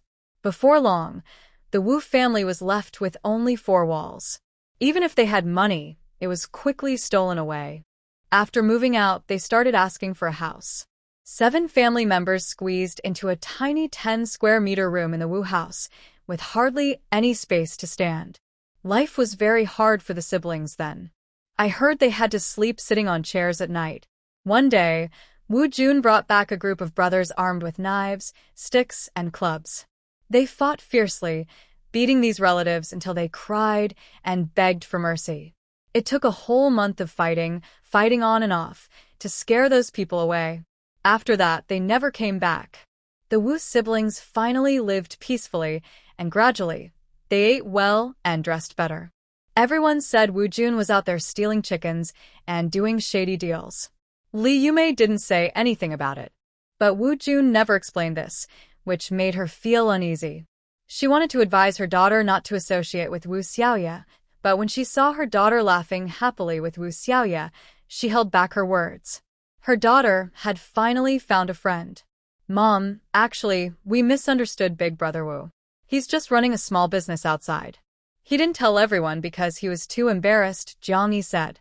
Lee Yume didn't believe it. Running a business is even less shameful than stealing chickens and doing shady deals. Would he rather be talked about for stealing chickens than explain himself? Her mother was clearly not naive and was hard to fool. Jiang Yi continued, I heard Xiaoya say that her brother's business relies on a special trick. If people find out about this trick and more people do the same, he won't be able to make money anymore. What trick? It sounds so mysterious. Lee Yume still didn't believe. Jiang Yi didn't know either. Their relationship wasn't close enough for her to know all the small businesses Woo Jun had done. They rarely talked about the past because it was always linked to Woo Xiaoya. But she knew she had to answer this question. Jiang Yi said it's like our donpa pork. There used to be many people who made it better than Mom. But now? In Hangzhou, who makes it better than you? This pot is our secret trick. Are you saying we should tell others about this trick and let them buy pots from my physics teacher? Jiang Yi asked. Lee Yume immediately shook her head. That's absolutely not allowed. If everyone made delicious donpa pork and bought 7-story buildings, how many could she buy? How many could she sell? Her earnings would shrink 100 times. She quickly understood Woo Jun. But, Rui, didn't your teacher sell you this pot?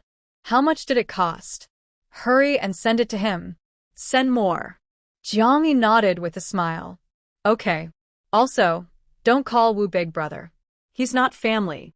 Calling him so affectionately might cause misunderstandings. Just call him by his name. Okay. Jiang Yi continued to smile. The car turned and entered the alley where the Jiang family lived. Lee Yume's pace slowed for a moment, then suddenly sped up, rushing past the gate of Jiang's courtyard. She felt complicated about this place. She really disliked Jiang's family.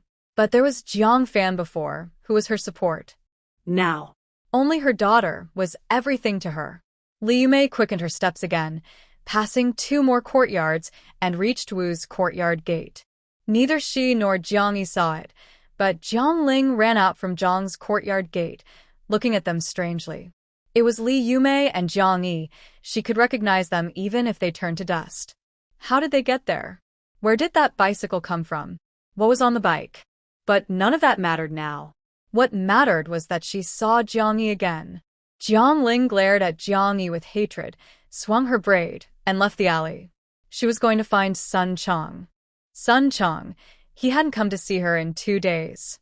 That had never happened before. Since Sun Chong liked her, he would find all kinds of excuses to stay around her 100 times a day. He only left when she chased him away. On weekends when she was free, Sun Chong's schedule was full. Watching movies, shopping, eating out. Now she was so free, and he hadn't even shown up. And the promised marriage. It seemed he was truly bewitched by that little fox spirit.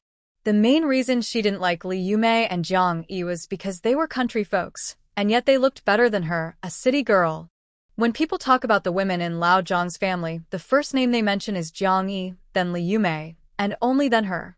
Many people don't speak kindly of her, calling her a young girl who can't find a husband and doesn't know how to do anything. It makes her so angry. Now she plans to go find Sun Chong to ask what he really means. Does he want to deny everything? She also has her own ways to deal with him. Jiang Yi and her mother smoothly push the car into Wu's large courtyard. To make it easier for bicycles to come and go, the courtyard has no gates. Wu Jun was inside nervously setting the table and arranging bowls.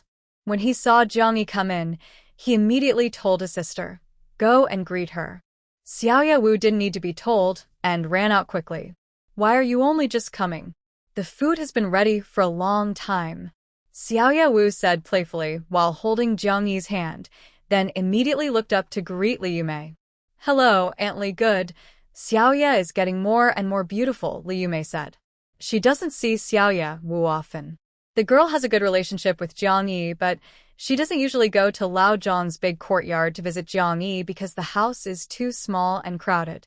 Jiang Ling and Grandma Jiang often ask her in a strange tone about what her brother is doing, since he is rarely home. Every day, Jiang Yi comes here after finishing her homework and stays until bedtime before going home. Xiaoya Wu held Jiang Yi's hand and smiled. No matter how pretty she is, she can't compare to Jiang Yi. Li Yume looked into her eyes, full of happiness and pride, without a trace of jealousy that a girl might feel when comparing herself to a more beautiful girl. Because of this, she couldn't bear to see her daughter give up this friend. "Auntie, Jiang Yi, you're here? Come in and sit." Wu Jun came out of the house politely. He stood at the door, courteous and respectful. At dusk, the young man wore a clean white shirt and black trousers. His hair is only a short cut, neat and fresh.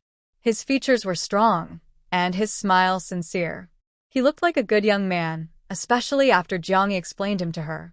Li Yume put aside her prejudices and looked at Wu Jun again, thinking he truly lived up to his handsome name.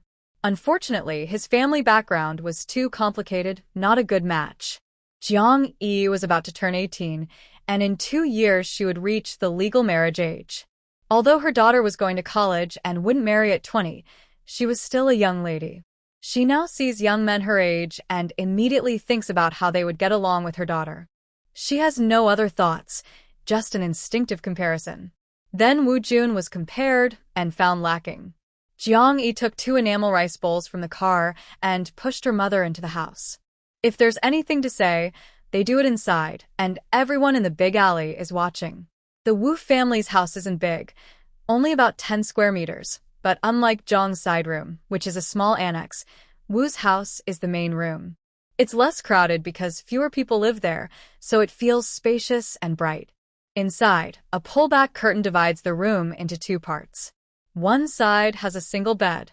There's also a wardrobe, a desk, and a foldable dining table with a few chairs, everything in all. Even though all these things make the small room a bit tight, Li Yume is very envious.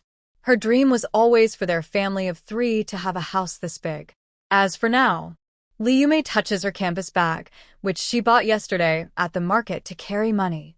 Now, she wants to buy a bigger house. Just her and her daughter living there would be very happy. "Auntie, sit quickly. I'll serve the rice," Wu Jun says cheerfully, standing by the table. Then he gestures to his sister to greet Jiang Yi. Jiang Yi smiles at Wu Jun. Wu Jun now looks completely bright and sunny from inside out. Unlike many years later, when anyone saw him, they would think he was a scary man. Wu Jun is surprised by her smile. Before, Jiang Yi was always shy and even a little afraid of him. She would just nod and never smile. So he tried not to appear in front of her. But today, her smile is full of gentle happiness. Wu Jun's ears turn red, but it's already getting dark and no one notices. Li Yume sits down and looks at the table full of delicious food: chicken, duck, fish, meat, and 2 kinds of greens. It's a rare, high-quality meal. She's never been treated so well before. Her daughter and Wu Xiaoya get along very well. Jiang Yi isn't surprised at all. She knew it would be like this. Come, try my mom's cooking, Jiang Yi says, taking out the 2 rice bowls from her bag and placing them on the table. What is it? Wu Xiaoya took a deep breath and immediately said, It's dompa pork. Wow. Today I finally get to taste the delicious dompa pork you mentioned. Jiang Yi and Wu Xiaoya shared almost everything, especially childhood happiness, so she naturally wanted to share this with Wu Xiaoya. She always felt a bit regretful that she couldn't bring a piece for Wu Xiaoya to try, because she could only get a small piece herself. Fortunately, her mother always cooked large pieces, and a half gene of pork was divided into 7 or 8 pieces, so each person in the Jiang family got 1 piece. Jiang Yi reached out and opened the lid, and the fragrant smell immediately filled the room. Even Wu Jun was surprised. He considered himself knowledgeable, but he had only been to 2 restaurants in Hang City and had never smelled such a fragrant dompa pork before. Quick, sit down and eat while it's hot. It won't taste good when it cools, Jiang Yi said. Wu Jun and Wu Xiaoya immediately sat down. Wu Jun waited for Li Yumei to start eating first, then reached out and took a piece of dompa pork to taste. He was instantly conquered. His politeness also made Li Yumei feel comfortable, and she looked at Wu Jun more favorably. Wu Xiaoya also couldn't stop eating. Luckily, Jiang Yi had brought a lot, about 3 or 4 gene of meat, so she could eat freely. Auntie, your cooking is amazing. Your daughter is so lucky. Wu Xiaoya exclaimed sincerely and exaggeratedly. Li Yumei smiled awkwardly but happily. Just a few days ago, it was hard for her to be proud of her daughter. But she was confident she wouldn't let her daughter suffer anymore in the future. It quickly got dark. Wu Jun stood up and turned on the electric light inside the house, and the warm yellow glow made the room feel cozy. Everyone enjoyed a happy and satisfying dinner. After eating, Jiang Yi, Wu Xiaoya, and Wu Jun cleaned up the table and sat down to chat. Jiang Yi picked up the teapot and poured a cup of tea for Wu Jun. She wanted to thank him for his help in her past life. Wu Jun didn't realize her complicated feelings and was surprised and flattered. His eyes quickly glanced at Li Yumei. Sure enough, he saw Li Yumei frown. Wu Jun hurriedly took the teacup with both hands. Thank you. Thank you, you're too kind. You grew up with Xiaoya and are so close. You're like another sister to me, so there's no need to be so polite. Xiaoya has never poured me tea before, so you don't have to either. He spoke nervously and joked. Li Yumei's brow relaxed a little. Wu Jun felt relieved inside. Jiang Yi smiled and said, I'm offering you this tea out of kindness because I need your help, so I must toast you. Wu Jun was surprised and then smiled. What is it? Just tell me. Li Yumei was also curious about what was happening. Friendship tip. Don't rush to support the male lead so early. Jiang Yi looked at her and said, Mom, we've been very busy these past few days. I haven't had a chance to talk to you about this, but I think you'll agree. She then turned to Wu Jun and said, My mom and I are currently staying at the government guest house, but that's not a long-term solution. So, we plan to rent a house outside, and I hope Brother Wu can help us. Jiang Yi smiled slightly. Wu Jun was immediately impressed, especially by the way she called him Brother Wu. Li Yumei didn't feel much about the title now. She was just asking for help, so it was normal to call him closer. Also, Wu Jun had just said that Jiang Yi was like a little sister to him. Looking at the 2 beautiful young girls sitting close together, both with bright eyes and pretty faces, they really looked like sisters. You're living at the government guest house now? Then your dad. Wu Xiaoya blurted out, then quickly shut her mouth, feeling awkward as she looked at Jiang Yi. They could stay at the guest house because Jiang Fan was there. Usually, ordinary people couldn't get in. Now, they're living together again. Does that mean the marriage is over? Wu Xiaoya looked at Jiang Yi with excitement in her eyes. She didn't want her good friend to get divorced.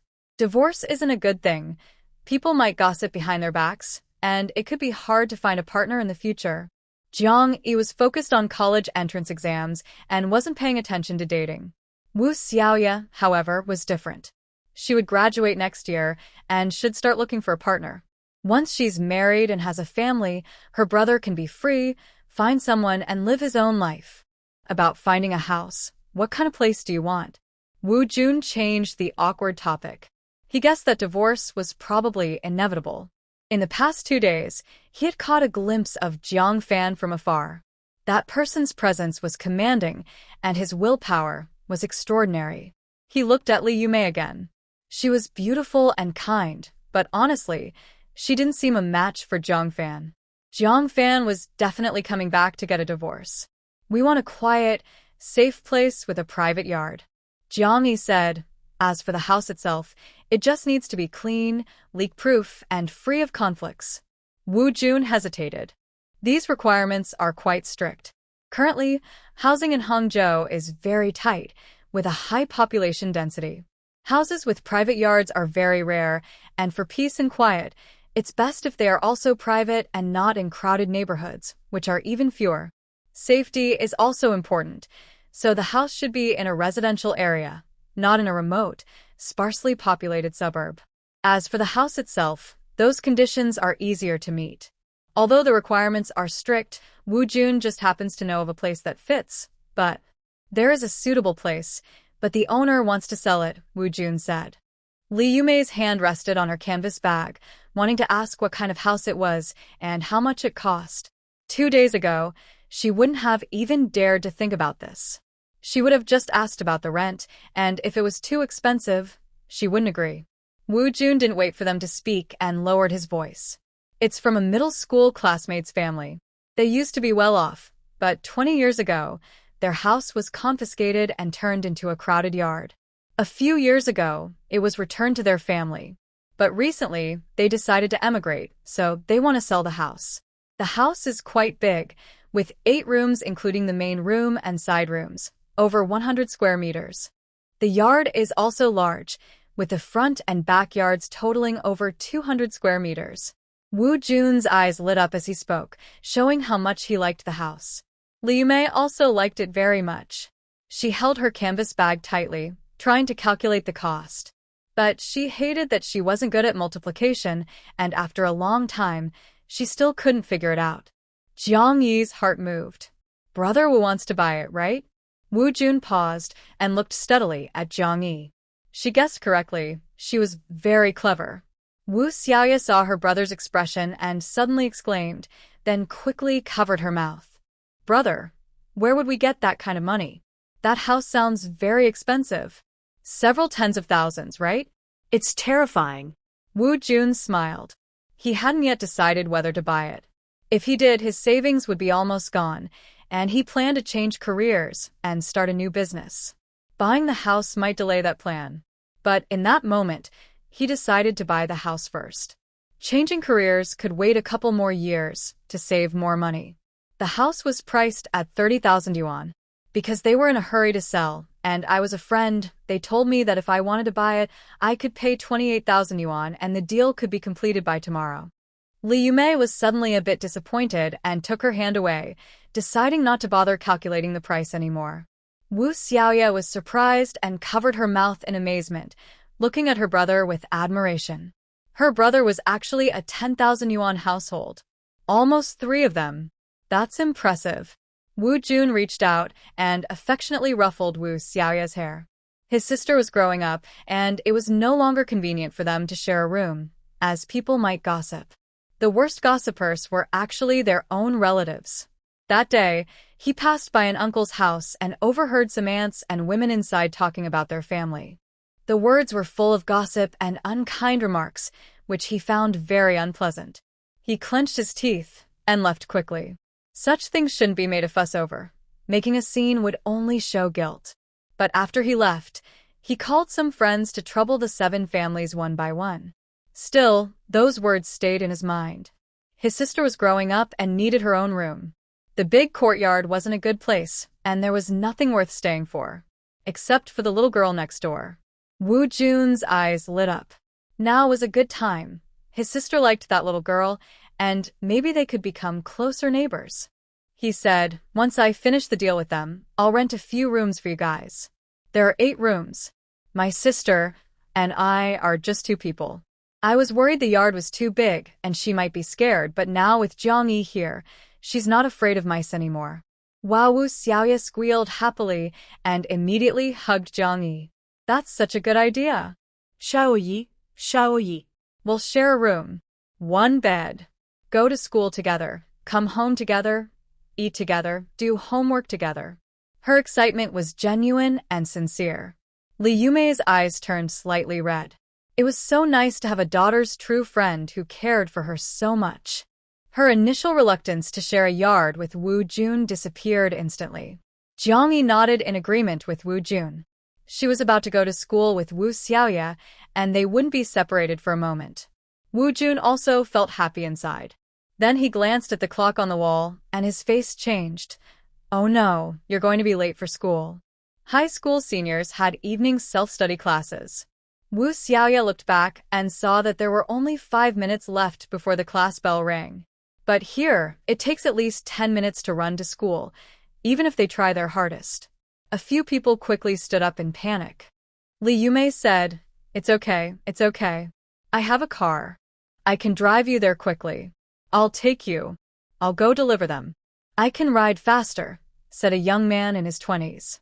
Li Yumei immediately nodded. He was probably faster than her on a bike. Jiang Yi sat calmly in her chair, showing no sign of worry. Wu Jun soon noticed her unusual behavior and looked at her. Jiang Yi looked serious. She grabbed the nervous Wu Xiaoya and said to her mother, Mom, we won't go to evening self-study anymore. Huh? Li Yumei was surprised and wanted to object. It's already senior year. Every minute is precious. How can they skip class? Jiang Yi took a deep breath, blushed, and pretended to be shy, saying awkwardly, These past few nights after school, someone has been secretly following us. Huh? Li Yumei's face turned pale instantly. Wu Jun's eyes darkened quickly. Could that be true? Wu Xiaoya looked confused and surprised. When did that happen? I didn't know. Why didn't you tell me? She usually goes to school and back with Jiang Yi, almost inseparable. But that was just Jiang Yi making things up. Actually, after Jiang Yi left last time, Wu Xiaoya went to school alone. Originally, Wu Jun would pick her up in the evening, but most classmates went alone. If Wu Jun picked her up, she seemed too delicate and dependent, even being teased by teachers. She got angry and refused to let her brother pick her up anymore. Also, since many classmates go in groups, Wu Jun followed her secretly for a few days and then relaxed, letting her go alone. But she was actually being watched. Wu Xiaoya is very pretty. If Jiang Yi hadn't been in front to block her, she would definitely be called a flirt. And then she had a hard time. Just these few days. At first, I wasn't sure, so I didn't dare to say anything. But on Saturday, I finally confirmed it. Someone was secretly following us, and there were several of them. Jiang Yi said fearfully. I was planning to tell you today. From now on, we won't go to evening self-study anymore, she told Wu Xiaoya. When she heard several things, Li Yumei was so scared she sank into her chair. She immediately grabbed Jiang Yi's hand and said, Why didn't you tell Mom about such a big thing? We won't go to evening study anymore, no. If she hadn't still been rational, she would have said she wanted to stop going to school altogether. The current security situation is really bad. There are constant waves of crackdowns because everything is so chaotic. A few years ago, there was a series of big cases, and all the victims were young girls. The case still hasn't been solved. Thinking of those rumors, Li Yumei shivered all over. Going to school is important, but nothing is more important than life. If something happened to Jiang Yi, she couldn't live even a second. Only dying immediately could bring relief. Jiang Yi leaned in and hugged her mother. Mom, it's okay. Even the worst bad guys wouldn't attack openly in broad daylight.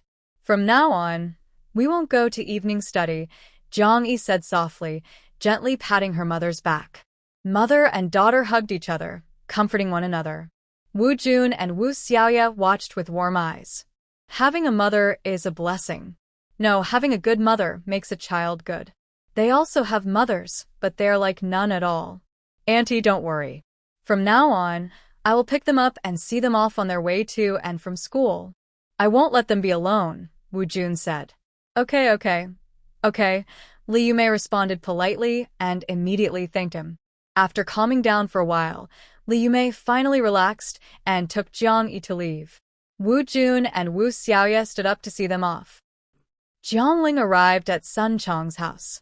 She used 50 cents to ask the small grandson of the nearby grocery store to go upstairs and call Sun Chong down. The child said someone was looking for him downstairs. Sun Chong thought his good friend who was out gathering information had news, so he hurried down the stairs. But he was disappointed to see Jiang Ling standing under the shade of a tree. His face fell. Jiang Ling instantly felt angry. He had never looked at her with such an expression before. Before, whenever he saw her, he looked eager to get close, like a pig wanting to lick her. Now, seeing her, he looked impatient.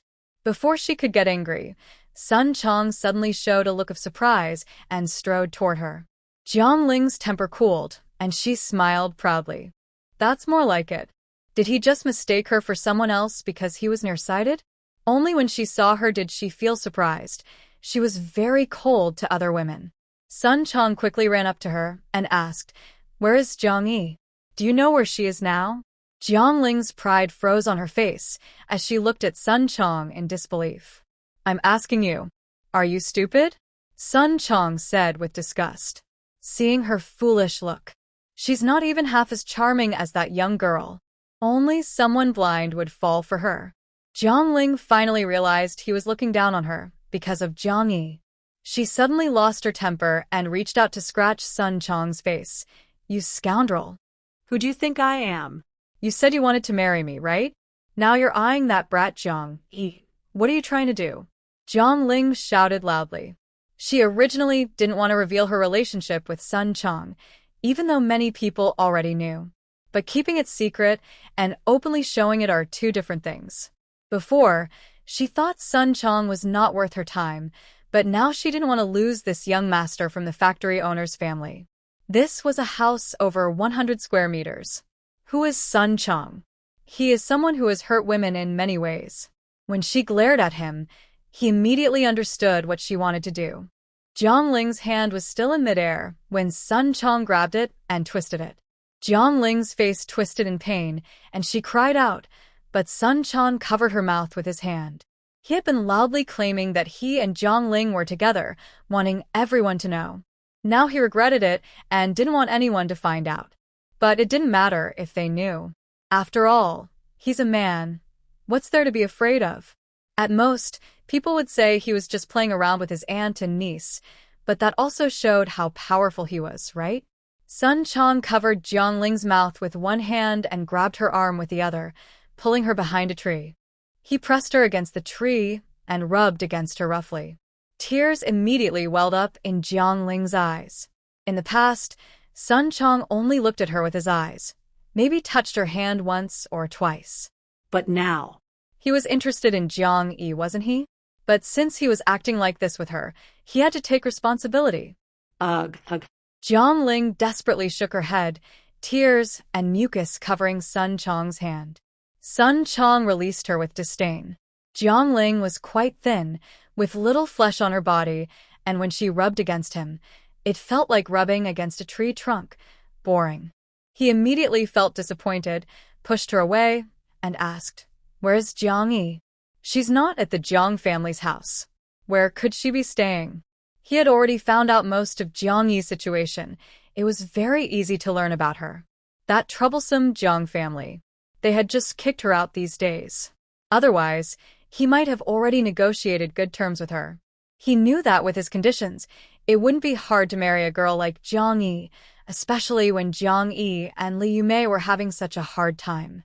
At worst, he could go find a house now, get married, and have her bring Li Yumei to live with them. Li Yumei's figure was much better than Jiang Ling's. Thinking about how she had casually touched her that night, and then recalling Jiang Yi's better figure than Li Yumei's, he couldn't wait any longer. He looked up and stared at Jiang Ling intensely.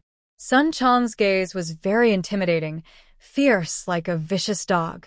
His ex-wife never dared to meet his eyes. Jiang Ling was also stunned by this look. For Jiang Yi's sake, he was treating her so harshly and being so fierce. Jiang Ling's last bit of reason disappeared completely. She pointed at Sun Chong and shouted, "We agreed that we would get married in these few days. You must marry me. If you don't, I will report you for harassment." Sun Chong took a step back, looked around, and saw two people passing by, also watching them. "Harassment? For you? When? Where?" "We met in public, in broad daylight. How am I harassing you? If you dare accuse me, do you believe I'll make sure you lose your job?" Sun Chong said with a sharp smile. He suddenly felt grateful for Jiang Ling's caution before. She clearly didn't like him and was wary of him, never dating him in secluded places. So, apart from what just happened, he hadn't really done much to her. I definitely won't accuse you of harassing me." Jiang Ling sneered proudly. She wasn't stupid. If others found out she was harassed, how could she still be a decent person? In the end, if she married Sun Chong, it would be shameful. Jiang Ling smiled confidently and said, "You don't know how much my sister-in-law cares about my brother. She worked tirelessly at my house for 10 years without complaint. When my brother said he didn't want her anymore, she almost went crazy. I gave her this chance. Do you think she won't take it?" The more Jiang Ling thought about it, the more she liked the idea. Even if Li Yumei knew her promise might be fake, as long as there was a small chance it was real, she was willing to risk everything. She was a woman who worked hard and patiently for her brother, even when she was badly burned with hot water and couldn't speak out. Sun Chong also heard about how despicable Li Yumei was, and his expression turned cold and fierce. If Li Yumei really accused him of, and Jiang Ling, who is not stupid, testified falsely, he could really get into trouble. If he was lightly criticized or embarrassed, it was just a small matter.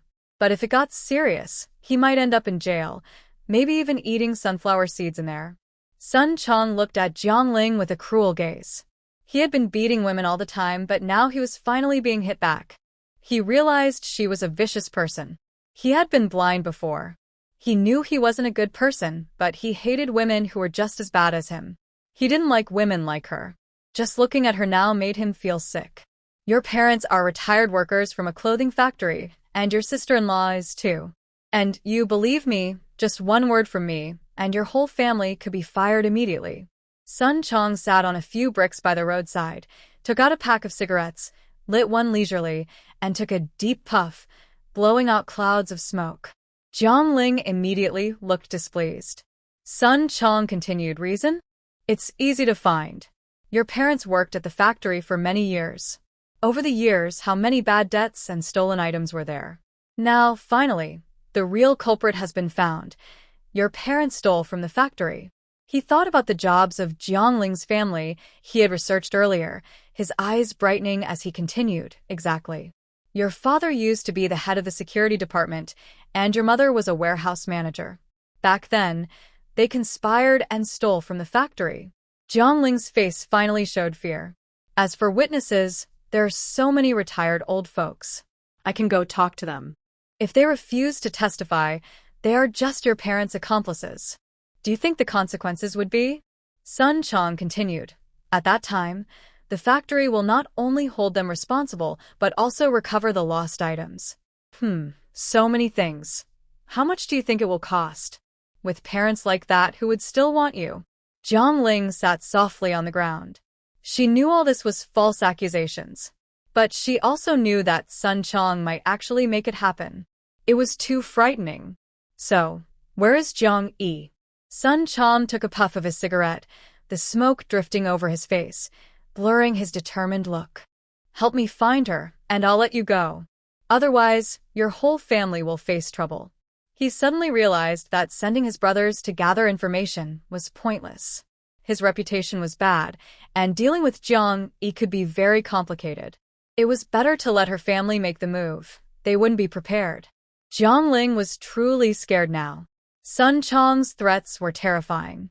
Without thinking, she said, "Jiang Yi is at the big alley next to my house, playing with her classmates." She didn't want to marry him anymore. She wanted to escape from this monster quickly. Sun Chong's eyes lit up. He asked for the exact address and grabbed her to leave. Once out of the roadside woods, he let go of Jiang Ling deep down, He was also quite afraid of Jiang Ling's threats. Now, they were just competing to see who was more scared. And Jiang Ling, this fool, was now so frightened she hadn't realized she still had a big weapon, her older brother. He was an official in Beijing, reportedly a director of some department. He didn't seem very high-ranking, but locally, he was quite a figure. He wondered if his father could handle him. If not, he was doomed. His only confidence was that Jiang Fan wouldn't agree to Jiang Ling's story about being forced.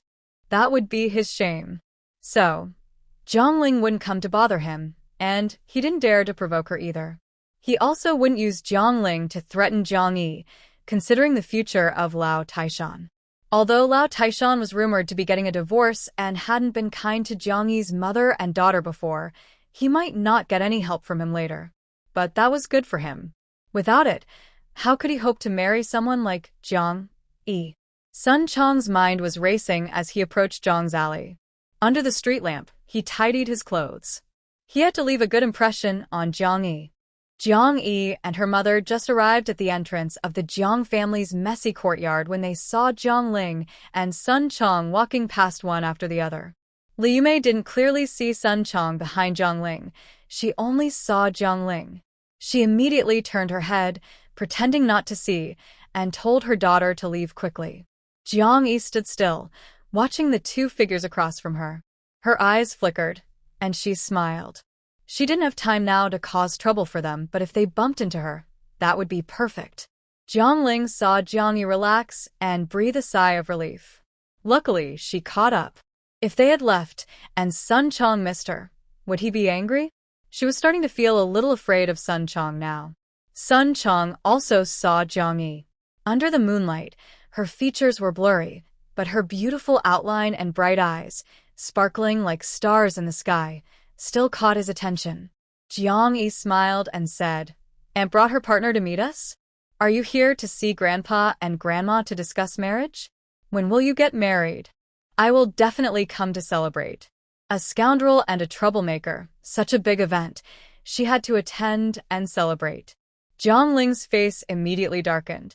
Jiang Yi's voice was loud, and she was right at the entrance of the Jiang family's courtyard. Inside, several people who had finished dinner and couldn't sleep were chatting. They all looked over. They recognized Jiang Yi's voice because they had heard it for over 10 years. And Jiang Yi's aunt was Jiang Ling. So, Jiang Ling, bringing her partner to discuss marriage? This was quite a lively event. A few idle people hurried to the courtyard gate to see who had caught Jiang Ling's eye. Some others, eager to join in, shouted from outside, "Aunt Jiang, come out and see. Your second daughter-in-law is here." Jiang Ling also had an older sister, Jiang Hao, who was the second among the siblings. She had been married for many years and lived far away, rarely coming back. Inside the courtyard, only a family with the surname Jiang was present. They were listening to their eldest son talk about important matters. The shout outside startled everyone, and they quickly ran out. Outside, Jiang Ling was already shouting, "Naughty girl, what nonsense are you talking? Which I saw him as my partner. He's here to see you." "He's not my partner, he's your partner." Li Yumei had already seen that the person behind her was Sun Chong. Hearing this, she was both surprised and angry. "Shut your foul mouth. Coming back late at night with some man you met somewhere, and Journey saw it and heard you spouting nonsense. Just wait. I'll tear your mouth apart." Li Yumei was shouting as she rushed forward, grabbing Jiang Ling's hair and hitting her fiercely from side to side. Everyone was stunned. Who is Li Yumei? She is the weak, cowardly person who never fought back, even when scalded with hot water. The people in the courtyard pitied her, but also looked down on her weakness. Now, is this shrew really Li Yumei? A woman in her 20s, holding her daughter, suddenly seemed to realize something and said to those around her, "Li Yumei used to stay silent when she was bullied. That was because the Jiang family never targeted Jiang Yi. She tolerated it to keep peace, but once they started bullying her own child, everything changed." "Yeah," another woman, who looked a bit older, agreed. "If someone smeared my daughter like that, I would tear them apart, even if it was her aunt. That Jiang Ling really is no good," said someone pointing at Sun Chong, who was hiding in the shadows nearby.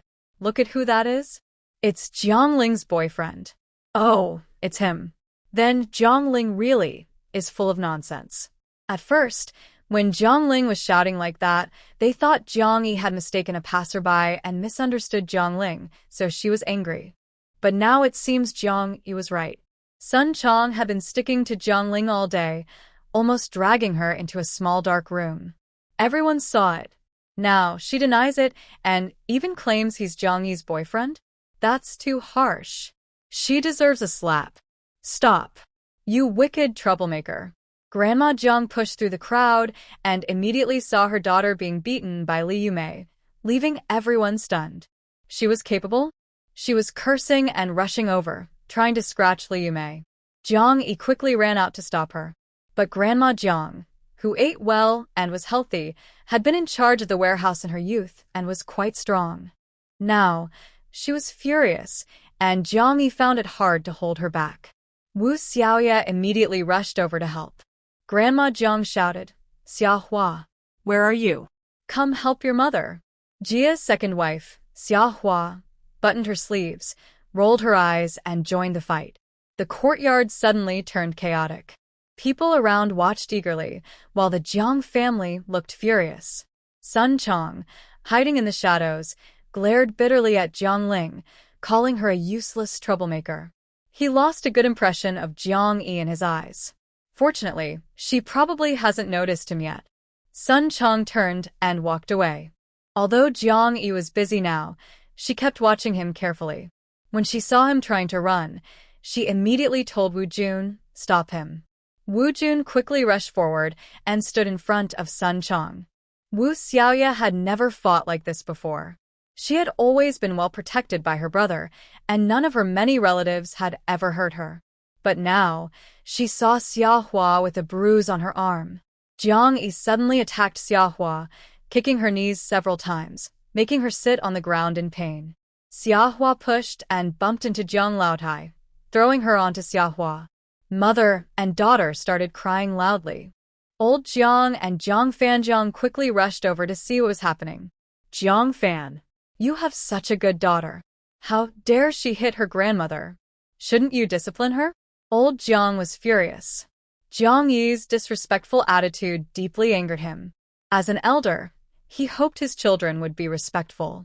He wanted to be the head of the family, making all the decisions, and no one dared to oppose him.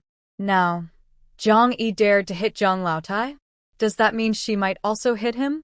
Jiang Fan was also furious. His mother was hit by his sister in front of so many people, which embarrassed him greatly.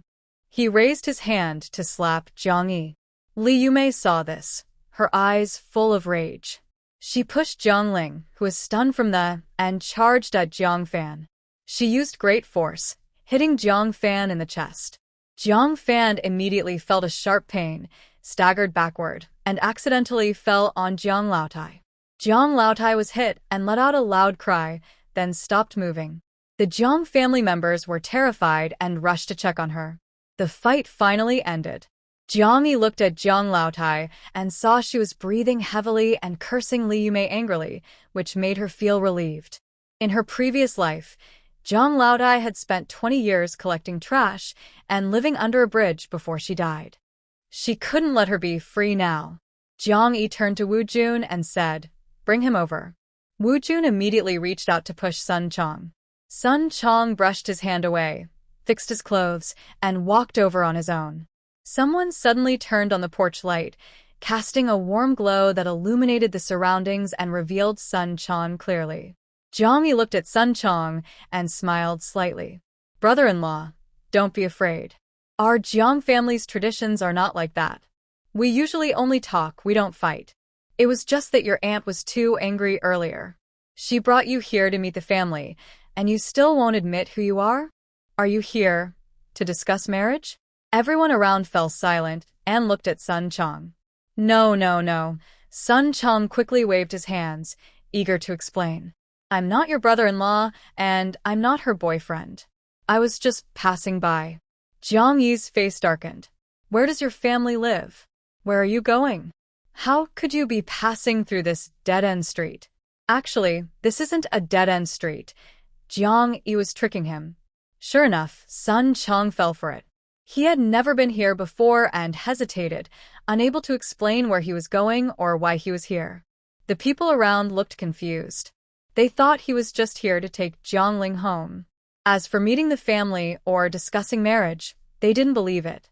Who visits at night empty-handed to meet the family? That's too rude. But now, Sun Chong denying Jiang Ling was his girlfriend was surprising. He had already taken her home, yet he still wouldn't admit she was his girlfriend. What was he trying to do? Jiang Yi's expression grew colder. Brother-in-law, denying this means you don't want to be responsible for my aunt? You're already like that. You don't want to marry my aunt? That's just being a scoundrel. It's illegal. You could be executed. The atmosphere around suddenly heated up. Everyone's eyes widened. What kind of scoundrel? What kind of scoundrel was that? Jiang Ling had just come to her senses when she heard Jiang Yi's words. She immediately forgot her anger and pain, pointing at Jiang Yi and shouting, "You're talking nonsense. What did he do to me?" Which I saw that. Tell me clearly. If you don't, I won't let you go. Jiang Yi simirket. She was afraid Jiang Ling wouldn't let her speak, but as long as she dared, she could explain everything clearly and plainly. A few days ago, I couldn't sleep at night, so I went for a walk by the lake. I saw you and brother-in-law in the woods by the lake. And you even told him that once everything was settled, you would marry him and have his children. Sun Chong's 2 children were both daughters, reportedly a worry for the factory director. Jiang Ling immediately turned pale with anger. You're talking nonsense. You're lying. We didn't say anything like that. And it wasn't by the lake in the woods. Once she said that, everyone who was smart widened their eyes. Jiang Fan quickly turned around, wanting to kick her hard. Jiang Ling hadn't reacted yet. Jiang Yi smiled and asked, "Where exactly did you say that?" "In Triangle Park." Jiang Ling replied, then realized something was wrong. How could she tell Jiang Yi they were plotting to harm Li Yumei there? And how did Jiang Yi know? Did she really overhear them talking? Jiang Ling looked nervous, and her guilty face was obvious. Jiang Yi smiled again. She hadn't eavesdropped. She just asked for details years later from what these two said. So, what was the matter after you said it would be done? Jiang Yi asked. Even if Jiang Ling was foolish, she knew she couldn't say anything about this. Nothing. Nothing at all. She sat on the ground, kicking and throwing a tantrum. That only made it seem like something was going on and not good. Everyone started guessing it was about a scandal. Only a few sharp-eyed people remembered Jiang Yi's words from a few days ago about the hooligan who tried to bother Li Yumei. Jiang Ling was the one who brought him. Their eyes flickered as they looked at Sun Chong. If they said that hooligan was Sun Chong, they believed it. Jiang Yi didn't dwell on this matter. Today, her focus was on Jiang Ling and Sun Chong. She wanted to give the audience some more exciting gossip. Auntie. It's this late, and the husband won't admit it anymore. Why are you still defending him? Jiang Yi looked pained. All of you are like that. If you don't marry him, who else would you marry? She was good at making up lies too. Jiang Ling immediately looked up, glaring fiercely at Jiang Yi. She was sure now. Jiang Yi was trying to hurt her. That wicked girl was even more evil than her mother. Just watch me beat you to death. Jiang Ling got up from the ground and rushed toward Jiang Yi. If words couldn't explain it, then she would fight. Li Yumei quickly prepared herself to fight her again. But Jiang Ling was stopped by Jiang Fan. Jiang Fan held Jiang Ling tightly, looking down and glaring at her fiercely. That look was so fierce and strict that Jiang Ling instantly became afraid. She is much younger than her older brother and has hardly spent time with him, but she has always admired and trusted him deeply.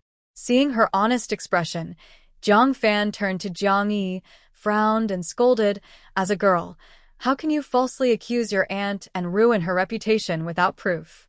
He lowered his head, showing a sorrowful look. "I know. Your aunt was careless as a child and accidentally hurt your mother, so you've held a grudge against her all this time. How do you know that?" Jiang Yi interrupted. "Since you left after the 1977 college entrance exam, I haven't seen you, written to you, or called you once." But when you were in college, your mother and I exchanged letters for 4 years, one each month. She kept all those letters, not missing a single one. You mentioned me fewer than 5 times. Jiang Fan's eyes flickered, understanding her meaning, and quickly interrupted. It was your mother who told me in her letters that you didn't get along with your aunt and hated her very much. After saying this, he suddenly remembered something and immediately regretted it. Seeing the sarcasm in Jiang Yi's eyes, he knew he had been careless. Jiang Yi burst out laughing mockingly. Did you forget that my mother can't read? In her letters to you, she only sent half a month's salary, never a single word about anything else. And since you started working, you haven't written to my mother, but she still mails you half her salary every month. Do I hate my aunt? Is that written in Chinese currency? A few people in the crowd snickered. There were whispers too. Li Yumei actually mails Jiang Fan half a month's salary every month. The Jiang family members didn't say it that way. They claimed Li Yumei only gave half her salary to old Madame Jiang each month, keeping the rest for herself. They used to think Li Yumei was stingy, unwilling to spend her money even to buy proper shoes for her children. They looked down on her for that, believing old Madame Jiang was kind because she only took half of her daughter-in-law's salary for household expenses, considering her a generous mother-in-law, even though she often scolded and cursed. But it turned out not to be like that. And after Jiang Fan started working, he still took the money, but stopped writing letters? Wow, so Jiang Fan is actually such a cold and unfaithful person? Regarding sending money to Jiang Fan, both Jiang's family and Li Yumei were worried that it might harm Jiang Fan's reputation, so they didn't tell anyone. Li Yumei knew she was misunderstood, but didn't explain. The whispers and pointing around made Jiang Fan look upset. He had never felt so embarrassed in his life. All of this was caused by the mother and daughter. So, he wouldn't hold back anymore. Is there money inside the envelope? Jiang Fan frowned, looking sad and surprised. Xiao Yi, why have you changed like this? Over the years, has your mother ever sent me money? When Jiang Long and Feng wrote to me, they mentioned that your mother sends her leftover salary to her family every month. There was money in the envelope, but it wasn't a bank transfer, so she had no proof. Huh? The people around looked at Jiang Yi and Li Yumei, wondering if it was true. Sending money to her family might be possible. Xiao Yi, I know you hate me too. I haven't been able to come back all these years, and I owe you and your mother too much. Jiang Fan. Li Yumei suddenly shouted, looking at Jiang Fan in disbelief. He actually accused her and his daughter. He said Jiang Yi was lying about this. A father accusing his daughter of lying like this. How can Jiang Yi behave in the future? Li Yumei looked at Jiang Fan with hatred for the first time, her anger growing stronger. Jiang Fan, if I didn't send you half my salary every month, I swear I would be struck by lightning and die a horrible death. She raised her hand, swearing to the sky. Then she pointed at Jiang Fan. Do you dare to swear? If you swear and lie, claiming you didn't receive the money from my mother when you did, your parents and siblings will all die without a proper burial. Jiang Fan's eyes suddenly turned serious. Old Lady Jiang immediately roared and lunged at Jiang Yi, looking like she wanted to tear her apart. Unfaithful little demon. You curse your grandparents to have a bad death. You deserve a bad death. Watch me make you regret it. This time, Jiang Yi was prepared. She grabbed her hand, pulled and shook it, then threw her onto Xiahua. Why are you in such a hurry? Are you afraid your son will break his conscience and make such a poisonous vow just to save face? Jiang Yi said with a smile at Jiang Fan. Under the light, the girl's face was beautiful, like a white flower blooming in the dark night, shining brightly. But Jiang Fan looked like he saw a ghost, trembling with cold. He had a cruel heart. So? Do you dare to swear? Jiang Yi pressed. Old Jiang and Grandma Jiang both looked at Jiang Fan. Vows might not matter to young people, but the elderly care very much. They are at the age where they fear death the most. Grandma Jiang wanted to speak up to stop, but old Jiang held her back. He knew the bigger picture mattered.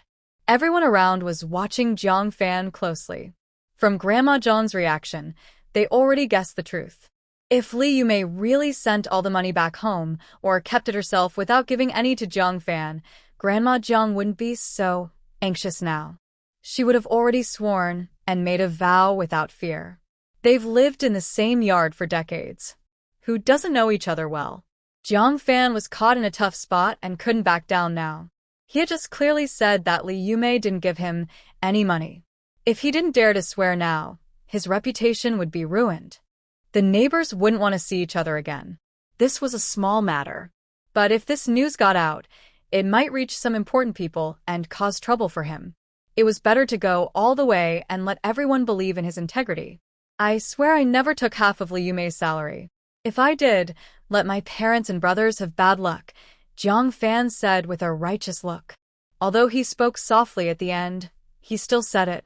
Jiang Jian and old Jiang looked serious, but Grandma Jiang suddenly looked like she had been struck down, her back going weak. Old Jiang held her tightly to prevent her from falling. The crowd was confused. They looked at Jiang Fan, who seemed so upright, then at Li Yumei, who looked angry and sad. They didn't know who to believe. As for Li Yumei, they only knew she was a weak, kind-hearted person. They weren't sure about her true character because they hadn't interacted much. Furthermore, knowing a person's face doesn't mean knowing their heart. How can outsiders really understand what someone's heart is like? Maybe because Jiang Fan is about to divorce, she might do something to falsely accuse Jiang Fan. Otherwise, she sent Jiang Fan his salary for 10 years, and she never claimed credit for it. In everyone's mind, that's not something an ordinary person would do. As for Jiang Fan, a university student from Beijing, a government official, and someone with a strong sense of integrity, he wouldn't lie just for a small amount of money. Jiang Yi looked at Jiang Fan and suddenly chuckled. She was just waiting for him to make this solemn vow. Jiang Fan's heart suddenly trembled. She smiled again. What more could she want? What else could she do? Dad, do you know that every time I send you money, I do it myself? I buy the envelope at the post office, put the money in, stick the stamp, seal it, and hand it directly to the staff. I do this because I'm afraid it might get stolen if I put it in the mailbox. Since I send it regularly, the postman knows me well and remembers your address. He even reminds me not to put money in the envelope because it's not allowed by the law. But this postman is kind-hearted. After reminding me, he doesn't stop me. Since sending money now costs a lot of fees and withdrawing it is complicated, he just turns a blind eye. Do you want me to call him over to verify? Jiang Yi's voice is clear and pleasant. People who hear her voice, even without seeing her, will feel happy. Except Jiang Fan. Her voice makes him feel cold all over. His heart sank to the bottom. This time, he was truly defeated. The whispers around us stopped, but everyone's eyes are full of unspoken words, all directed at Jiang Fan. Jiang Fan feels like he's about to be crushed, falling to the ground.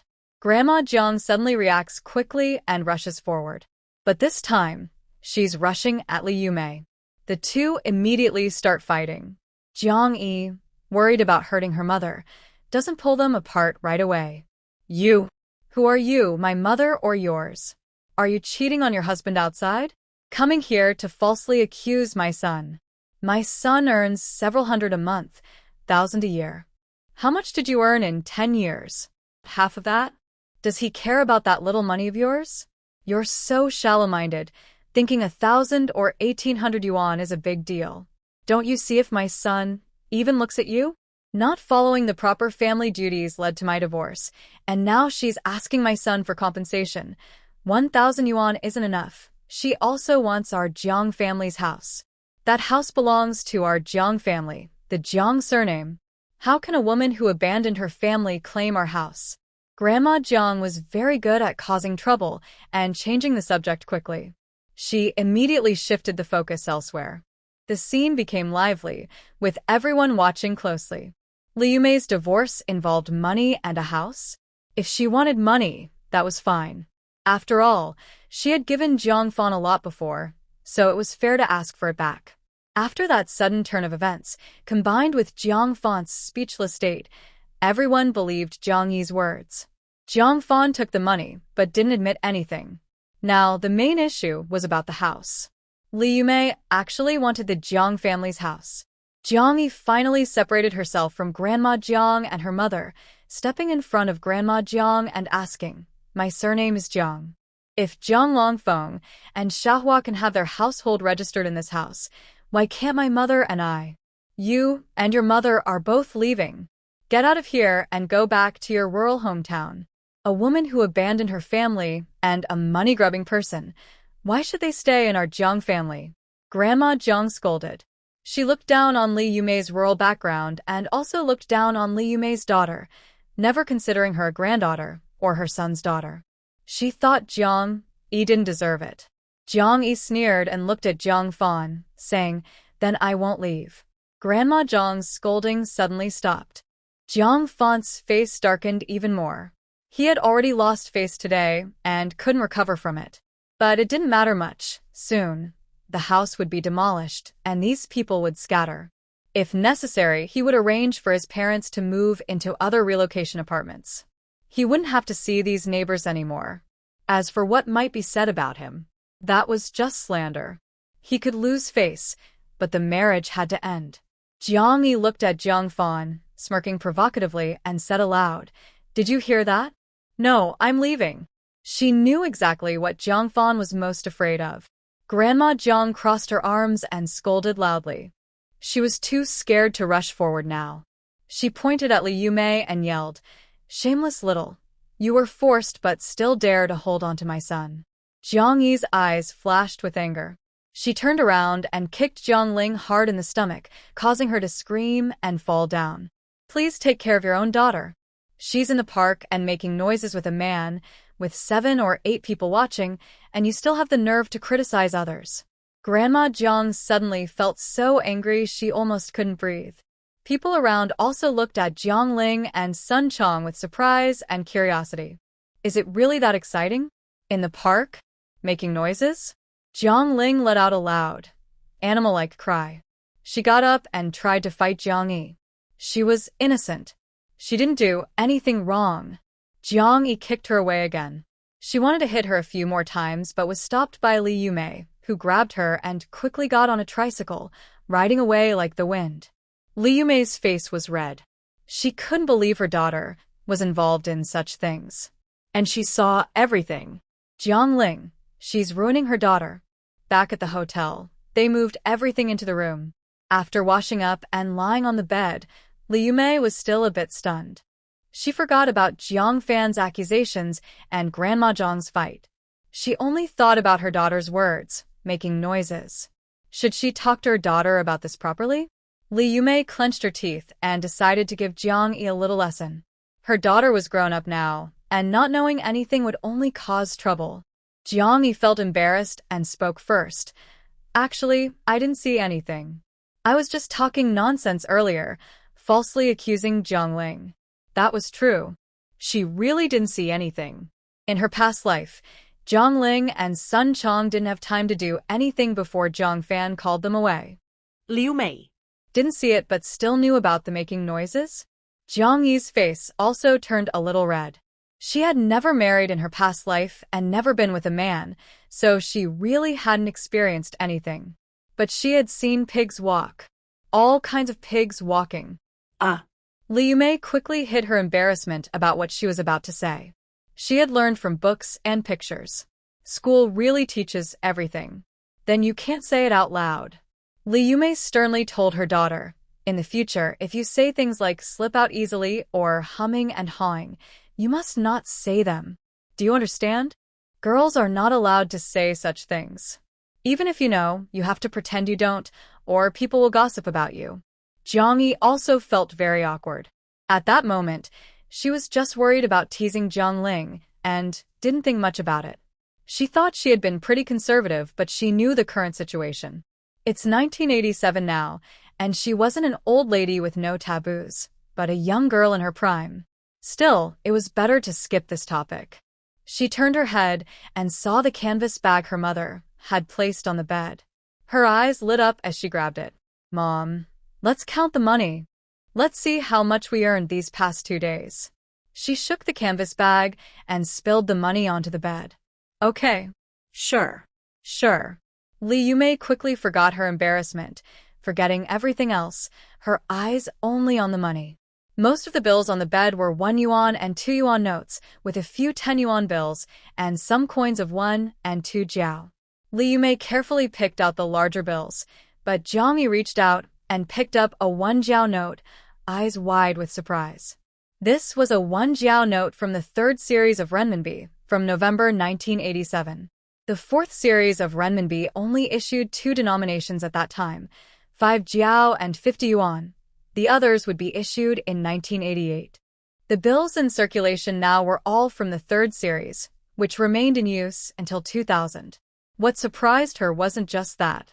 It was that the 1 jiao note in her hand had a greenish tint on the back.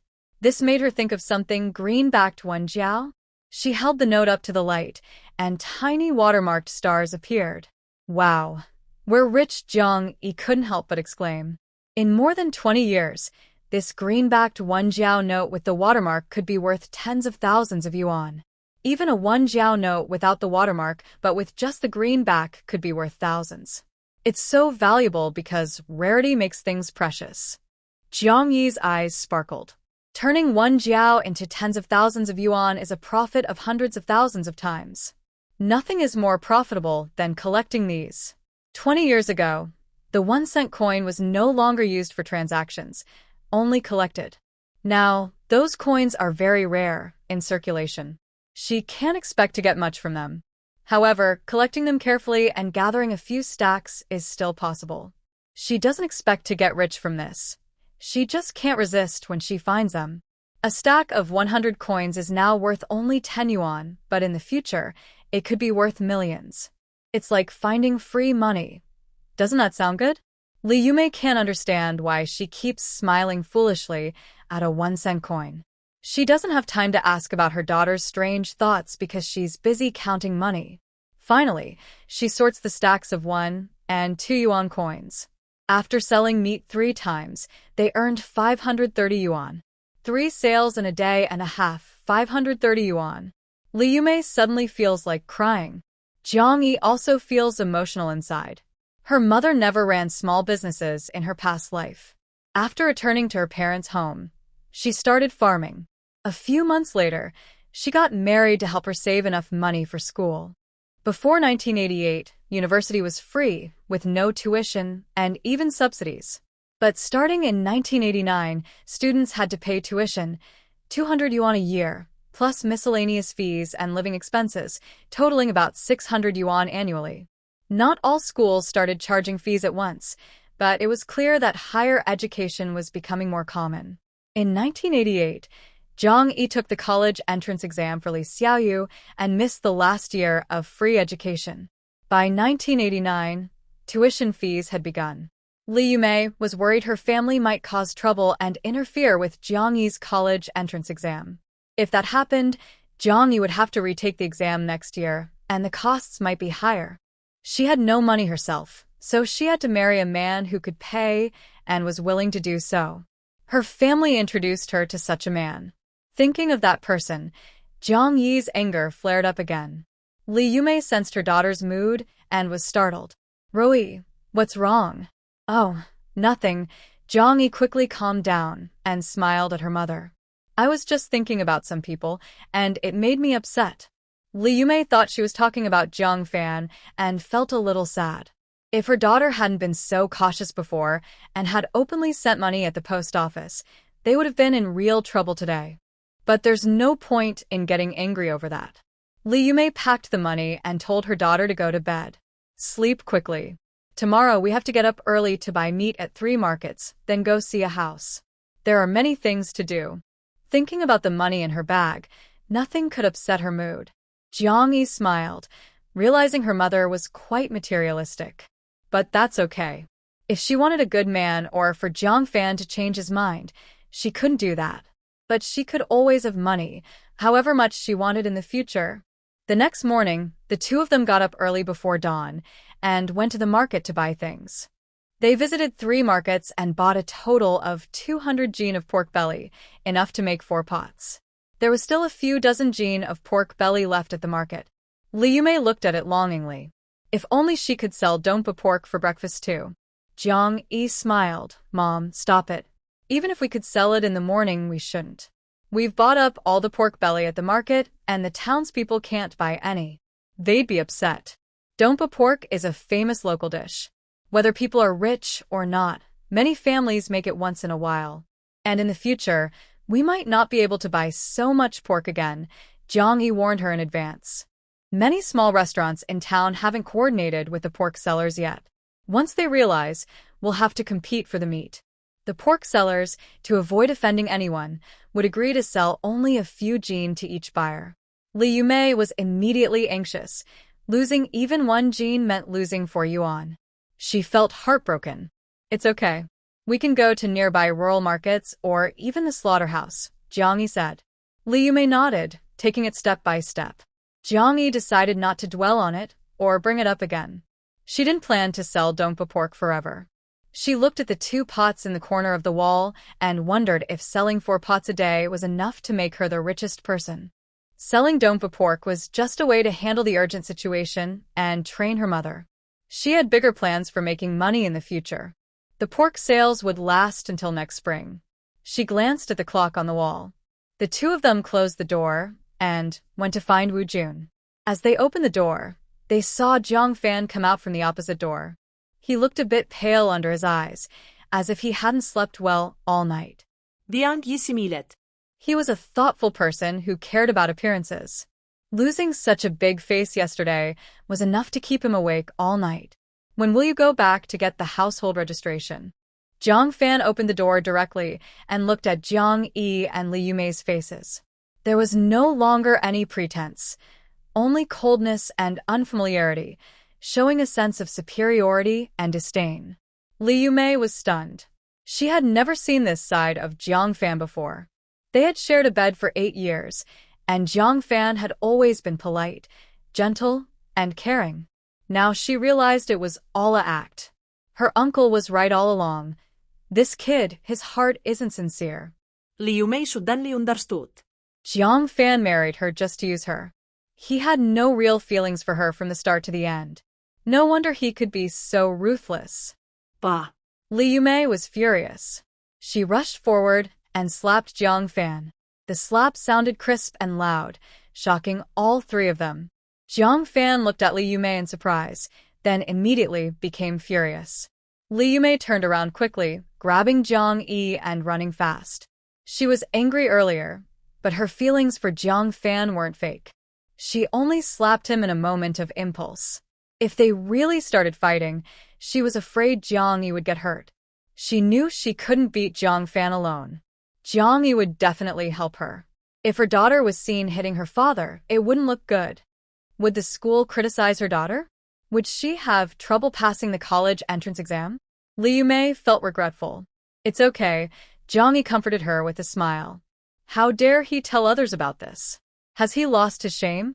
Getting slapped by his wife was so embarrassing. Jiang Fan would never tell anyone about this in his life. Li Yumei was stunned for a moment. Then she smiled and felt relieved. But suddenly, she remembered another possibility and paused. She had hit Jiang Fan, so he would be angry. Maybe he would tell the guest house to kick them out. Oh no, we have to take the pot with us. We're not coming back today, Li Yumei said quickly, turning to go upstairs. She wasn't afraid of Jiang Fan waiting for her. Jiang Yi thought about it. Jiang Fan might really do something like that. He wouldn't just kick them out directly, that would be too embarrassing. But he might move out to another guest house. Without a referral letter, they would naturally be asked to leave. The 2 of them went upstairs. Jiang Fan was no longer in the corridor. It was unclear whether he went inside to be angry or was eating breakfast while angry. Jiang Yi carried her school bag and, with her mother, held a large pot as they went downstairs. Then they moved all the ingredients in 2 trips. The 2 of them rode their bikes away from the guest house. They waited at the agreed corner for Wu Jun and Wu Xiaoya. Why aren't you in school? Jiang Yi asked Wu Xiaoya. Yesterday, she had asked Wu Xiaoya to help her get a day off from school, saying she needed to move. I already went, Wu Xiaoya said happily. I asked for a day off, and I even asked for my own day off. I want to move too, Moving was really exciting. That big messy courtyard was so noisy. A few years ago, her aunt and uncle's family, with dozens of people, squeezed into that small space. It was so crowded she couldn't even stand inside the door. They often came to cause trouble. If they couldn't force their way, they would cry and complain to her or the neighbors. They kept saying her family was unfilial. They lived in such a big house, but didn't care about their relatives' lives. They wouldn't even give up a small space for others. Because of this, even the neighbors looked at them with disdain. The tiny 10-square-meter house had only 2 people living in it. That was very luxurious. By the way, what are you going to do with that old house? Jiang Yi asked. Wu Jun said, I tell people that the new house is rented. As for the old house, I'll sell it to my uncles and aunts. Whoever offers the most money gets it. Vay, Jiang Yi similet. That'll cause a fight. Anyway, whoever pays the most for that big house will get it. And the price can't be too low, or others will take advantage. They probably will sell it for about the same as the market price, maybe a little higher. Houses are hard to find now. Many families have money, but still can't buy a house. It's not that they are very rich. New commercial buildings are starting to be built, but they don't sell out quickly. It takes months or even years to sell because the houses are big and expensive. For example, a 50-square-meter house costs about $600 per square meter, so $30,000 in total, enough for 3 middle-income families. A 100-square-meter house at $900 per square meter costs $90,000. Right now, banks don't offer mortgage loans, so people must pay in full. In 1987, ordinary people couldn't afford that much money. So, buying a small, old, and cheap house was the more realistic choice. Fortunately, our house was transferred to my father's name early on, or else my uncles and aunts would have caused a big mess. Wu Xiaoye said. The small house originally belonged to Wu Xiaoye's grandfather. Later, when her father became successful, her uncles and aunts wanted to get some money. But directly asking for money from brothers isn't proper or respectful. So they came up with a plan: sell the old house to Wu Xiaoye's father and split the money among themselves.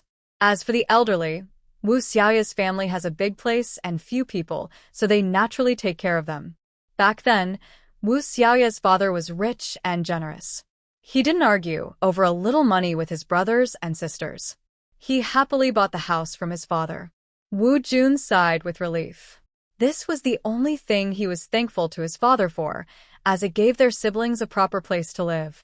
Jiang Yi suddenly thought of something and fell silent. Wu Jun's father was actually not dead. He came back after 10 years. He had sneaked into the country and went to the United States. But talking about this now is useless. Even if they knew, they wouldn't go find him or even try. Wu Jun no longer needs a dad figure. Just like her. The only person still holding on to hopes and fantasies about dad is Wu Xiaoye. Oh, by the way, what happened after yesterday? Jiang Yi suddenly remembered and asked curiously. Wu Jun looked at her rosy face and bright, clever eyes, and suddenly remembered her teasing words from yesterday. His ears turned red. Wu Xiaoye didn't think much about it. Hearing Jiang Yi ask, she chuckled and held her hand, laughing happily. Yesterday, when you left, Sun Chong immediately wanted to run too, but my brother stopped him. The neighbors also came out to criticize him and told him to take responsibility for Jiang Ling. The neighbors might have been well-meaning. Seeing a scoundrel acting like that with a woman and refusing to admit it, they definitely stepped in to help. As for Wu Jun, he saw that Jiang Yi wanted to make things difficult for Sun Chong and Jiang Ling. He also thought it was good. Annoying Jiang Ling and the scoundrel Sun Chong really suited each other. And then, Jiang Yi continued to ask. Then, Jiang Ling and Sun Chong each denied everything. My brother asked them if they didn't. Then what were they discussing in the park? Jiang Yi looked at Wu Jun and saw nothing but admiration in her eyes. No wonder she is destined to be a future leader. Without any hints from her, she could grasp the main point completely. Jiang Ling and Sun Chong hesitated and couldn't explain clearly. The neighbors all believed their story. They wanted to take Sun Chong to the police station, but he insisted that he would come to propose marriage tomorrow, and only then did they let him go. The act of being a troublemaker is truly something that officials don't pursue if no one reports it. Since Sun Chong wanted to propose marriage, outsiders had no reason to stop him. What? Going to propose today? Jiang Yi was really surprised. She didn't expect things to go so smoothly. She just made up a silly story, and it actually brought the two together. Today, he's going to propose? She also didn't think about how powerful a lie can be. With a crackdown happening now, troublemaker crimes can even lead to the death penalty. But how such a crime is judged is not known to those who haven't experienced it. Sun Chong naturally was afraid. He only had courage around women and under his father's protection. Seeing Jiang fans staring gloomily at him, he could only accept it. Jiang Yi was considering whether to go and join the fun, worried that things might not go well. Others might not know, but she did. Jiang Fan was planning to use her sister to make connections. Such a good opportunity, and he was wasting it on Sun Chong, this useless person. Jiang Yi was afraid he would try to save the situation. Don't go, Li Yumei, who had been listening to their conversation while riding her bike, turned her head and said. She instinctively understood what her daughter wanted to do. Really? Why did her daughter suddenly become so lively and eager to join the fun? In the past, she would stay far away from noisy people like Jiang Ling. Now, she was the one creating all this excitement. Li Yumei felt both emotional and content. Her daughter was getting back at her. Jiang Ling had indeed bullied her a lot. Just let her marry Sun Chong smoothly. If you go forward and Jiang Ling sees you causing trouble, she might delay the important matter. Where would you go to watch the fun? Li Yumei said. Wu Jun and Wu Xiaoya immediately stared at her with wide eyes. So, Aunt Li, you're actually so adorable? Although they knew Aunt Li was actually very kind to Jiang Yi, they also knew she was a pushover. Jiang Ling often insulted her badly, but she never fought back. When she was burned and seriously ill, she still washed clothes and cooked for her. They had never seen anyone more pushover than her. But originally, she wasn't like this. The group walked for over half an hour and reached a quiet old neighborhood. The streets were narrow, but the trees on both sides were very old, decades or even over 100 years old. The large green areas under the trees had become parks. There were no tall buildings or new houses nearby. Instead, there were many courtyards, some renovated with red bricks or built into two-story structures, and some were old buildings made of gray bricks and tiles. Although they looked a bit worn, Jiang Yi immediately liked this place. Yesterday, Wu Jun didn't give a specific address. Now she knew that the house he wanted to buy was here. This area, besides the lakeside, is one of the most expensive places. Many of the courtyards will be protected as historic buildings in the future. Here's a really nice environment, Li Yumei said happily. In the city center, old houses and crowded courtyards make people feel stressed. There's not much greenery and the air isn't good. But here, each courtyard is spaced out. Even if it's a big complex, it doesn't feel noisy. The streets are quiet even during rush hour, which is unusual. Isn't this a big courtyard? Wu Jun explained it used to be, but most of these houses were moved out later. Most were returned to the original owners. The houses that couldn't find their owners were given to designated people. So, it's very peaceful here. Each courtyard has only one owner. The long road, several thousand meters, is lined with these courtyards. There are also 3 short streets crossing it, with similar houses. This is a rare peaceful place in the busy city. Jiang Yi knew that in the future, this area would be surrounded by walls to form a small community, with property prices exceeding 100,000 yuan per square meter. Her eyes sparkled. Yes, she wouldn't miss out on this place either. The lakeside is beautiful, but the humidity is heavy. When her mother gets older, living here would be perfect. Seeing their liking, Wu Jun felt relieved. Some people don't like this place, thinking the trees are too old, there are few people, and it feels gloomy. He led the group into a short street and stopped at the door of a courtyard in the middle. The red bricks and tiles show signs of decay from the outside. It seems this place was once used as a messy courtyard and was not well cared for. Now it has been empty for several years, and grass has grown on the walls. Wu Jun feels a bit embarrassed and nervous. The previous owner has a house elsewhere and didn't want to come back to this sad place, so it has been empty since. But I plan to have it renovated tomorrow. I promise it will be beautiful and sturdy. He is just borrowing the house and has no high demands. Li Yumei doesn't mind. They still have a clay house in the countryside, so at least this is a brick house, which is much better. Wu Jun opens the door, and the structure of the yard is clear. Right at the entrance is a large courtyard, surrounded by 3 houses. It's a typical messy courtyard with no specific layout. The main house still shows some old, simple elegance, but the side rooms look randomly built. The builders might have had limited skills or no skills at all, building low, small brick houses like stacking blocks. After years of no one living there, many walls are leaning and about to fall. Wu Xiaoya feels disappointed with the new home. I plan to tear all these down, Wu Jun says. Then build a few new side rooms. We will live in the main house first, and once the side rooms are finished, I will renovate the main house. Li Yumei nods. That's good. At least the 4 main rooms in front look tall, sturdy, spacious, and bright. She goes inside to check. The 4 main rooms have been divided into 2, with 2 doors. Each section has 2 large rooms, each over 10 square meters. Her heart feels lighter. This way, they can each have half of the main house, just like the Wu family. The main house was probably given to a respected family before, so it was well cared for. The walls are a bit yellowed, but still clean. The windows are large, the cement floors are smooth. After a quick cleaning and adding new beds, it will be a nice new home. Finally, Xiaoya is satisfied. She thinks about living under the same roof as Jiang Yi and immediately jumps around, pulling her to decide what to put where. Jiang Yi also shares her opinions. She wants blue curtains, not pink. The desk should be placed under the sunlight by the window. No flowers inside because she kills flowers, did they not know? Even cacti don't survive a month in her hands. As for flowering plants, they probably won't bloom before dying. They laugh and chat happily. Li Yumei watches them with a smile. Wu Jun felt completely at ease now, just waiting for his friend to come and complete the deal. As he was thinking, there was a soft knock at the door, and a young man in his 20s entered. Wu Jun immediately went to greet him. Great sage, you're here. Why does he have such a strange name? Wu Xiaoya and Jiang Yi peeked out the window and saw that the young man was tall and slim, with a broad forehead, a narrow chin, curved eyebrows, and big eyes with a wide mouth.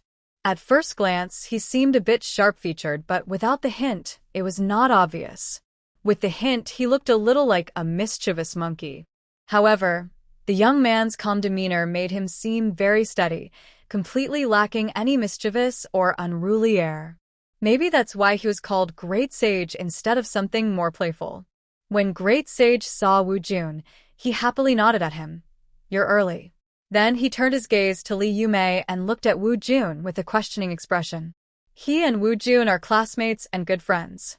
Wu Jun knows everything about his family situation. Who is this person? Could it be his aunt? They had agreed to keep the details of their unusual relatives secret here. This is my aunt, not my auntie, Wu Jun explained, but didn't say much more. Great Sage didn't ask further, and simply asked straightforwardly, Are we going now? Wu Yun nodded. The price had already been agreed upon, over 100 square meters of building area, with a total of about 200 square meters for the front and backyards. At 28,000 yuan, it was quite cheap for this time. Buying a 100 square meter apartment usually costs several tens of thousands. If his friend's family wasn't in a hurry to go abroad and sell quickly, they wouldn't offer such a low price. Wu Jun turned to greet Li Yumei and then went with the young man to handle the paperwork. Wu Jun left, and Li Yumei looked at the sky, then started to prepare the ingredients. Fortunately, the house still had electricity, which reassured her. Jiang Yi and Wu Xiaoya began cleaning the rooms, sweeping the floors, dusting and tidying the yard. At this moment, they discovered that the main house's north side actually had a sizable vegetable garden. It was winter now, and the garden was overgrown with dry grass, looking quite neglected. But Jiang Yi and Wu Xiaoya were happy. Such a large vegetable garden meant they wouldn't need to buy vegetables next year. Wait for my brother to come back and tidy it up, Wu Xiaoya said, pulling at the grass twice before giving up. She had never done farm work before and lacked any skills. Her palms were even cut. Jiang Yi's situation isn't much better. Although she spent several years living in the countryside, Li Yumei feels sorry for her. Jiang Yi has never worked the land or even touched a. She is a proper city girl, a delicate young lady. Come out quickly, you two. I'll tidy up when I have free time this afternoon, Li Yumei said hurriedly. The house is only about 100 square meters, with just a small piece of land. She can clean it up in no time. When she was 7 or 8, her family's small plot was already managed by her, several acres of land. The two children obediently came out to help Li Yumei. Wu Jun soon returned, carrying a thick stack of money in his bag. It was the savings from several years, now a thin stack of bills, but he was full of energy. He had finally supported his sister and given her a peaceful, good life. Things would definitely get better in the future. Seeing him, Jiang Yi immediately said, Brother Wu, are there any other houses like this nearby? New or old, as long as it's a private house with a yard. Wu Yun's smile froze instantly. Wu Xiaoya also got anxious. What's wrong? Aren't you going to live here? Of course not. Jiang Yi smiled and said to both of them, I think this place is really good. In the future, my mom and I want to buy a house here too. We'll be neighbors for a lifetime. Good houses are rare, so I want to find out first. Wu Jun and Wu Xiaoya sighed in relief. They both knew that Li Yumei and Jiang Yi were only staying temporarily. They wouldn't live here forever. They just wanted to stay for now. Given Jiang Yi's personality, she probably wouldn't stay long-term either. Eventually, they would part ways, but continuing to be neighbors was really nice. It seems there are a few houses for sale around here, Wu Jun said. The owners are all going abroad. I didn't ask in detail before, but I'll find out tomorrow. No, actually, I'll ask about it soon. Wu Jun wanted to buy a house before, but he could only buy from friends. Most of the houses in this area had been used as large shared courtyards, so there was no reason not to buy from friends instead of strangers. Now, he could ask De Sheng to help find good houses nearby. This is a hot time for going abroad. Many people with some money are rushing to leave, thinking that going abroad is like reaching paradise. There are many houses for sale, especially in this area. Well, there's no rush. In a day or two, we'll see, Jiang Yi said, then went to help her mother carry things. When it was time, they had to go do business. Wu Jun immediately went to help, and Wu Xiaoya joined him. In the end, all four of them went together to the flower factory entrance. They agreed that after selling the flour, they would go directly to a furniture factory to buy furniture. Wu Jun knew the owner, so he could get a better price.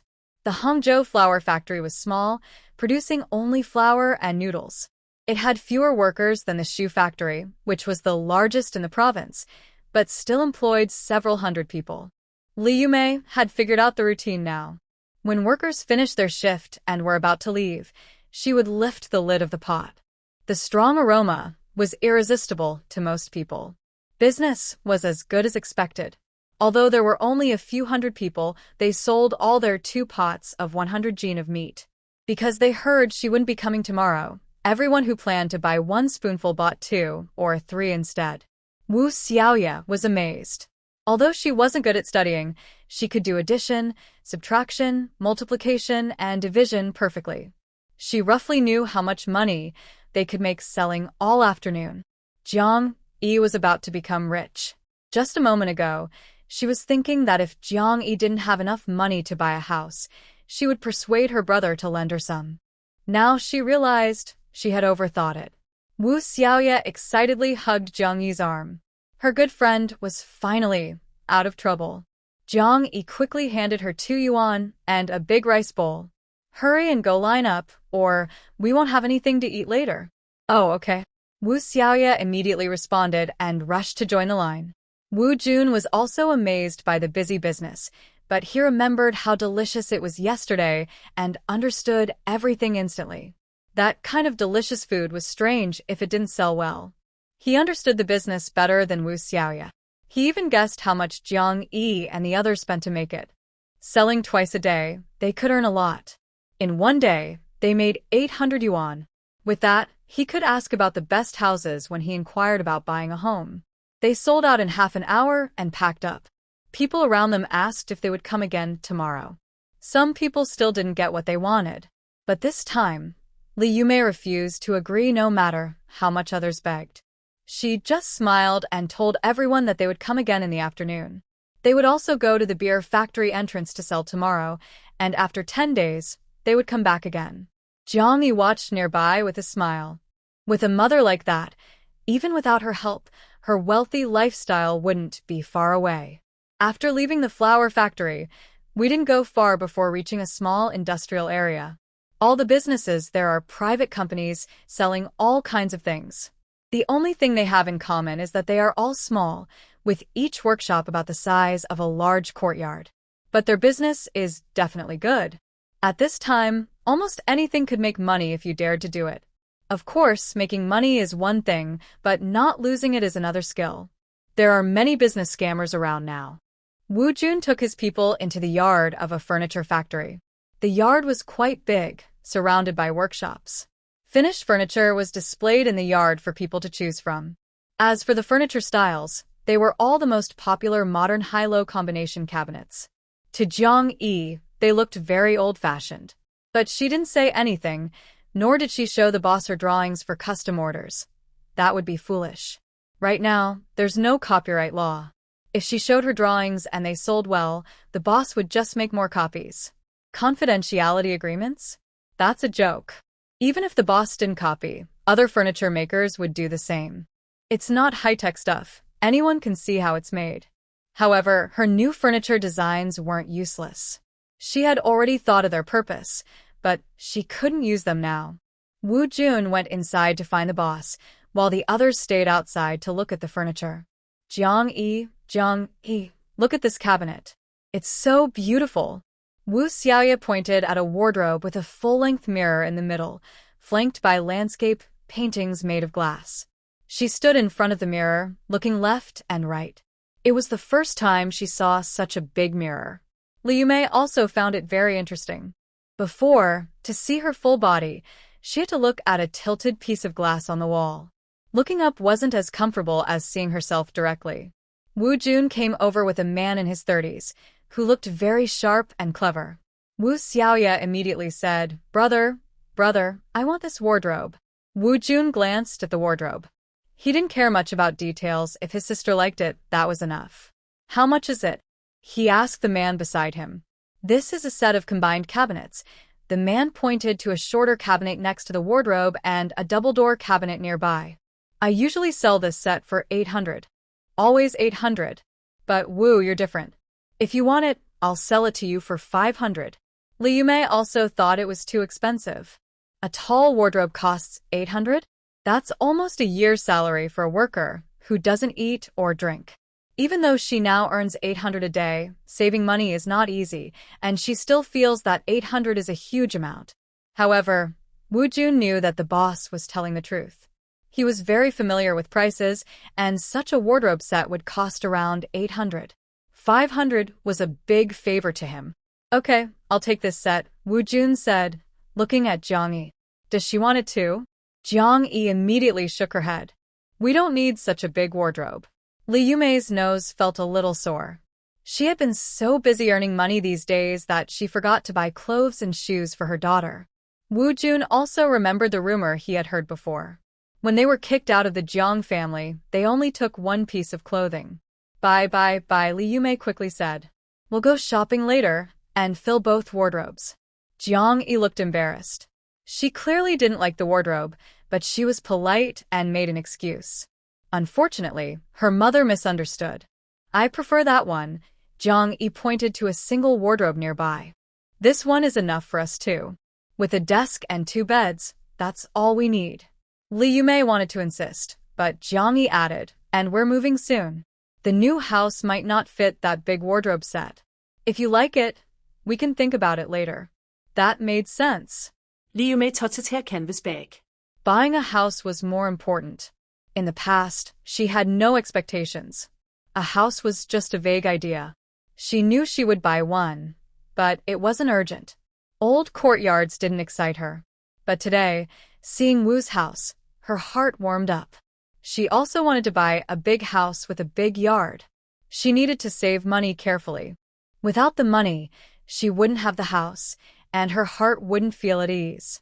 In the end, with Jiang Yi's insistence, they bought a large brown wardrobe, a brown desk, and 2 simple double beds about 1.8 meters wide. They spent a total of 200 yuan. Jiang Yi originally wanted to buy furniture in natural wood or light colors, but they didn't have any. Now, people think that wooden furniture should not be painted heavily, as it would be disrespectful to its quality. Rural people often paint their own cabinets, but they can't afford to buy paint. Finally, the furniture was carried to Wu's house on a few flat carts. Several people worked together to arrange everything, then went to the market to buy bedding and daily necessities. Wu Jun also decided to get rid of everything from the old house. The new home should have a fresh start, with everything new. Li Yumei was reminded earlier not to look at bedding in the market. Instead, she pulled Jiang Yi to buy clothes. "Pick this one for her," she said. "And this one," she added. "These shoes bring me 2 pairs. So I can change them." Li Yumei pointed at a pair of sports shoes she had hesitated to buy a few days ago. Although the clothes were simple and not very fashionable, Jiang Yi didn't complain. She kept smiling and followed her mother, encouraging her to buy whatever she wanted. Her mother must have felt much better doing that. When they returned home, the large tricycle was already full, and they had to hold the items on both sides to prevent them from falling. At home, Li Yumei didn't have time to tidy up. She had to continue preparing for her evening business. Since Wu Xiaoya took a day off, Wu Jun didn't seem to have other plans today. Jiang Yi asked them to help her mother set up her stall for a while because she had other things to do. "Where are you going?" Li Yumei asked. "To deliver the money for the pots," Jiang Yi replied. Li Yumei didn't ask more. Even though Wu Jun and his sister were very kind, she didn't want to tell them where the pots came from. Fortunately, Wu Jun was clever and never asked about it. He even told his sister not to ask. Jiang Yi took 200 yuan and left the area, heading toward the Jiang family. Today, Jiang Ling was discussing her marriage with Sun Chong. She didn't know if it was settled yet. If it wasn't, she would have to try harder. Anyway, she needed to go there. Her mother and she had left, and Jiang Fan might go crazy with worry. She wasn't afraid Jiang Fan would go crazy. She was afraid he would leave. Their household registration hadn't been transferred yet, and he couldn't leave. When Jiang Yi entered the Jiang family's courtyard, she saw people sitting in small groups outside, looking over at the house. It was clear there was some excitement. She approached an older woman, sat on a small stool next to her, and quietly asked, "What's going on inside?" The aunt didn't notice who was asking questions. She thought it was just someone from the neighborhood, probably someone who came home late and didn't know the details. She looked toward the Jiang family and whispered, "Yesterday, Sun Chong said he was coming to propose. We thought he would come in the morning, but he was slow." Old Lady Jiang even threatened to call the police, and only then did he show up. "I also heard Xia Hua shouting earlier that 100 yuan isn't enough. It should be 500 yuan. She was probably talking about the bride price. And the 4 big items: a TV, a washing machine, a refrigerator, and a fan. None can be missing." The aunt kept shaking her head in amazement. These 4 big items are quite fashionable. In their old neighborhood, just having a fan was impressive, and owning a black and white TV was considered amazing. Only one family in the neighboring neighborhood had a washing machine. As for a refrigerator, it seemed no one in the nearby old neighborhoods had one. Back in 1987, when people got married, having all 4 big items was rare. If a family managed to have one, they were considered good. Having 2 was even better, and having all 4 was very rare. Sun Chong's family wasn't like that either. He could get a 100 square meter apartment from the factory, but they couldn't afford all 4 big items. A TV and a fan were easy, but a washing machine and refrigerator were too expensive. They weren't just bought with money. Sun Chong, along with his matchmaker, his uncle and aunt, all looked unhappy. No one around here has a daughter as precious as this. Sun Chong's aunt glared sharply at Jiang Ling, who was sitting behind old Lady Jiang. Jiang Ling's face was badly beaten yesterday by Liu Mei, and this morning it was still red and purple, swollen like a pig's head, very ugly. She couldn't understand why Sun Chong would like someone like her, especially since her family was so poor. The only good thing about her might be that the man was handsome and held a high position, she heard. Sun Chong's aunt secretly glanced at Jiang Fan, who sat silently beside her, her ears turning red. My daughter is precious. If you can't provide for her, then just wait to go to jail. Old Lady Jiang said firmly. Sun Chong's family immediately looked upset. Jiang Fan also looked at her mother with disapproval. Things had already gotten to this point. Whether Jiang Ling and Sun Chong had been intimate or not didn't matter anymore. Her reputation was ruined. She probably wouldn't marry a good person in the future. You shouldn't even think about marrying the person you originally planned. He is not from a poor family, so marriage needs careful consideration. People would definitely investigate Jiang Ling's reputation first. Once they do, it's over. This move by Jiang Ling is completely ruined. Now, I can only hold on to Sun Chong and not let go. At least he's the son of a factory director, which is somewhat useful. My mother also cares about my sister. She's upset and hopes you can understand. Jiang Fan looked at Sun Chong's aunt and said with a bitter smile, both of them are innocent. I believe Sun Chong has already told you about this.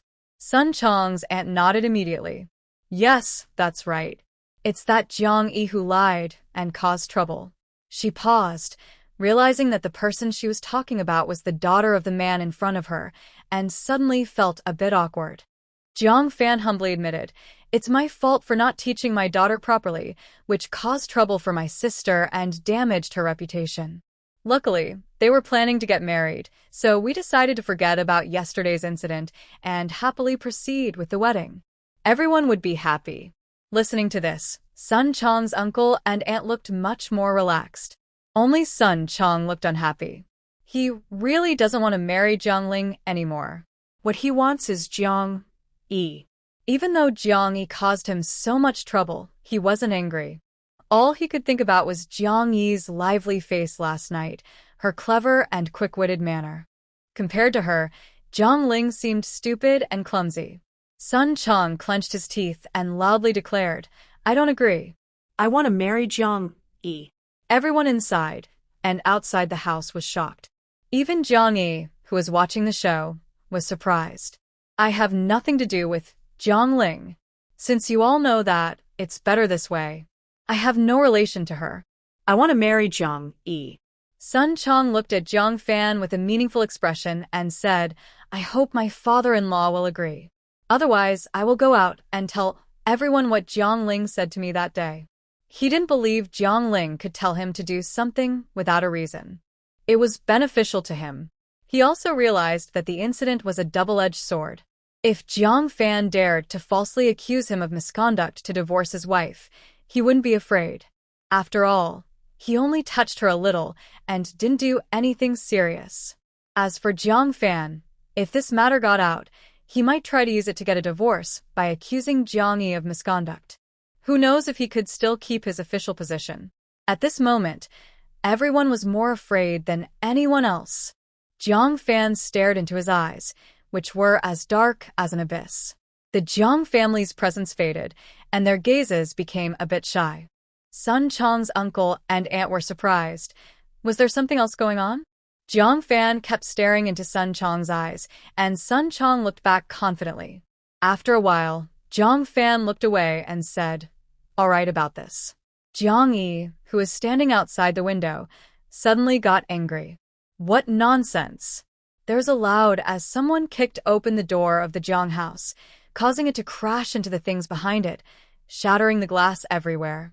The door couldn't hold up and fell off its frame completely. Sun Chong, what do you mean by what you just said? What exactly were you plotting with Jiang Ling that night? Sun Chong didn't expect her to be right outside listening. He was startled. He was only threatening, and it was better not to reveal any of his past bad behavior.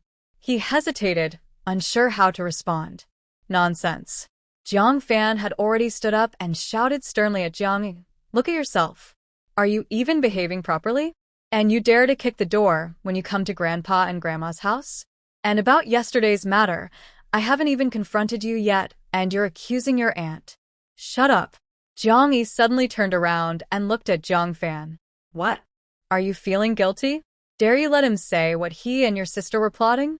Jiang Fan was momentarily speechless, looking at Jiang Yi with a serious gaze. Seeing the situation turning bad, Grandma Jiang stood up and rushed toward Jiang Yi. Jiang Yi grabbed a nearby porcelain basin and threw it, causing Grandma Jiang to stumble. Jiang Ling, Xiaohua. Grandma Jiang shouted immediately. Both of them reacted quickly. At this point, they couldn't let Jiang Yi ask any more questions.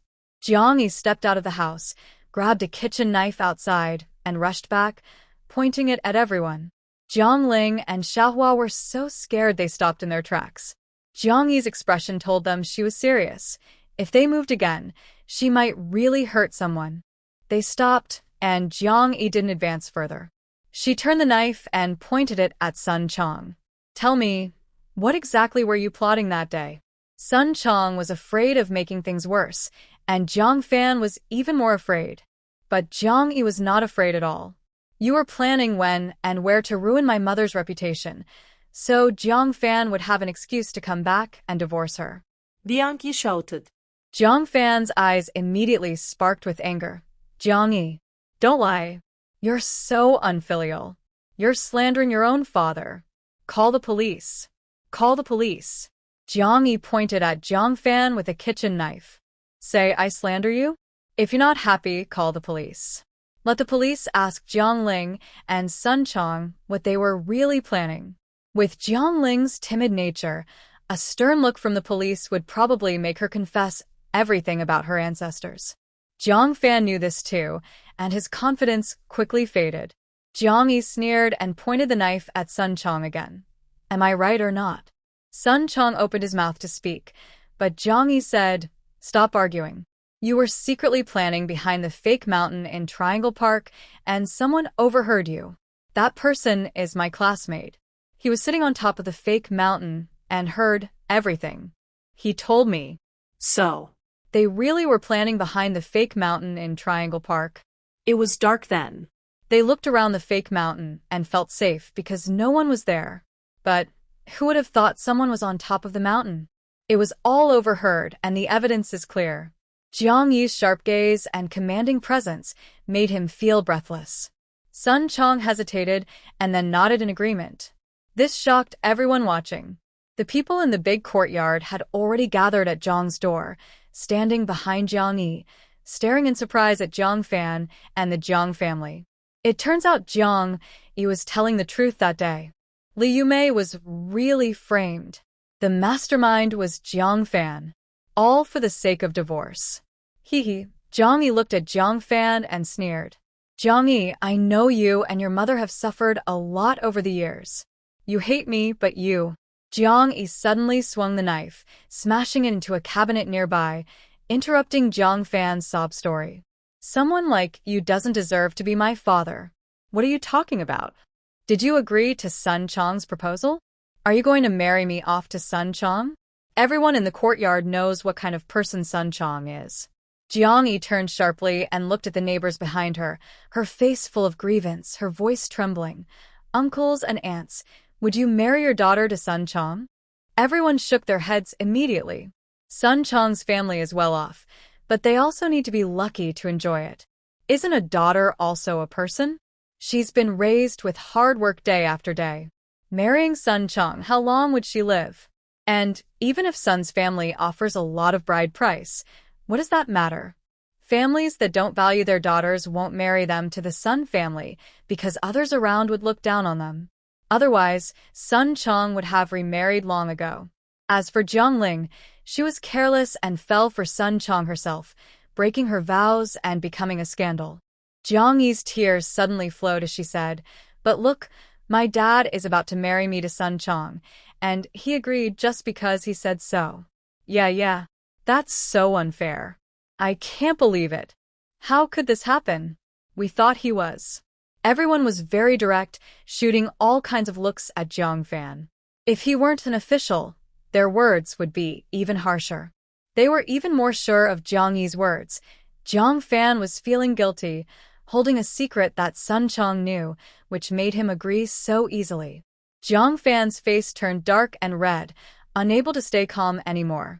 He tried to defend himself, saying, "Sorry, Jiang Yi, I don't know much about Sun Chong, but he comes from a good family and seems sincere." "I thought. Look at him." Jiang Yi pointed at Jiang Fan, crying out to the neighbors. "He says he doesn't know what kind of person the man is. And he wants me to marry him. What kind of father is this? Even if he really doesn't know Sun Chong, doesn't he know what they are doing now? They are talking about Sun Chong and his sister's marriage. And now, this brother-in-law wants to break off the engagement and become her son-in-law." He agreed, without hesitation. Is he even human? Not human. Everyone shouted in anger. Jiang Yi felt wronged and lowered her head, covering her mouth to stop herself from laughing out loud. She didn't expect Jiang Fan to make such a terrible mistake.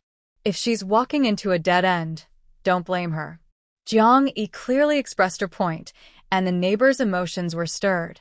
They forgot Jiang Fan was an official and started criticizing him. Jiang Fan grew up in this courtyard.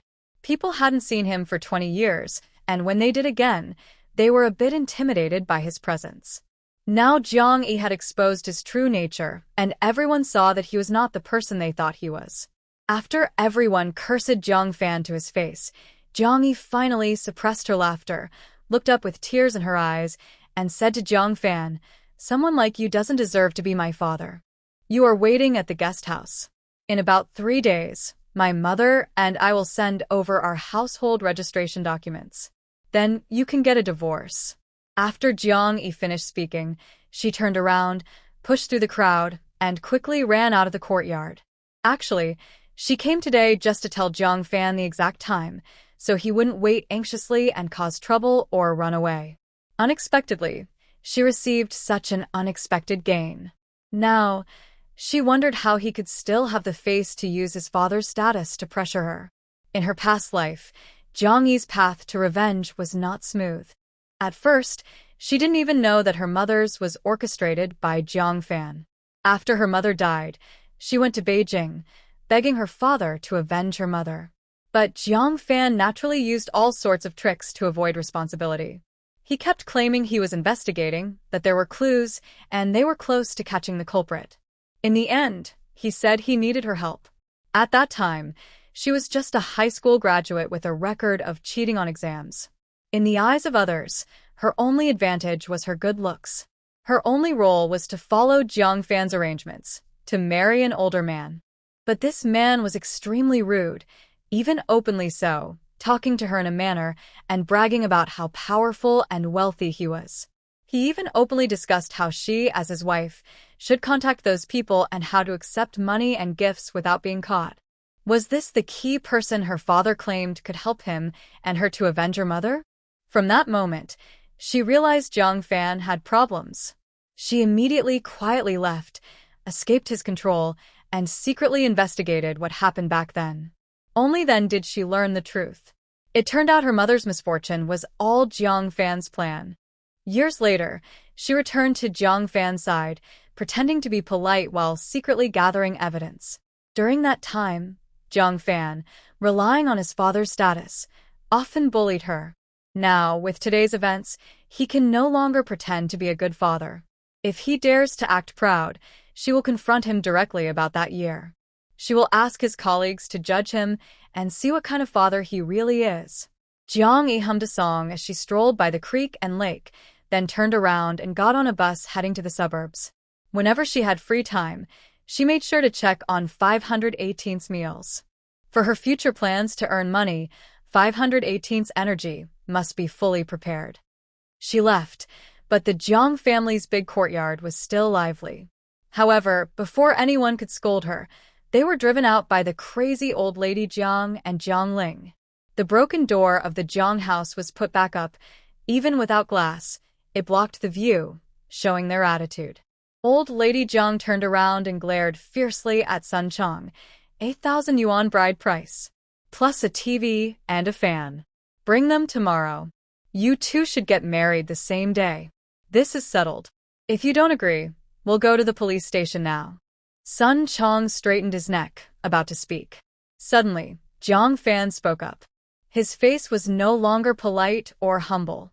He didn't look at anyone but lowered his head and said, "The police station director's son-in-law works in Beijing, under my supervision.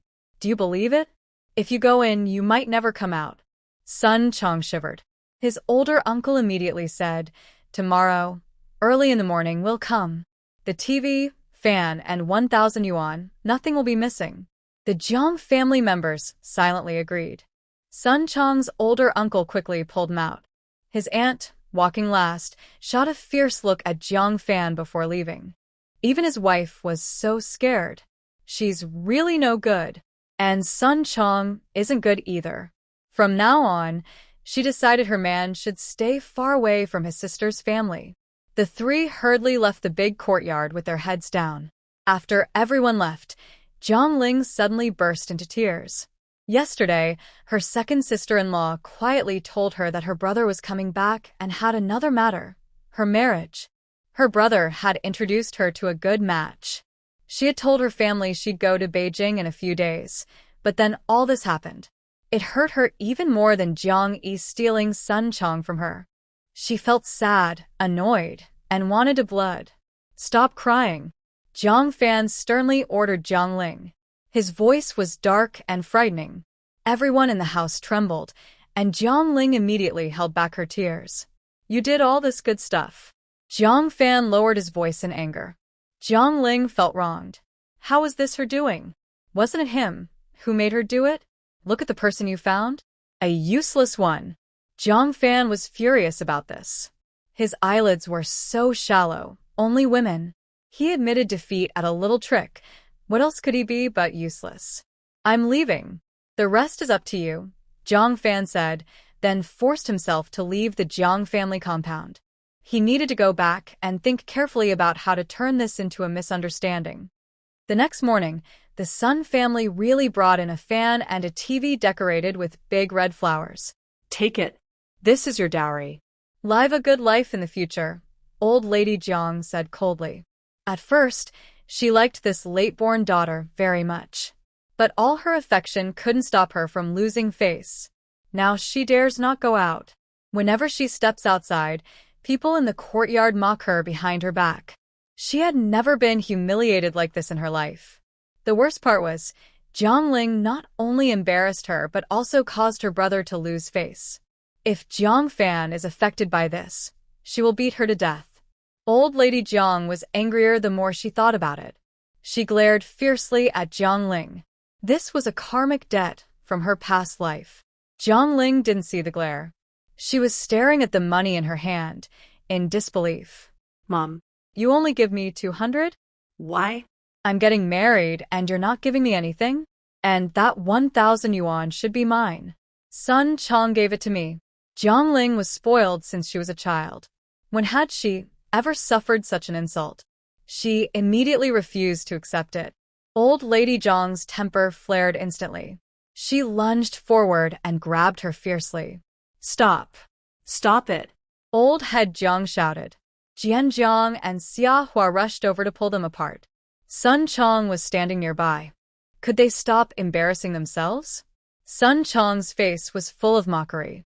He was really starting to dislike Ling more and more, but what could he do? Jiang Fan's threats were too terrifying. Fortunately, Jiang Yi also has the surname Jiang. Her grandparents are here too. Although there are some conflicts between the two sides now, everyone shares the same surname. When holidays come, she will probably return, or else she might be criticized. In this way, she will have many chances in the future to see his good qualities. Xia Hua gently and kindly comforted Ling, showing an unusually caring attitude. Her mother-in-law is a bit naive. Sun Chong, no matter how bad, is the son of a clothing factory manager. She must remember the threats Ling relayed when she returned. Offending him now would be unwise. At this moment, it's better to soothe Ling and teach her how to handle Sun Chong, rather than offend him. Isn't that smarter? In the end, Ling was persuaded by Xia Hua.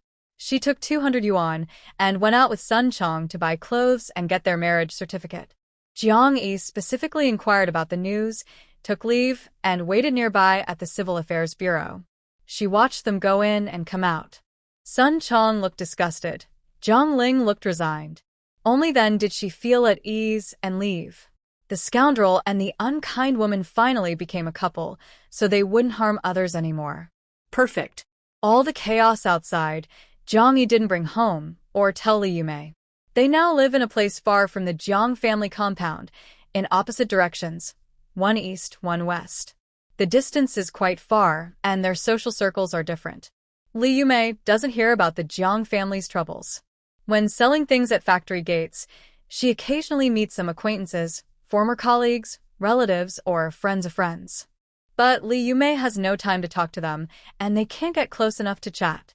Once her goods are sold, she's immediately pushed out of the crowd. There are still many people waiting in line behind her. Don't people have any sense of decency? So Li Yume doesn't know about Jiang Yi almost being hurt by Jiang Fanxiu and Sun Chong. If she found out, she would be furious and fight with Jiang Fanxiu. 3 days later, Jiang Yi received an email from Li Dashan. She immediately went to the guest house to find Jiang Fanxiu. In just a few days, Jiang Fanxiu no longer looked as elegant and refined as when Jiang Yi first saw him after waking up. His clothes were still neat, his hair tidy, and his face free of stubble. He still looked handsome at first glance. But Jiang Yi, who knew him well, saw the anger in his eyes. It seemed that the recent events had affected him deeply. Anger grew stronger in Jiang Fan's eyes. This rebellious child. It's all her fault. He simply said, "Where is your mother?" "She's busy," Jiang Yi replied, holding some documents. "Just need to settle the household registration, and I'll be back after a quick trip." Jiang Fan's gaze sharpened. If she doesn't come, how can we get a divorce? He didn't care about household registration. He just wanted a divorce. "Oh, I forgot to tell you," Jiang Yi said. "Your marriage certificate is still at my mom's house. She hasn't brought it here yet. They need to find it, and it will be mailed back in a few days." Jiang Fan immediately got angry. "Why are you just telling me this now? What have you been doing? Are you guys deliberately delaying? Is it a big deal?" "I didn't know," Jiang Yi said with a confused look. "Besides, it's not a big problem. At most, it's a few days late. A marriage of 20 years can be ended a little later, right? Why are you in such a hurry?" Jiang Yi then asked the crucial question.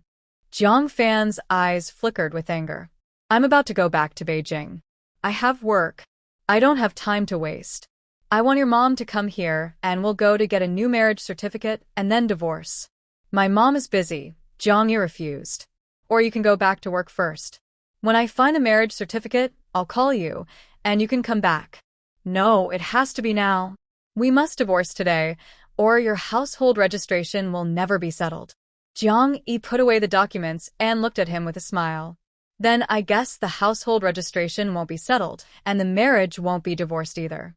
Jiang Fan's eyes immediately narrowed as he stared at Jiang Yi. She was delaying. Does she really not want them to divorce, or what?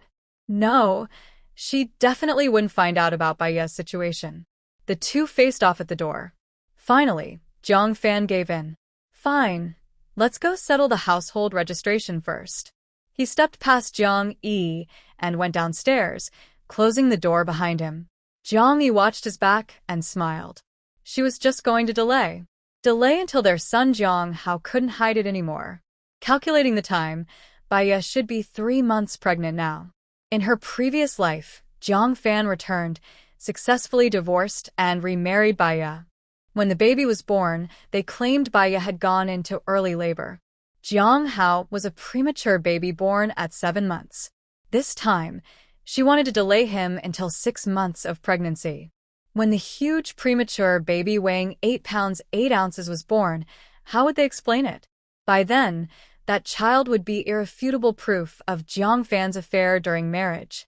With this evidence, Jiang Fan's life will be over soon. Looking at their family of 3, they no longer seemed to love each other like in the past. Jiang Fan took Jiang Yi to the household registration office and successfully registered her household. Li Yumei and Jiang Yi met all the policy requirements, and Jiang Fan had arranged everything in advance, so registering was easy. Jiang Yi happily left holding her household booklet. But Jiang Fan didn't leave. He watched Jiang Yi's back and sneered coldly. Divorce doesn't always require a marriage certificate, or even the person to be present. He has connections and people, it's just a matter of a word. At most, he would owe some favors. Jiang Fan turned and went to the Civil Affairs Bureau. One of his old high school classmates, who is now a deputy director, was there.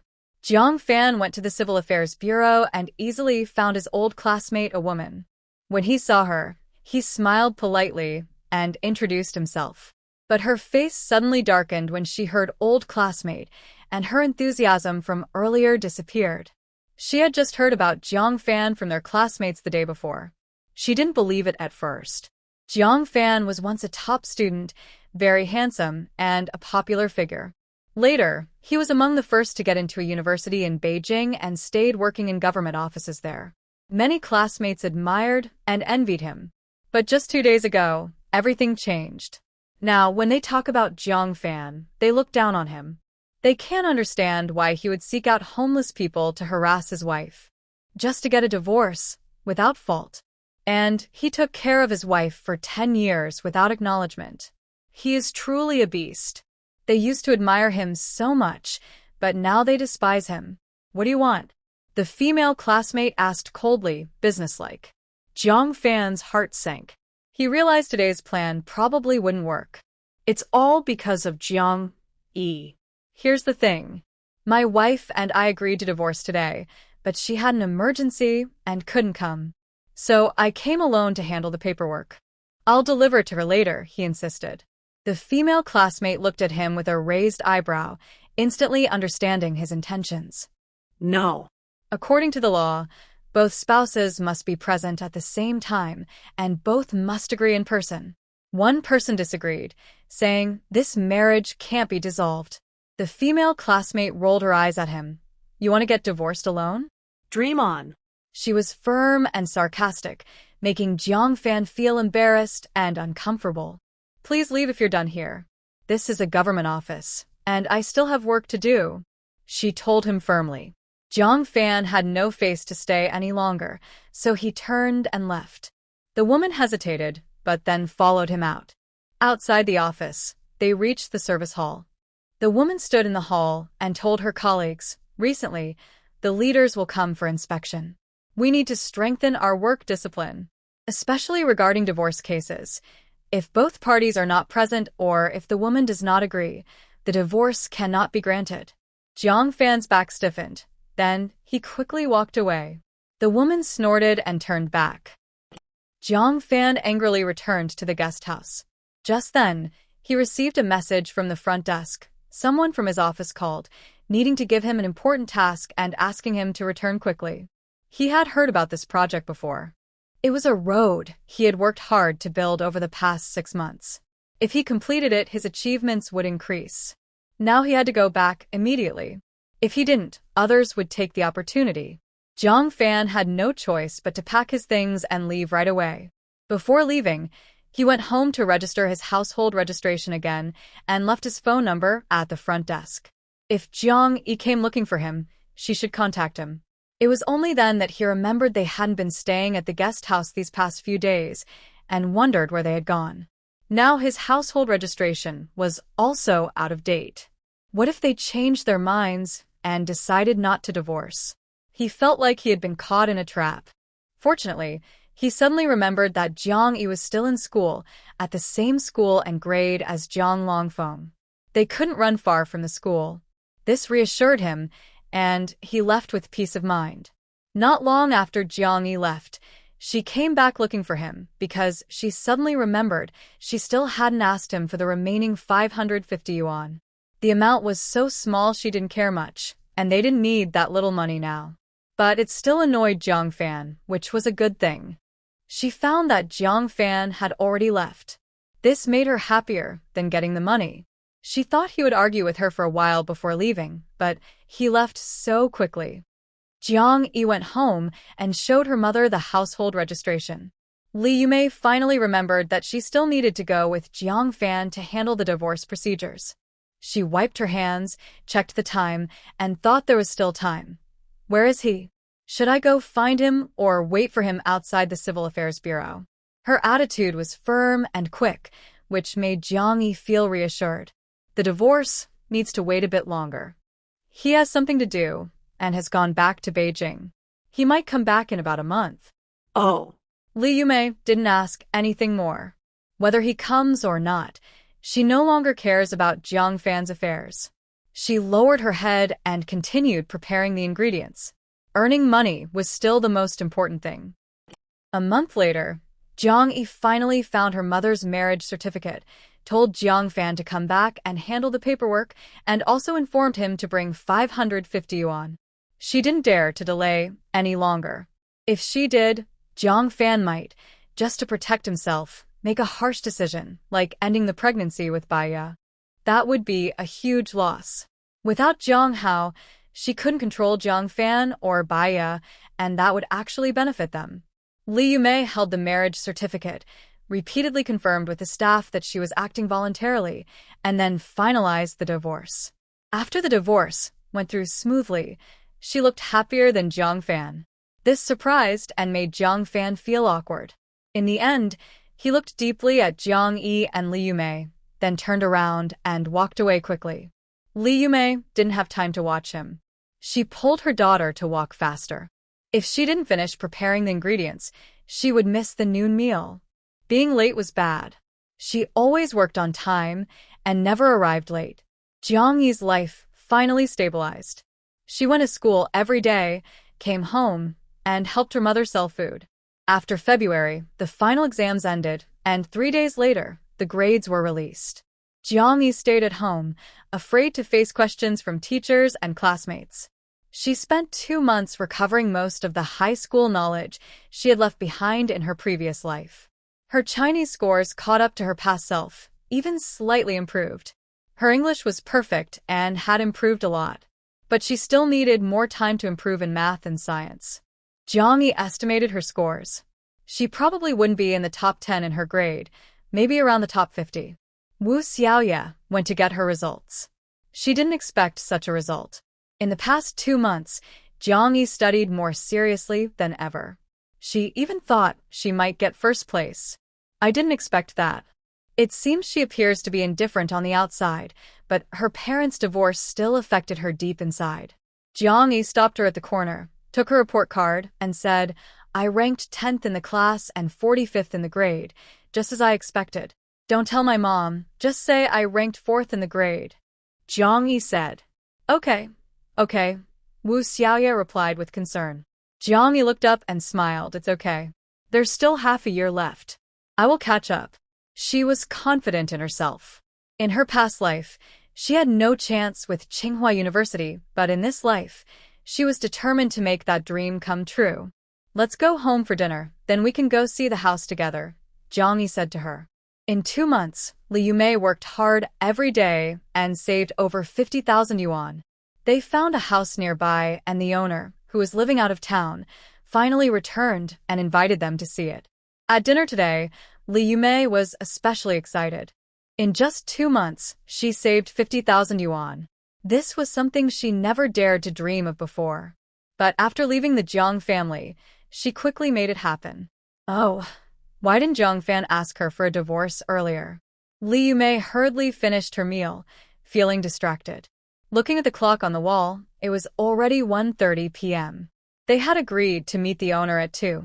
Let's go now, so we're polite and don't keep them waiting, she said, standing up to call Jiang Yi and the Wu siblings. The house was arranged by Wu Jun. The owner worked in Shanghai and didn't want to come back just for a visit. Wu Jun heard the house was nice and kept asking connections, finally convincing the owner to come back specially. During these 2 months, Li Yumei thought Wu Jun was a very good kid. If he didn't mind, she even wanted to adopt him as her godson. Everyone was excited and hurried out. The house they liked was not far from the Wu family. At the corner of the neighborhood's main road, behind a waist-high wall, they could vaguely see a 2-story European-style building. It looked a bit old, like a small castle. The white marble walls and pointed roof made it look charming. The yard was surrounded by tall trees, blocking outsiders' view. Inside was a large garden, but because no one took care of it, it was overgrown with weeds. This house, Jiang Yi generally liked it. It looked nice from the outside, and could be kept as it was. Inside, no matter what it looked like, she planned to renovate it again. What she truly wanted was the huge yard. According to Li Yume, the yard was about 4 or 5 acres, which was 10 times larger than the other nearby yards. 4 or 5 acres. Even if her mother called it a small acre, with 666 square meters per acre, that yard was over 3,000 square meters. Plus, the house was quite big. Jiang Yi decided that no matter what, they had to get this house. Li Yume also liked the yard. She wasn't very fond of the European-style house. She and her daughter living in such a big house made her a little scared. But the yard was just too good. With it, they wouldn't need to go to the market anymore. They could even sell some extra produce. A few people quickly walked to the house door. Wu Jun stepped forward and knocked. There was a heavy iron gate with a small door. The small door opened quickly. A middle-aged man in his 40s looked at everyone and smiled politely. Everyone was surprised. Because he had blue-gray eyes and brown hair, he was mixed race. He was tall, broad-shouldered, with long legs, sharp features, and fair skin. Even though he was 40, there were some signs of age on his face, but he was still very handsome. He also had a strong charm about him. Jiang Yi instinctively compared him to Jiang Fan, who was the same age. Jiang Fan was no match and was left far behind. Everyone was momentarily stunned by his brightness. But looking at the house behind him and at him, they suddenly imagined his difficult life over the past 20 years. A mixed-race person living in a big villa. If he hadn't left 20 years ago, life would have been unimaginable. But his face was peaceful, with a warm smile, showing no signs of hardship. "Are you Mr. Wu Jun?" the man asked the only man among them. Wu Jun nodded and reached out his hand. "Hello, Mr. Xiao. I am Wu Yunya. This Lady Li and Miss Jiang are here to see the house." The man shook his hand and looked at Li Yume and Jiang Yi. His gaze paused on Li Yume, and he nodded politely. When it fell on Jiang Yi, he unexpectedly raised an eyebrow. The girl was wearing a beige trench coat, a white sweater, and jeans. She stood calmly there, but her presence was strong and subtle, making it impossible to ignore her. He glanced at Li Yume again. People said she was with her daughter? That didn't seem right. "Please come in," Shaolin said quietly, turning to the side to invite them inside. Just as Jiang Yi was about to step forward, the sound of a car engine roared behind her. A red Xiaoli car suddenly braked sharply and stopped in front of the house. Shaolin frowned slightly. He disliked loud, harsh noises. The house behind him was built big because he didn't like noisy sounds since he was born. His parents made it far from the street and neighbors. But who knew, this house also brought them big trouble. The Xiaoli stopped, and a family of 3 got out. Both adults looked to be around 40, with an 18 or 19-year-old boy following behind. The boy was tall and thin, with thick eyebrows and bright eyes. He looked good, but he had a reckless, fearless attitude that made people dislike him. When Jiang Yi saw this boy, her aura suddenly changed. She looked cold and fierce, full of killing intent. But in just a moment, she calmed down. Only Wu Jun and Shaolin beside her looked at her strangely. Jiang Yi squinted, staring closely at the boy, Du Prung. So he was here. This was the person who, in her past life, had bullied Wu Xiaoya. He was even the mastermind, according to others. They said he planned everything, and the others were just accomplices. In the past 2 months, Jiang Yi had been watching her surroundings, looking for anyone following her. But she found no one. She also kept an eye on the school, checking for new students. In her previous life, Du Prung transferred to their school and discovered Wu Xiaoya. In this life, so far, no new students had arrived, and no one was following her. She thought her butterfly wings had pushed Du Prung away to another place. She even planned to find an excuse to deal with him later. But she didn't expect to meet him so soon. Actually, Jiang Yi didn't know that her butterfly wings had played a small role. In her past life, Dupeng returned to his hometown in Hangzhou to prepare for the college entrance exam, but he hadn't decided which school to attend. One night, he went to the school to hang out with friends and unexpectedly met Wu Xiaoya. He became interested in her. In this life, Wu Xiaoya no longer attended evening classes. That day, although he went to Jiang Yi and their friend's school just like in his past life, he didn't see any beautiful girls. Naturally, there was no special transfer or stalking afterward. However, now a new fate brought them together again. Dupeng saw Jiang Yi and Wu Xiaoya, and his eyes immediately lit up. But his gaze only stayed on Wu Xiaoya for a second before shifting to Jiang Yi. Jiang Yi. Good. He didn't keep staring at Xiaoya, so she felt relieved. She can't protect Xiaoya all the time. Now that danger has passed from Xiaoya to her, she feels more at ease. She isn't a helpless little girl, and she has her space. If necessary, she can hide inside her space. Or she could make Dupeng get shocked by her space. Jiang Yi looked at Dupeng, trying to hide her anger. But others misunderstood her. Dupeng proudly ran his hand through his hair, turned his head at a 45-degree angle to look at the sky, and made a carefree gesture. Next to Dupeng, his mother looked over Jiang Yi and the people with her, noticing their simple clothes and lack of jewelry. Only the man had a cheap watch worth about 200 yuan. There were no cars nearby either. The woman immediately looked disappointed, rolled her eyes at Jiang Yi, pulled her husband forward, pushed past Jiang Yi and her friends, and stood in front of Shaolin. Mr. Xiao, what a coincidence. You're back today, Dupeng's mother, Du Qiuyue, said with a friendly smile. I heard you're selling this house? We're planning to move back to Hangzhou to develop, and we want to buy a house. Oh, your house looks really nice. After saying that, she pulled her husband inside. Shaolin looked at Jiang Yi with an apologetic expression. The uninvited guest was also coming for him, and he had neglected the others. That was his mistake. Jiang Yi immediately formed a good impression of the homeowner. Dupeng came over and asked playfully, "What's your name?" Jiang Yi didn't seem to hear him and quickly pulled Wu Xiaoya into the house. Inside the yard, Du Qiuyue's loud voice could be heard. Oh, why is this yard so deserted? Is it not clean? Oh, there are too many trees, blocking the sun and attracting bugs. We need to find someone to cut them down. Oh, look at all these broken things. How much would it cost to clean up? Oh, is this marble? It was white before, right? Now it's yellowed and looks bad. Oh no, why is this house so messy? Can anyone live here? Du Qiuyue pushed open the villa's door and loudly complained at the entrance. Shaolin was standing nearby and suddenly said, "If you don't like it, then take your time and don't bother to see us off." Du Qiuyue immediately shut up, feeling annoyed. She used her usual bargaining tricks, first criticizing the house to make it seem worthless. But in fact, she loved this house very much.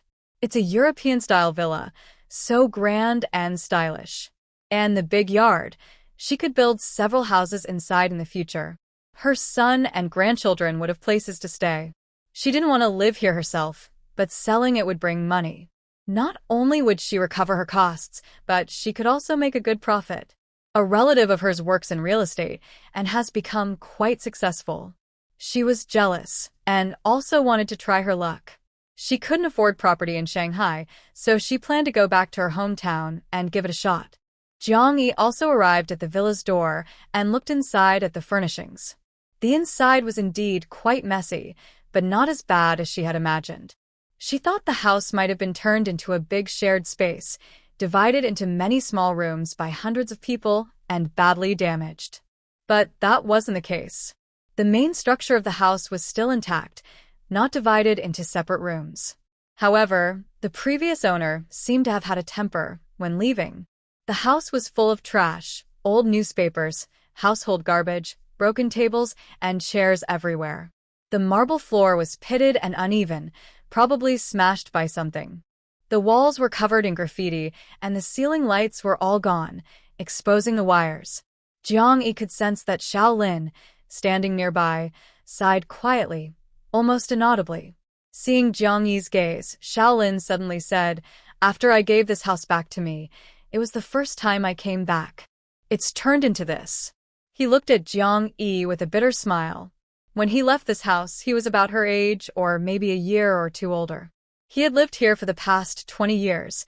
Those were the happiest and most joyful years of his life. And then, now, it's completely different. "Feel free to look around," Shaolin said, then stepped back. He didn't want to see the house anymore, so he decided to sell it quickly. Jiang Yi didn't try to read his thoughts. She rudely pulled her mother and Wu Xiaoye into the house, carefully examining each room to assess its value. The house has only 2 floors, with 8 large rooms and 2 small rooms. Each room is very spacious, over 20 square meters. The living room is extremely large, over 100 square meters, and may have once served as a dance hall. Therefore, the total building area is over 300 square meters. Jiang Yi quickly looked around the upstairs and downstairs, feeling very satisfied. The main structure of the house has no major problems. In the future, it might need a new roof and some wall painting. The biggest issue is the floor. The marble floor on the first floor is mostly damaged, and the wooden floor on the second floor is also in poor condition, pitted, uneven, and squeaky, making it unusable. There are also some small, messy problems. But even with these issues, given the location, the yard, and the house, they are determined to buy it. Jiang Yi finished inspecting and found Shaolin sitting in a neglected pavilion in the yard. "Mr. Xiao, give me a price," Jiang Yi said. Shaolin looked at her and smiled. He knew the girl coming to discuss the price was this young lady, not her mother. He took a handkerchief from his pocket, stood up, and wiped the stone chair across from him. He said, "Please sit. I've already cleaned the table." Jiang Yi smiled and sat gracefully. In this day and age, it's rare to meet such a gentleman here. "Do you like this house?" Shaolin looked into Jiang Yi's eyes and asked. Jiang Yi paused briefly and honestly said, "I prefer the yard." Oh.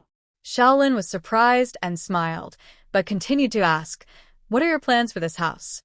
Demolish and rebuild? Or just renovate?" Jiang Yi didn't hesitate. "It depends on the quality of the house. I will have someone inspect it. If the main structure is safe, I won't tear it down. I will only do interior renovations." She looked at him and, with her life experience, saw through his complicated thoughts. This house looks beautiful on the outside. The older it gets, the more charming it becomes. "I will take good care of it and pass it down," Jiang Yi said. "Mr. Xiao, if you ever return to Hangzhou, you're welcome to visit. No matter when you come, the door is always open for you. No matter whether you come after 10 years or 20 or 30, it has always been like this, waiting here for you." Shaolin looked steadily at Jiang Yi, his eyes gradually filling with tears. Before the tears could fall, he turned his head away. He didn't want to see this place anymore and wanted to sell it. But in his heart, he hoped it would always stay the same. Always be like it was in his childhood. That way, it would feel like his home has always been here. The girl saw what he was thinking and made this promise. Whether she could keep it or not, he was grateful to her. "How much can you pay?" Shaolin quickly calmed his emotions, held back his tears, and asked. Jiang Yi felt a bit embarrassed. They had 50,000 yuan, but that wasn't enough to buy a 100 square meter apartment, let alone such a big villa with a large yard. They came today because the owner was free. They wanted to look around and talk first. "I can only pay 50,000 now, the rest." "Okay, deal." Shaolin looked at her and said, "Just 50,000. I'll sell it to you." What? Jiang Yi's eyes widened as she looked at him. People who think money is nothing are rare. Honestly, she had never met one in her life. Is she learning something new today? Shaolin smiled slightly, his deep blue eyes as captivating as the ocean. Even though Jiang Yi had seen many handsome men in her past life, she was momentarily stunned again. "Can I use the bedroom on the far west side of the second floor as a guest room? That was my old room. I hope that if I want to come someday, I can stay there," Shaolin said. "Oh, yes, yes." Jiang Yi immediately agreed. He wasn't joking earlier. He really wanted to do that. What's one room? In the future, she would have many houses. She probably wouldn't even stay in this one for 2 days a year. Let him come and stay whenever he wants. Shaolin was about to speak again when a shout came from behind. Wait, Mr. Xiao. Sell it to me. I'll pay 50,000 in cash. Du Chiyue hurried over, her plump body moving quickly. Jiang Yi felt a flash. She saw her rush into the pavilion and grab Shaolin's hand. Mr. Xiao, 50,000 in cash. I have it right in my car. I'll get it for you right now. We agreed on this. Du Chiyue said, then turned to shout at her husband behind her. Hurry and get the money in the car. 50,000 yuan. Quickly. Du Peng's father immediately turned around and, obediently, went to get the money. In their family, Du Chiyue makes the decisions. Du Peng's father is actually a son-in-law, usually following Du Chiyue around, mainly acting as a driver. Du Peng has his mother's surname. Shaolin frowned and pulled his hand back forcefully.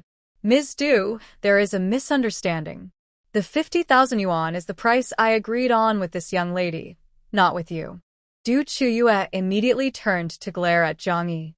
These days, pretty young girls are so impressive. Just a face can save so much money. She wants to do real estate and has already learned about the market. Just Shaolin's house is worth at least 300,000 yuan. Plus the big yard.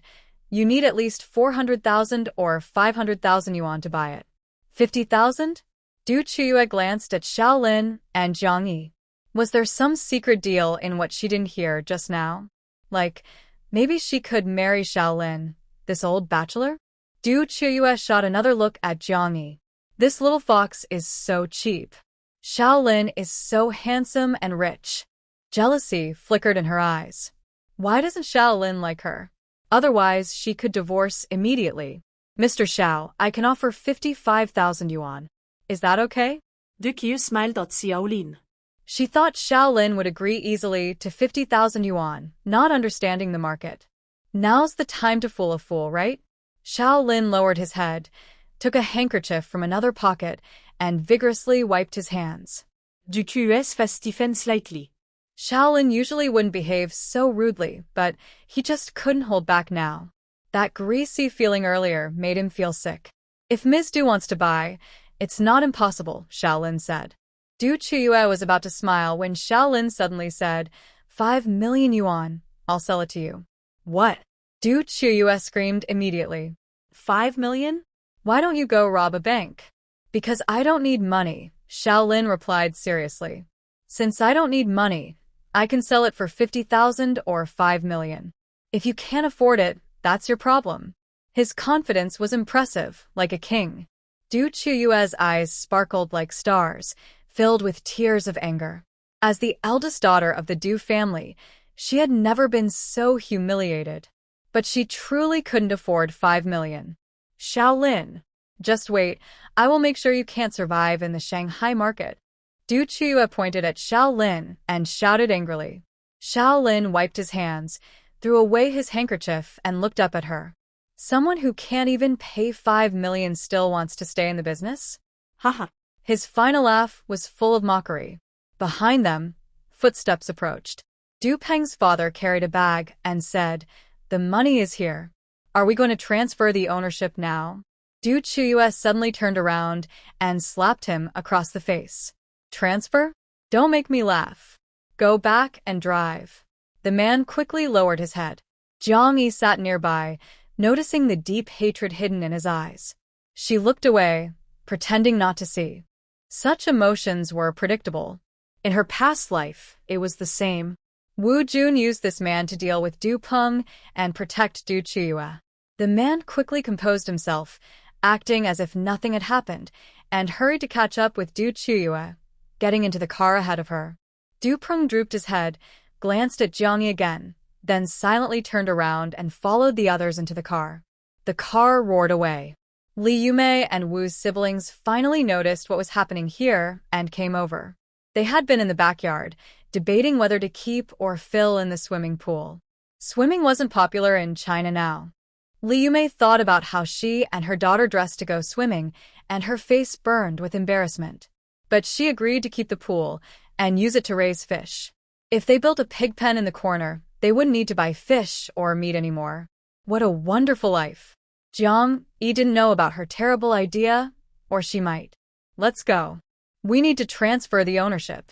With the unpleasant person gone, Shaolin returned to his charming, gentlemanly manner, extended his hand to Jiang Yi, and gestured for her to follow.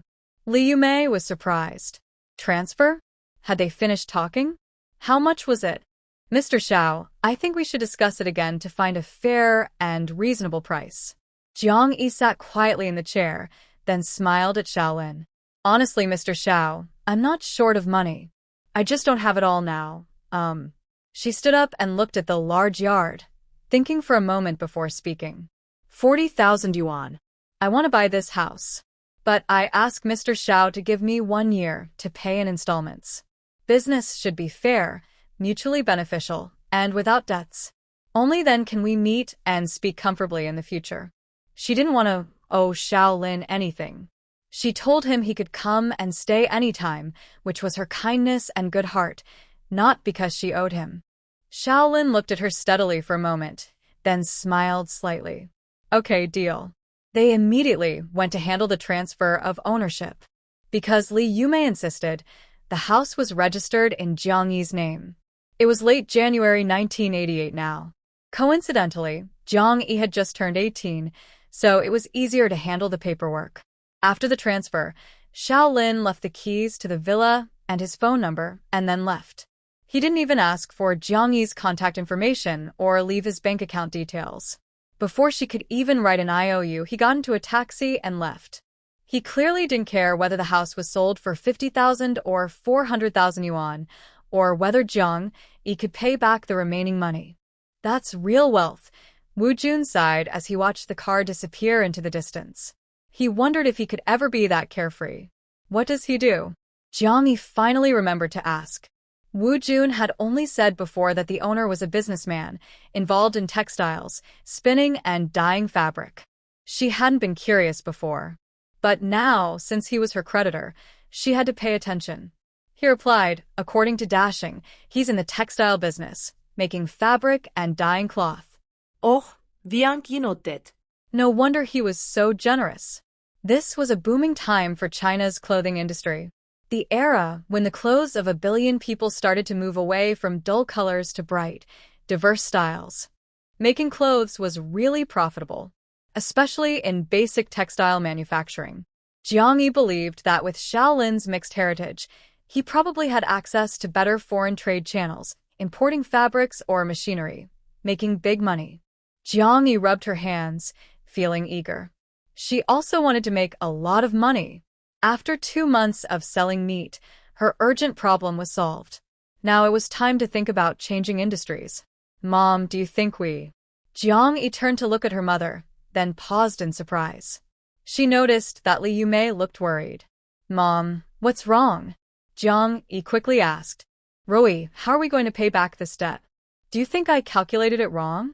We earn about 24,000 to 25,000 yuan a month now. In a year, that's at most 300,000 yuan. The house costs 400,000 yuan and we paid 50,000 upfront. After another year, we'll owe 300,000 more, so we still owe 50,000. Li Yumei was really worried. She didn't have money before, but she had never owed anyone before, let alone owing 50,000 all at once. In the past, that was an enormous amount of money. Even now, she was still worried. Earning 300,000 a year was just an ideal goal. It would mean working every day without rest and always buying enough meat. Recently, in the past 2 months, it's been hard to buy meat at the market. If Wu Jun hadn't had connections to buy directly from the slaughterhouse, they wouldn't have made so much money. Also, she thought the house was too expensive at 400,000 yuan. The Wu family's house, although much smaller, only costs 28,000 yuan. If you compare it to this one, it's like multiplying by 10 and it's about the same size as this yard. She thought the house should cost no more than 300,000 yuan. 40,000 yuan was too expensive. Mom, that's not how it's calculated. This big house has several hundred square meters of usable space, all listed on the property deed. It's not the same as a piece of wasteland. And besides, where else in the city can you buy such a large house? This might be one of a kind. That's why it's naturally expensive. Also, 400,000 yuan isn't really expensive, Jiang Yi said. Look at the new houses built by the shoe factory. They only give some to workers and sell the rest. It costs 800 yuan per square meter. With 400,000 yuan, you can only buy 500 square meters, which isn't as big as this house, and it doesn't have such a large yard. After calculating, Li Yumei's expression immediately relaxed, and she smiled. She had passed by those new houses at the shoe factory when she was selling goods. She had even gone inside to look. They were 4-story brick buildings, with messy layouts inside, narrow and small. They weren't soundproof either. If someone walked upstairs or coughed downstairs, the whole building could be heard. But they weren't as good as the big yard in front of this house. For 400,000 yuan, she could earn an extra 100 square meters and get a big yard of 4 or 5 acres for free. Maybe we should start selling in the mornings too. In the mornings, we could sell 2 pots at the market entrance, Li Yumei said. This way, they could pay off their debts within a year and have money left to decorate the house. The house can't be lived in without repairs, and such a big house would cost a lot to fix. Jiang Yi smiled, just happy that her mother was no longer worried. She had already thought of ways to make money, but she couldn't tell her mother about these plans. Back at the Wu family home, they went out shopping again. The New Year was coming in a few days, so they needed to buy New Year supplies. This year, Li Yumei planned to visit her family. She had been away from her parents and siblings for 10 years. She missed them, and her parents were getting older. Not visiting them for 10 years was very unfilial. But in the past, she couldn't go back. She had no money, no travel funds, and didn't want to go back looking poor and worrying her parents. Now, things were different. She spent 50,000 yuan, but still had a few thousand left. That was enough to buy New Year supplies and visit her family. Jiang Yi quietly watched her mother's face, seeing her guilt, longing, and excitement. She said nothing. The Li family, from old to young, except for one simple-minded person, all had dark hearts. They hadn't experienced much trouble before, so everyone just kept up a polite front, hiding their true feelings. Rui, do you think I should tell your grandparents about my divorce? Li Yumei suddenly stopped, feeling nervous as she asked. Don't tell them, so they won't worry. Rui lowered her eyes and said. Telling them wouldn't help much, except make them anxious and upset. Would telling them give them a chance to introduce a new partner for her? Jiang Yi's eyes flashed with a sharp look. Yes, that's what I think too, Li Yumei said. But keeping such a big secret from her parents felt strange to her. Li Yumei has 4 siblings. She is the second child, with an older brother above her and a younger brother and sister below. As the eldest daughter, she feels responsible and caring for her parents. She's used to listening to them and thinking of their needs. But after 10 years away, she had to let go of that habit. Now, just thinking about returning home, she quickly remembered her old ways. Jiang Yi also knew her mother's problem. She had worried about it before, but now she was no longer concerned. Jiang Fan said that once she decides to let go, she will truly let go. Her ruthless parents and siblings only need to reveal their true selves, and she can move on. The current problem is how to make the Li family show their true nature. Jiang Yi lowers her head and thinks deeply. Li Yumei picks up a new outfit and compares it to Jiang Yi. Wear this when you go back. You'll look great. It is a bright red wool coat, bought for 120 yuan at the mall, a classic style that can stay fashionable for 100 years. There are also 4 or 5 sets of wool coats on the bed for men and women, which are in fashion this year. Li Yumei bought them for her parents. Next to them are several boxes, gifts for her brothers, sisters-in-law, and younger siblings. On the table, there are many pastries, drinks, snacks, and fruits, everything that could be bought. Li Yumei packed everything into 4 large snakeskin bags. Jiang Yi feels a bit worried about how to carry so much stuff. It's okay. Wu Jun said, he will send us to the train station. I also called the village. Your eldest uncle will come to pick us up, Li Yumei says happily. After 10 years, she is finally going to see her parents and siblings. She is very excited. Jiang Yi smirks coldly, but Li Yumei, happily organizing her things, doesn't notice. The next morning, they board the train. After about 7 or 8 hours of travel, covering 500 miles, they arrive at their destination. Li Yume and Jiang Yi, carrying many bags, get off the train. As they leave the station, they see Li Jiangguo and his sons, Li Gang and Li Chong, waiting outside. Jiang Yi immediately lowers her head, clutching her backpack tightly to hide her intense feelings. In her past life, she was reported by Li Xiaoyu. After her grades were invalidated, she went crazy trying to confront the Li family. The Li family members listened silently, as if she were barking like a dog. After she had yelled and made a fuss, she was taken back to a side room to rest, and the door was locked from outside. At that time, her mother had remarried. She didn't go with her. She stayed at school and only visited the Li family during holidays, living in a room that was more like a storage closet. She didn't know the door was locked and cried inside. But late at night, Li Jiangguo and Li Gang burst in, tied her up, gagged her, and took her 30 miles away to another mountain valley, selling her to a fool. To be precise, it was a marriage exchange. Li Gang was interested in a girl from the Sun family, Sun Xiao. Sun Xiao also had a brother, who was born mentally challenged. Sun's family said no bride price. To marry Sun Xiao, they must exchange relatives, find a wife for their foolish son, and have a child so someone can take care of him in the future. They also insisted that the new wife must be smart, not foolish. The Li family immediately thought of Jiang Yi. She was perfect for this. They also angered her deeply, so they decided to keep her in the mountains, hoping she wouldn't go to find her father or get married elsewhere, become successful, and come back to seek revenge. Just when Jiang Yi felt hopeless, her mother came running after her. Li Yume went to the school but couldn't find Jiang Yi, so she went to the Li family. The family members were hiding the truth, saying Jiang Yi had gone to play with classmates. It was Li Jiangguo's third son, Li Zhuang, a simple-minded boy who had delayed learning due to a fever when he was young. Suddenly, he spoke. Jiang Yi was kidnapped, sold, exchanged for a wife, sold again, kidnapped, exchanged for a wife. Li Zhuang was truly simple. He usually didn't talk much, and when he did, his words were jumbled. The Li family men discussed this openly, not hiding it from him. Perhaps it was fate. At that moment, Li Zhuang spoke.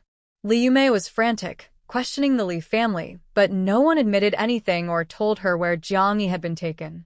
Neighbors nearby overheard and quickly guessed what had happened, especially since Li Jiangguo and Li Gang were not around. Sun Xiao was very lively and charming, well known in several nearby hills. Rumors about her being exchanged in marriage had already spread.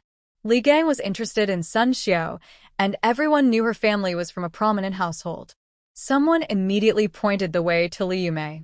She ran 30 miles alone and arrived at Sun's house.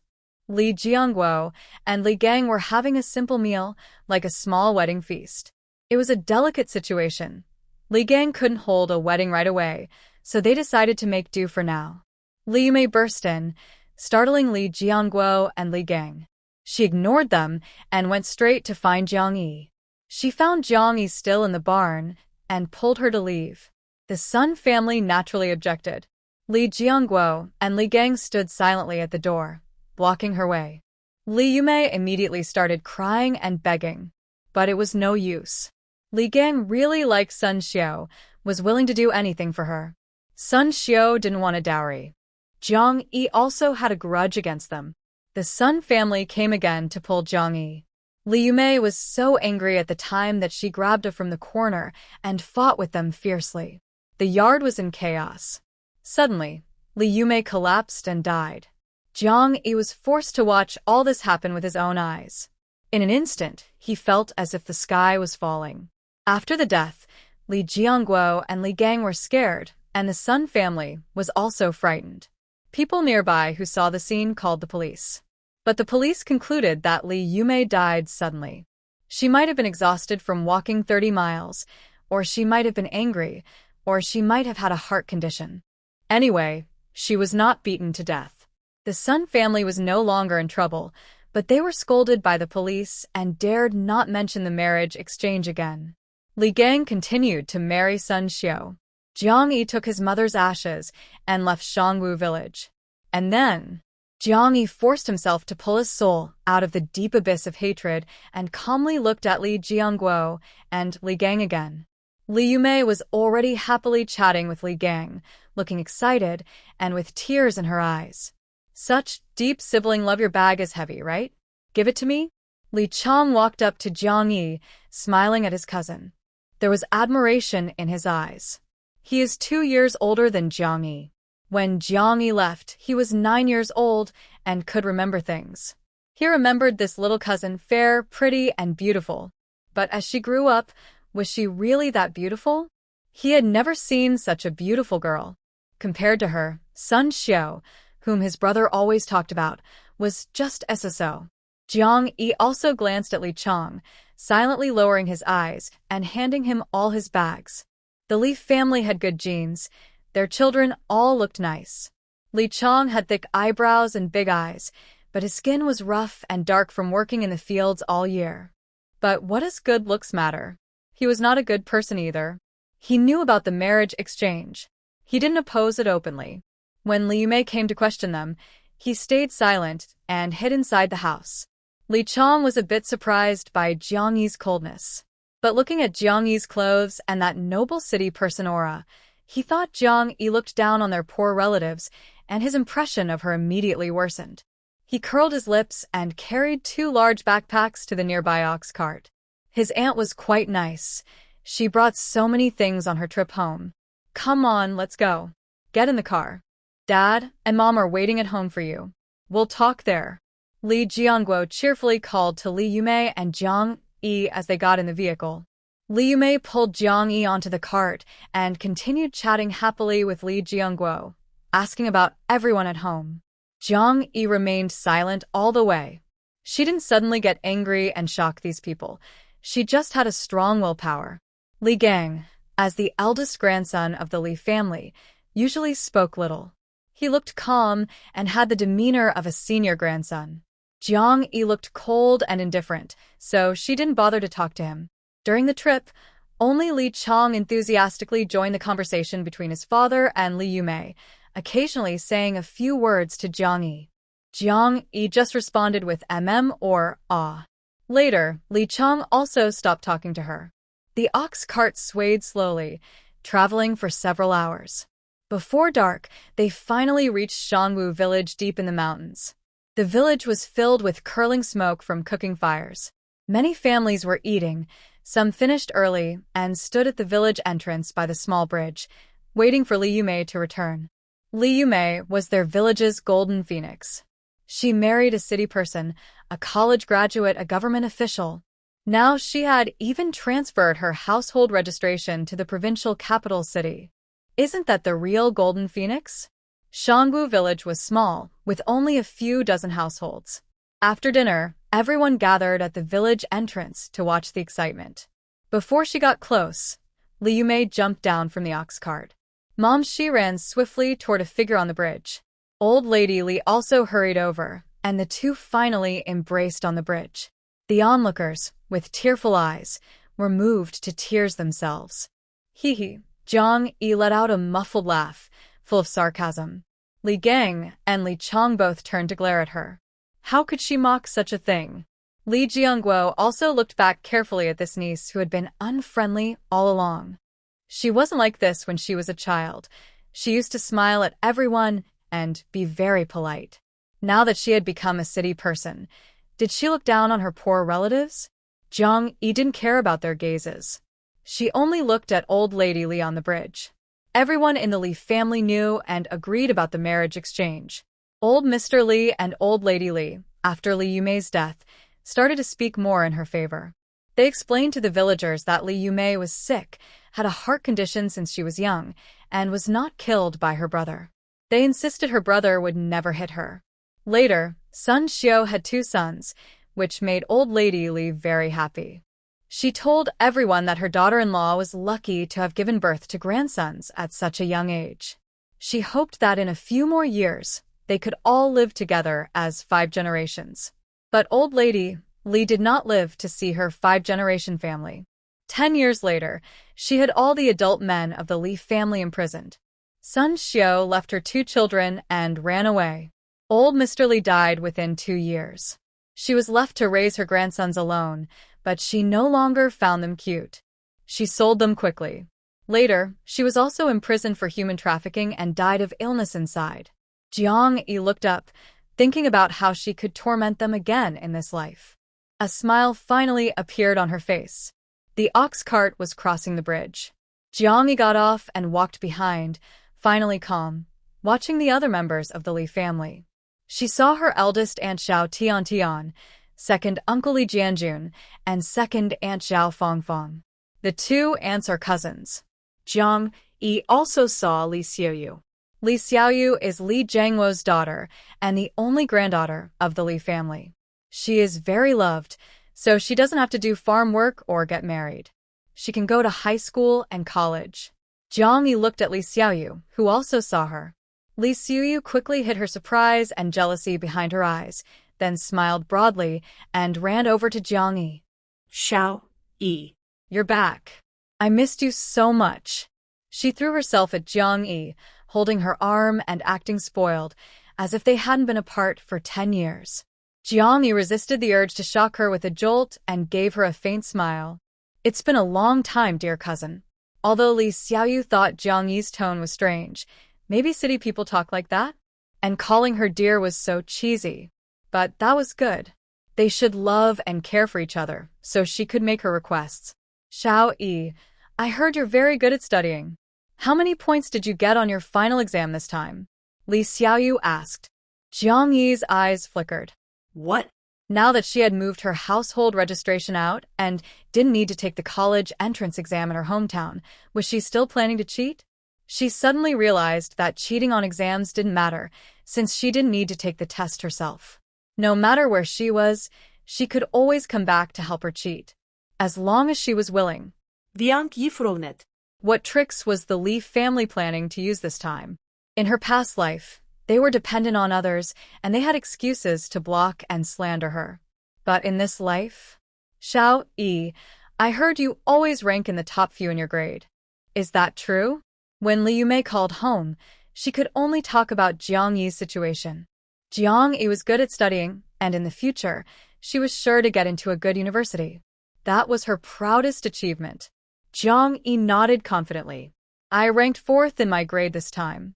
Half a year left, with some effort, getting into Qingda or Jingda is not a problem. Her tone was full of strong confidence. According to the information Li Xiaoyu had carefully gathered, her school each year could send 5 or 6 students to Qingda or Jingda. Being in the top 5 of her grade was practically guaranteed.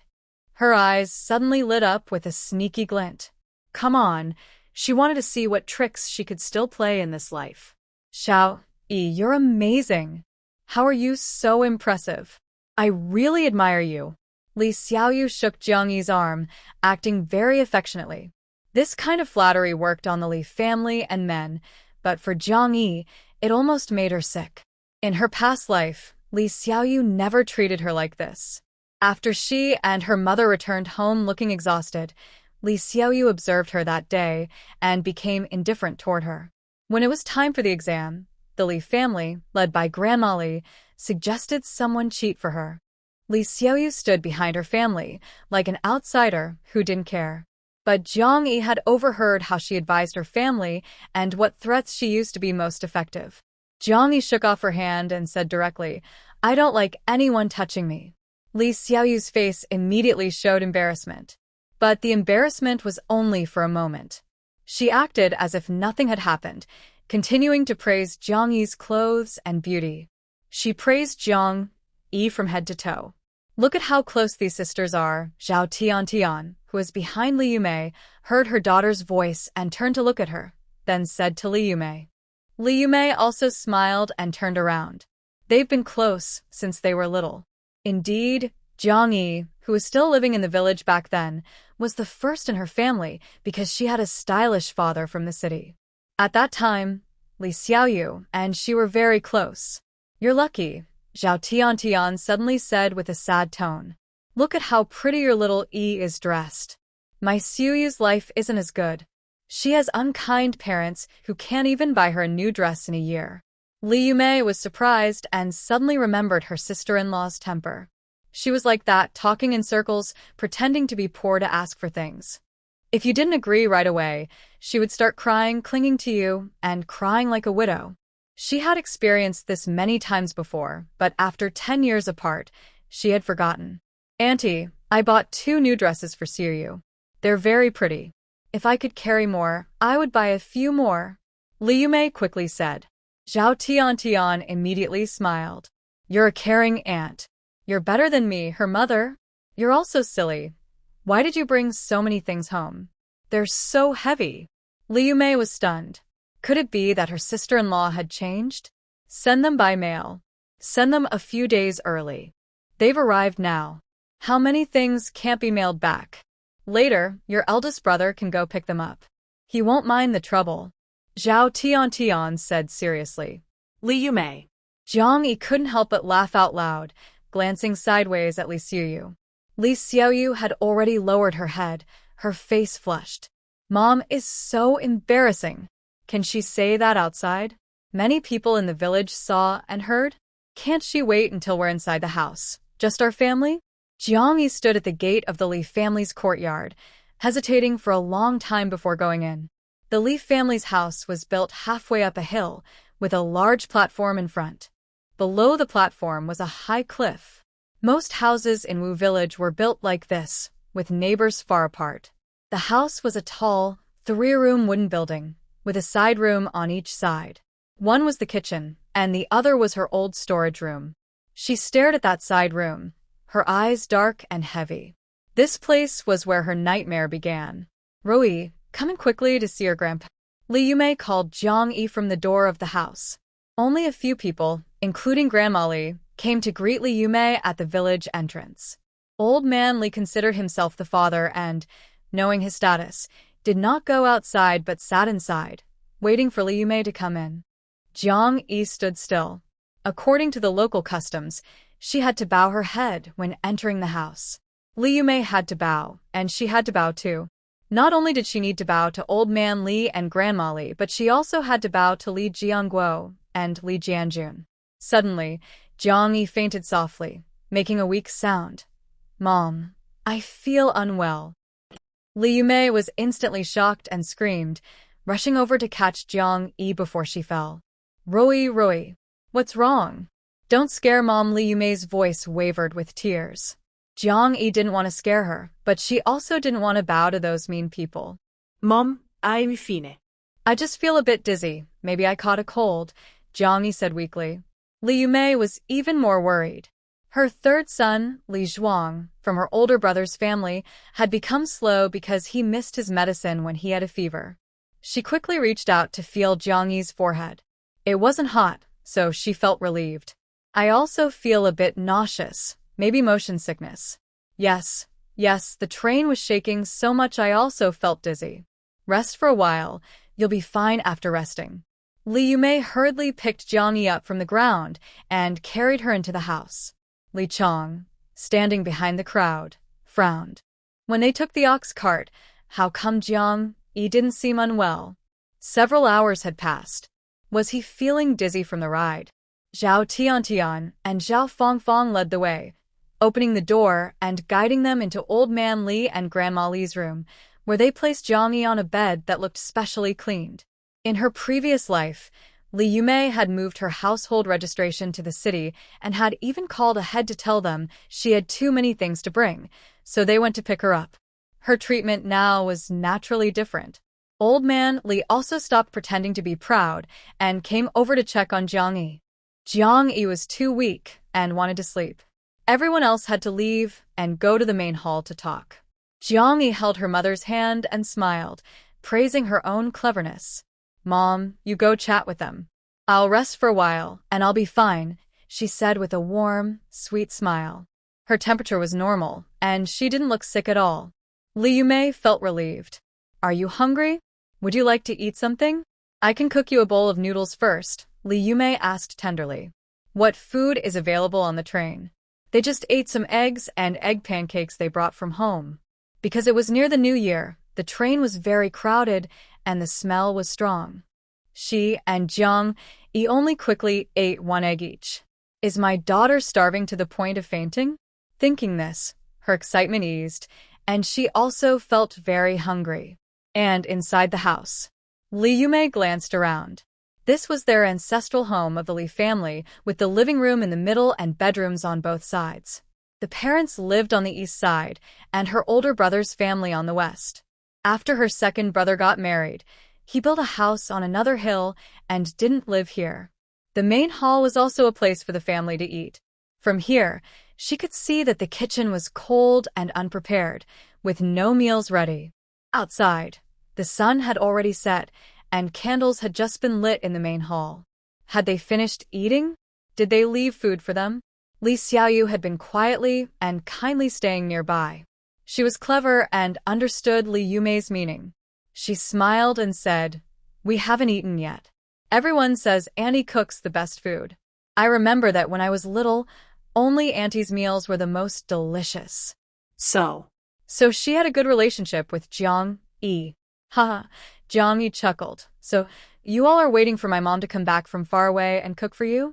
Seeing the family's happiness, Li Yumei felt like she had been splashed with cold water. No.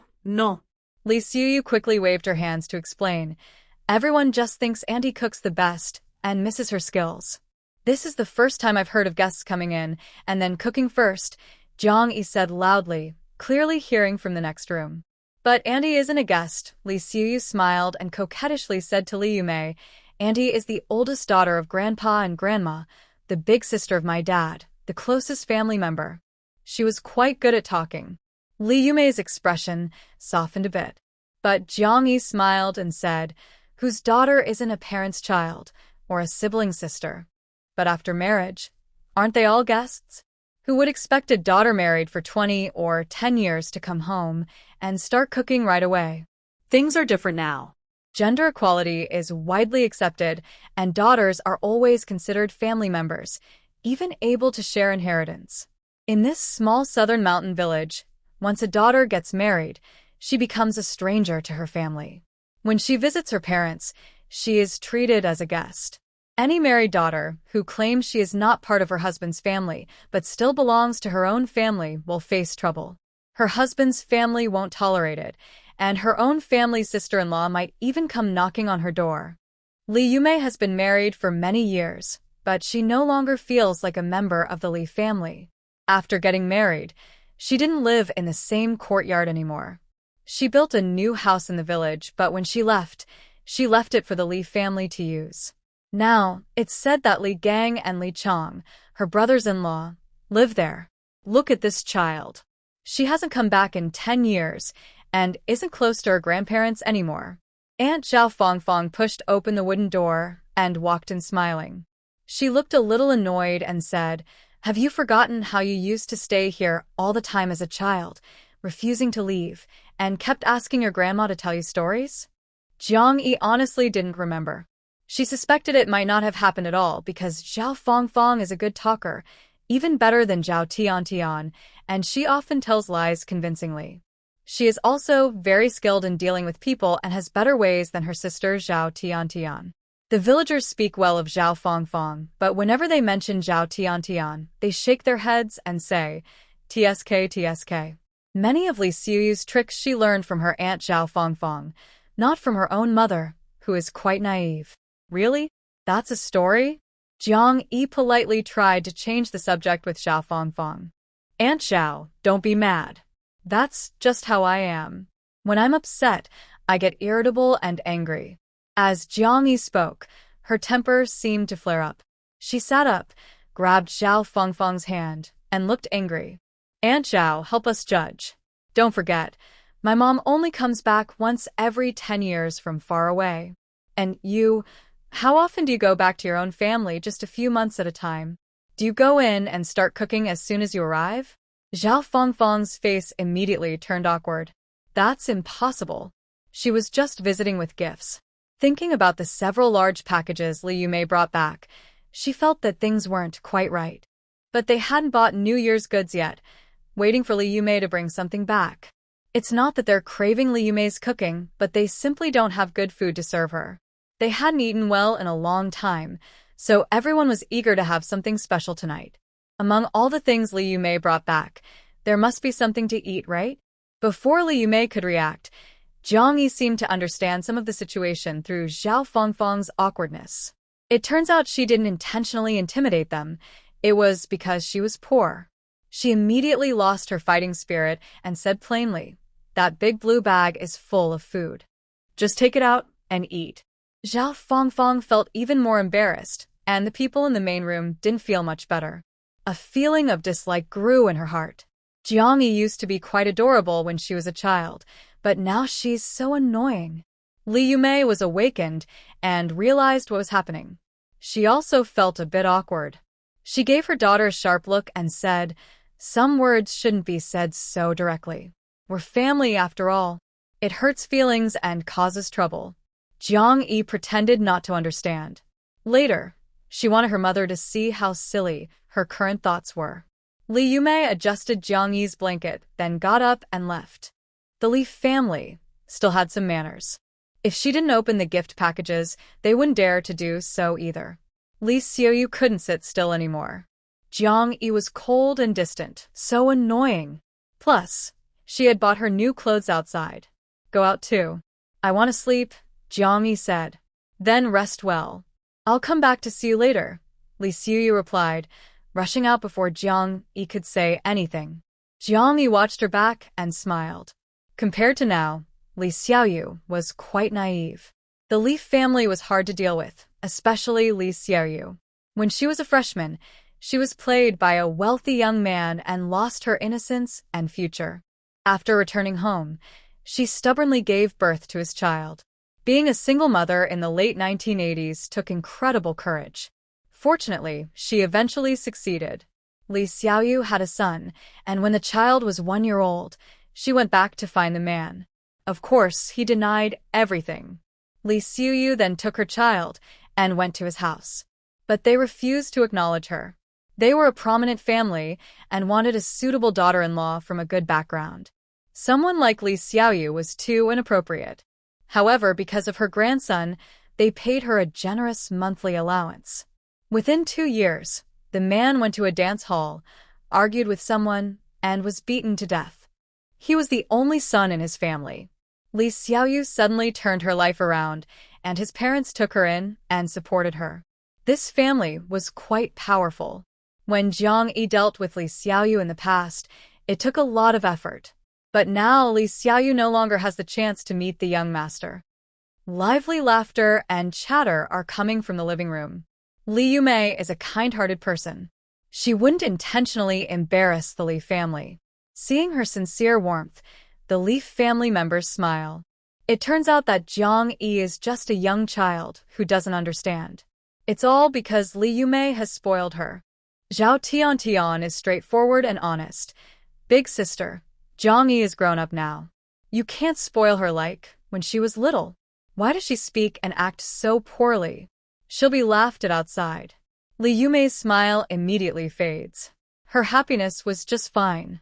Today, she only felt sorry for her because she had worked hard and was asked to cook.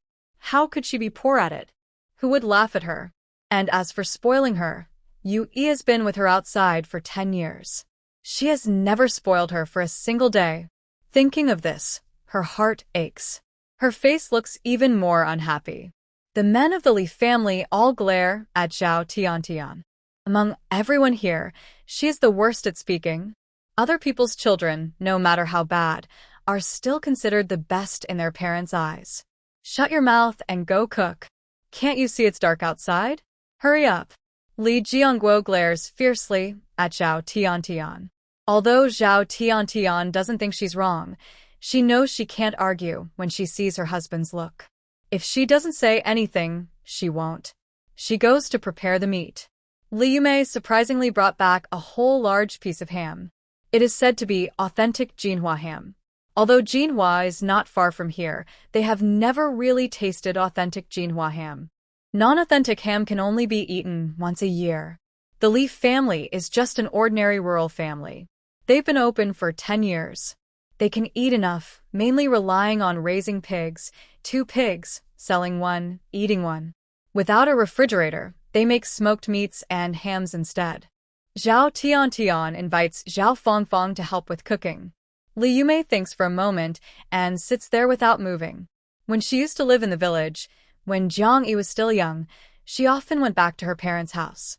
She would cook as soon as she entered the house. Zhao Tiantian and Zhao Fangfang's cooking skills really can't compare to hers. In the past, she didn't think much of it, but just now, her daughter was so caring for her. She can't embarrass her daughter. Seeing her sitting still, the Li family members exchange glances. Li Yumei is no longer the same Li Yumei from before. Big aunt, buying so many things must have cost a lot of money, Li Chong said, holding his own gift, a pair of Reebok shoes, his teenage dream. These shoes are not cheap. Looking at how stylish they are, he guesses they cost about 10 yuan a pair. Big aunt bought 13 pairs all at once. His family has 4 siblings, his second uncle has 2 brothers, his little aunt has a cousin, and his great-uncle's family has 6 cousins. Li Chong's eyes shifted as he looked at the gifts others held, estimating their prices. Grandparents each got 2 wool coats, which probably cost over 100 yuan each, totaling more than 400 yuan. His father and mother, his second uncle and his wife each received a Shanghai brand watch, costing over 100 yuan each, adding up to more than 400 yuan. He also saw a wool coat for his little aunt and 2 bottles of good wine for her husband, which together cost over 100 yuan. Adding all the food and gifts, the total easily exceeded 1,000 yuan. His aunt, who works as a temporary worker in the clothing factory cafeteria, how could she have so much money to spend on her family? Didn't she give all her earnings to the old Jiang family? Big aunt, did my great-uncle get rich? Li Chong asked. Li Yumei paused and then said, no, he works in an office unit, earning a steady salary. I stopped working in the cafeteria and started a small stall selling cooked food. Li Yumei actually quit her job to start her own business. It seems she's making money now. What kind of cooked food? Is it profitable? Zhao Tiantian, who was preparing ingredients inside, immediately asked. How much can she earn in a day? This question had already been discussed between Jiang Yi and her mother. Jiang Yi's idea was that she could earn a few hundred yuan a day, and making over 20,000 yuan a month was something no one should know about, as it could threaten their safety. They are only mother and daughter, 2 weak women, yet they have so much money. How many bad people might be watching them? Li Yumei quickly agreed. But family. Jiang Yi also told her that her 2 aunts-in-law are not discreet, and they all have parents and brothers. They are not close to her, and if they find out, they might tell her parents and brothers. Brothers also have wives, and wives have parents. This information could spread. Her cousins and younger relatives are all children. Are they trustworthy with secrets? If bad people knew they had so much money and were easy to bully, could they stop them from traveling hundreds of miles? Li Yumei immediately became afraid. Sell some dompa pork, she said. Just enough to earn a little hard-earned money each day. How much is a little? Zhao Tiantian stared at Li Yumei and asked directly. Li Yumei clenched her teeth. Maybe a few dozen yuan less by 20 or 30, more by 40 or 50, not sure. She thought this number was safe because at this time, selling anything could earn that much, like those selling buns or steamed bread, who made more than this. The Li family members' eyes lit up at once. 20 yuan a day, that's 600 a month. That's 7,200 a year. 50 yuan a day, that's 1,500 a month. 18,000 a year. This was an incredible amount of money. They farmed, gathered mountain goods, and did odd jobs, but they couldn't earn that much in a year. Making so much. We want to do it too. Zhao Tiantian threw down what she was holding, sat next to Li Yumei, and grabbed her wet hand. Big sister, we are all family. We should help each other. Take us to Hangzhou, too. We'll also make dompa pork. Don't worry, we won't sell together. You go east, we go west, it won't affect your business. The room was silent. All the Li family members looked at Li Yumei without saying a word. Li Yumei suddenly felt a bit embarrassed. Zhao Tiantian was right. Families should support each other. But if she brought them into the city, her earlier lie would be exposed. It was just a lie, but she wasn't unwilling to do business with them. The problem was, how could she bring them? She only had 2 pots and they needed to cook 3 meals a day. Plus, She still owed 350,000 outside. She hesitated. The others looked okay, but old Li's face suddenly darkened. He lowered his eyelids and said to Li Yumei, "Big girl, you just became a city person, and you forget your roots? You can't even help your brothers? They don't need you to pay or work just to show them the way. And you're unwilling? Don't forget, it was your brother who saved you when you fell down the mountain. If not for him, you'd be gone. You wouldn't have the good life now." He didn't say the last few words, but Li Yumei's face immediately turned cold when she heard her father's words. Li Jiangguo also looked awkward and quickly shouted at old Li, "Dad, that was a long time ago. What's past is past." He glanced at Li Yumei. Family is family. There's no point in bringing up old things. Li Yumei sat there with a cold face. That happened when she was 10 years old. She went up the mountain to gather firewood and met her older brother, Li Jiangguo, who was setting traps in the mountains. There are rules for setting traps and digging pits in the mountains to avoid accidentally hurting people. Li Jiangguo didn't follow the rules and set traps carelessly. When Li Yumei saw this, she tried to stop him, but he pushed her, causing her to roll down the mountain. If she hadn't been carrying some firewood to cushion her fall, she might have been seriously hurt or worse. Later, Li Jiangguo was afraid and begged her not to tell their parents, or he would get into trouble. He almost caused serious harm to his younger sister and would have been punished. Their father wouldn't have scolded him for setting traps carelessly, but their uncle would have beaten him badly. Li Yumei felt sorry for her brother and didn't tell anyone. In the end, it was said that Li Jiangguo saved her. The room was silent. Everyone looked at Li Yumei with flickering eyes. Old Mr. Li's gaze was especially heavy with pressure. "Dad, doing business isn't so easy," Li Yumei said. "First, you have to make good food." She looked at Zhao Tiantian and said straightforwardly, "Do you think my sister-in-law's Dongpa pork can sell?" Zhao Tiantian immediately said, "I can learn." Teach me. "I want to learn from you. I didn't learn before because I was lazy, but now I see how profitable it is. I'll definitely learn well." She was so eager that she told the truth. Old Mr. Li blinked and looked at Li Yumei. "It's settled then. When you go back to the city, take your older brother and sister-in-law with you. Show them the way. Once they understand, you won't need to go with them anymore." Jiang Yi rolled her eyes in frustration, but didn't argue with them. Why not take them? Because if they don't get close enough, how can their mother see that they're not good people? And what about the house? Where will we live after going to the city? Can the Jiang family accommodate us?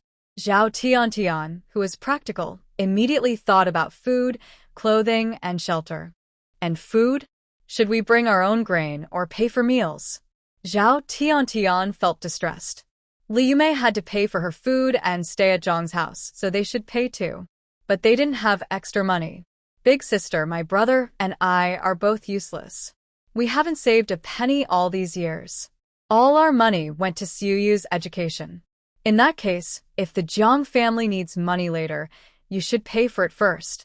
After all, you are so rich now, it's not a big deal. Or maybe you can rent us a house outside.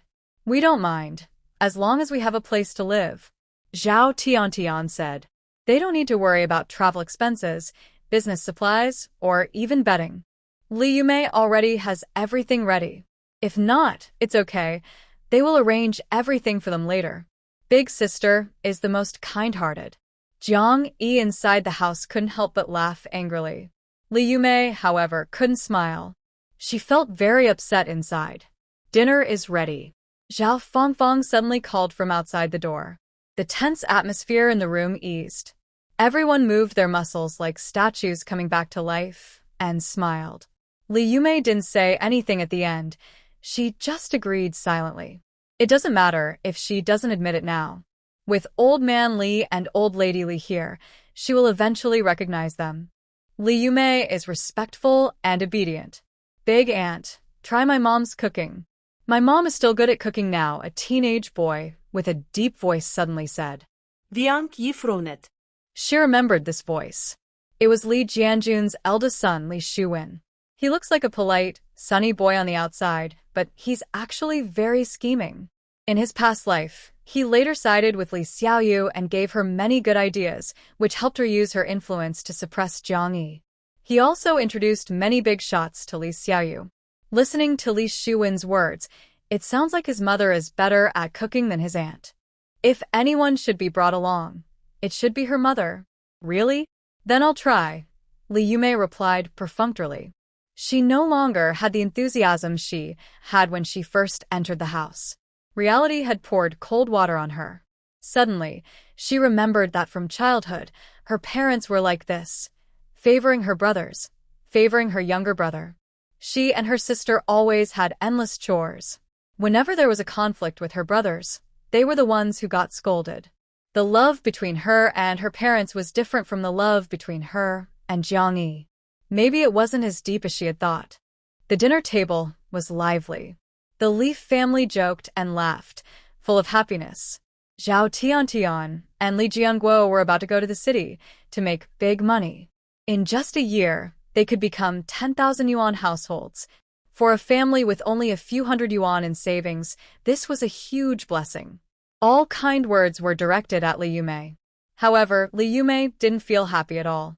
She quickly ate a few bites of rice, then took a bowl, picked out some less unpleasant food, and brought it into the room for Jiang Yi. The two sisters-in-law in the Li family couldn't cook anything tasty. Their food was always worse, with no best or worst. They could only sell steamed buns. Selling dumplings was not even possible. Li Yume got up from the table, and the meal quieted down. Then she stopped caring. Li Jiangguo continued talking excitedly to his father and brother about how he would buy a bicycle, build a house, buy a TV, and so on. He wanted. Li Jiangguo, who couldn't drink much, hadn't finished celebrating when he drank 3 cups and then collapsed under the table. Zhao Tiantian, under the stern gaze of Grandma Li, reluctantly put down her chopsticks, quickly pulled the man out from under the table, threw him onto the bed in the west room, and immediately returned to continue eating. Everyone at the table was young men. If she didn't come back, there would be nothing to eat. Jiang Yi silently finished the meal her mother brought, watching her mother's downcast mood without offering any comfort. It was better than stirring trouble. Mom, did you see Dazhuang? Send him some good food too. Jiang Yi sighed inwardly. Her feelings for Li Zhuang were complicated. She wasn't sure if she should thank him for suddenly speaking in her past life. She would rather he didn't speak. She would rather be truly hurt by a fool than see her mother die. Oh, I almost forgot about Dazhuang. I'll go get him a nice bowl of food later, Li Yume sighed. This child also has a hard life, with such a mother. Li Zhuang is just a year older than Jiang Yi. When he was little, he was lively, cute, mischievous, and clever, and he played very well with Jiang Yi. But one year, during a heavy rain, he went out to play in the rain and caught a cold. At that time, Jiang Yi was also out playing with him and caught a fever too. It didn't go away for 3 days and medicine didn't help. Li Yume was very worried, staying by her bedside day and night, giving her various physical cooling treatments and feeding her water and food. After 3 days, Jiang Yi recovered. She finally relaxed and went out to work. When she met Zhao Tiantian and remembered Li Zhuang was also sick, she asked if he was better. However, Zhao Tiantian said she didn't even know Li Zhuang was sick. She was busy working from dawn to dusk and had no time to care for the children. After speaking, she carried her and left. Li Yume also took a few steps, but, still worried, she went to her older brother's house to check. She found that Li Zhuang was already unconscious from a fever. She quickly arranged to send him to the hospital, paying all the medical bills herself. When Li Zhuang's fever subsided, he became mentally slow. At that time, Zhao Tiantian was furious with Li Yume, blaming her for not telling her earlier that Li Zhuang was sick, not visiting him sooner, and not taking him to the hospital earlier. Li Zhuang's condition was her fault. Finally, the village chief, Li Dashan, got angry and scolded Zhao Tiantian harshly. The villagers also started to criticize her, so Zhao Tiantian didn't dare to say such things anymore. Li Yume sighed and went out to serve another bowl of rice. Zhao Tiantian immediately said, I didn't expect Jiang Yi to be so thin, but she eats quite a lot. Li Yume looked at her and asked, This is for Dazhuang. Where is he? Zhao Tian hesitated. This simple-minded person was her shame and burden. Because of him, everyone in the village was gossiping behind her back. She didn't want to see Li Zhuang, nor did she want anyone to mention him, especially Li Yumei. She still believed that all of this was Li Yumei's fault. If she had brought Dazhuang home earlier and taken care of him like Jiang Yi, he would have recovered by now. Maybe he would have studied well, even better than Jiang Yi. Perhaps he could have gotten into a top university like Tsinghua or Peking University. By then, she would be the mother of a university student, not the mother of a simple-minded person. Zhao Tian lowered her head and ate her rice, hiding her anger. She knew she couldn't say these words now. She still needed Li Yumei to guide her. Once she became successful. Who knows where he went? He just came back when he was hungry, Zhao Tian said, looking at the bowl in Li Yumei's hand. Put that down. Why does a simple-minded person eat so well? The good people haven't eaten enough yet. Li Yumei glarat. Was this what her own mother was saying? But the Li family members at the table didn't say a word. They were used to Zhao Tian's attitude when she mentioned Li Zhuang, and they even thought she was right. A simple-minded person. What meat does he need? A strange coldness rose in Li Yumei's heart. She said nothing and took her bowl to leave. Dazhuang, Li Yumei called a few times in the yard. Suddenly, a figure appeared in the darkness, slowly approaching her. Li Yumei was first scared, then she calmed down. After 10 years apart, Li Zhuang had grown taller and stronger. Actually, Dazhuang didn't lack food. The mountains were full of wild fruits. He still remembered some things, knowing which fruits were safe to eat and which were not.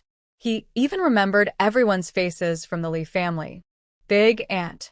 Under the moonlight, Dazhuang recognized Li Yumei, or maybe he just recognized her scent.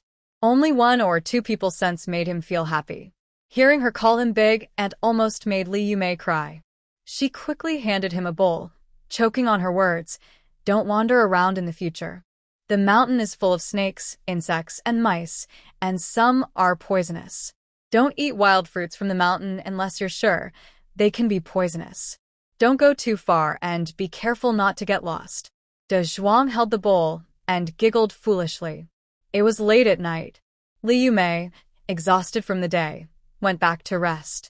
The 2 brothers from the Li family also went home to discuss important matters. Li Xiuyu returned to the west room, closed the door, hesitated, and then quietly said to her parents, "Mom, Dad, I want to go to Hang City too." She needed to get close to Jiang Yi and build a good relationship with her, or how could she help her pass the exam? If that didn't work, she still had to get close to her to see if she could find any leverage over her. What? "You're quitting school? Not going to college?" Zhao Tian immediately shouted. She had 3 sons. 1 was lost, and the other 2 had no talent for studying. Only her daughter wanted to do well and had entered high school. She was determined to support her, hoping she could go to college and make her proud. So, what was Li Yumei so proud of? She just married a college man. What's so great about college? In the future, college graduates will have to call her mom. Zhao Tian would never admit her jealousy deep down. Jiang Fan was such a good man, kind everywhere, but he had poor eyesight and liked Li Yumei. Besides her cooking skills, what else did she lack compared to Li Yumei? She could also have children. She had 3 sons in 1 year. Who in the village could do that faster? Zhao Tian glared fiercely at Li Xiuyu. If she dared to ruin her dream of having a college student call her mom, she would make her face blossom with shame. Li Xiuyu knew very well her mother's obsession with going to college. She loved it even more than her. "No, Mom, I just want to get into a good university, so I want to go to Hang City. Our teacher said the best high school in our province is Jiang Yi School. Every year, students from there get into Beijing University and Tsinghua. If I go there, I can also get into those top universities." Zhao Tian relaxed her face. "All right, then I'll take you there.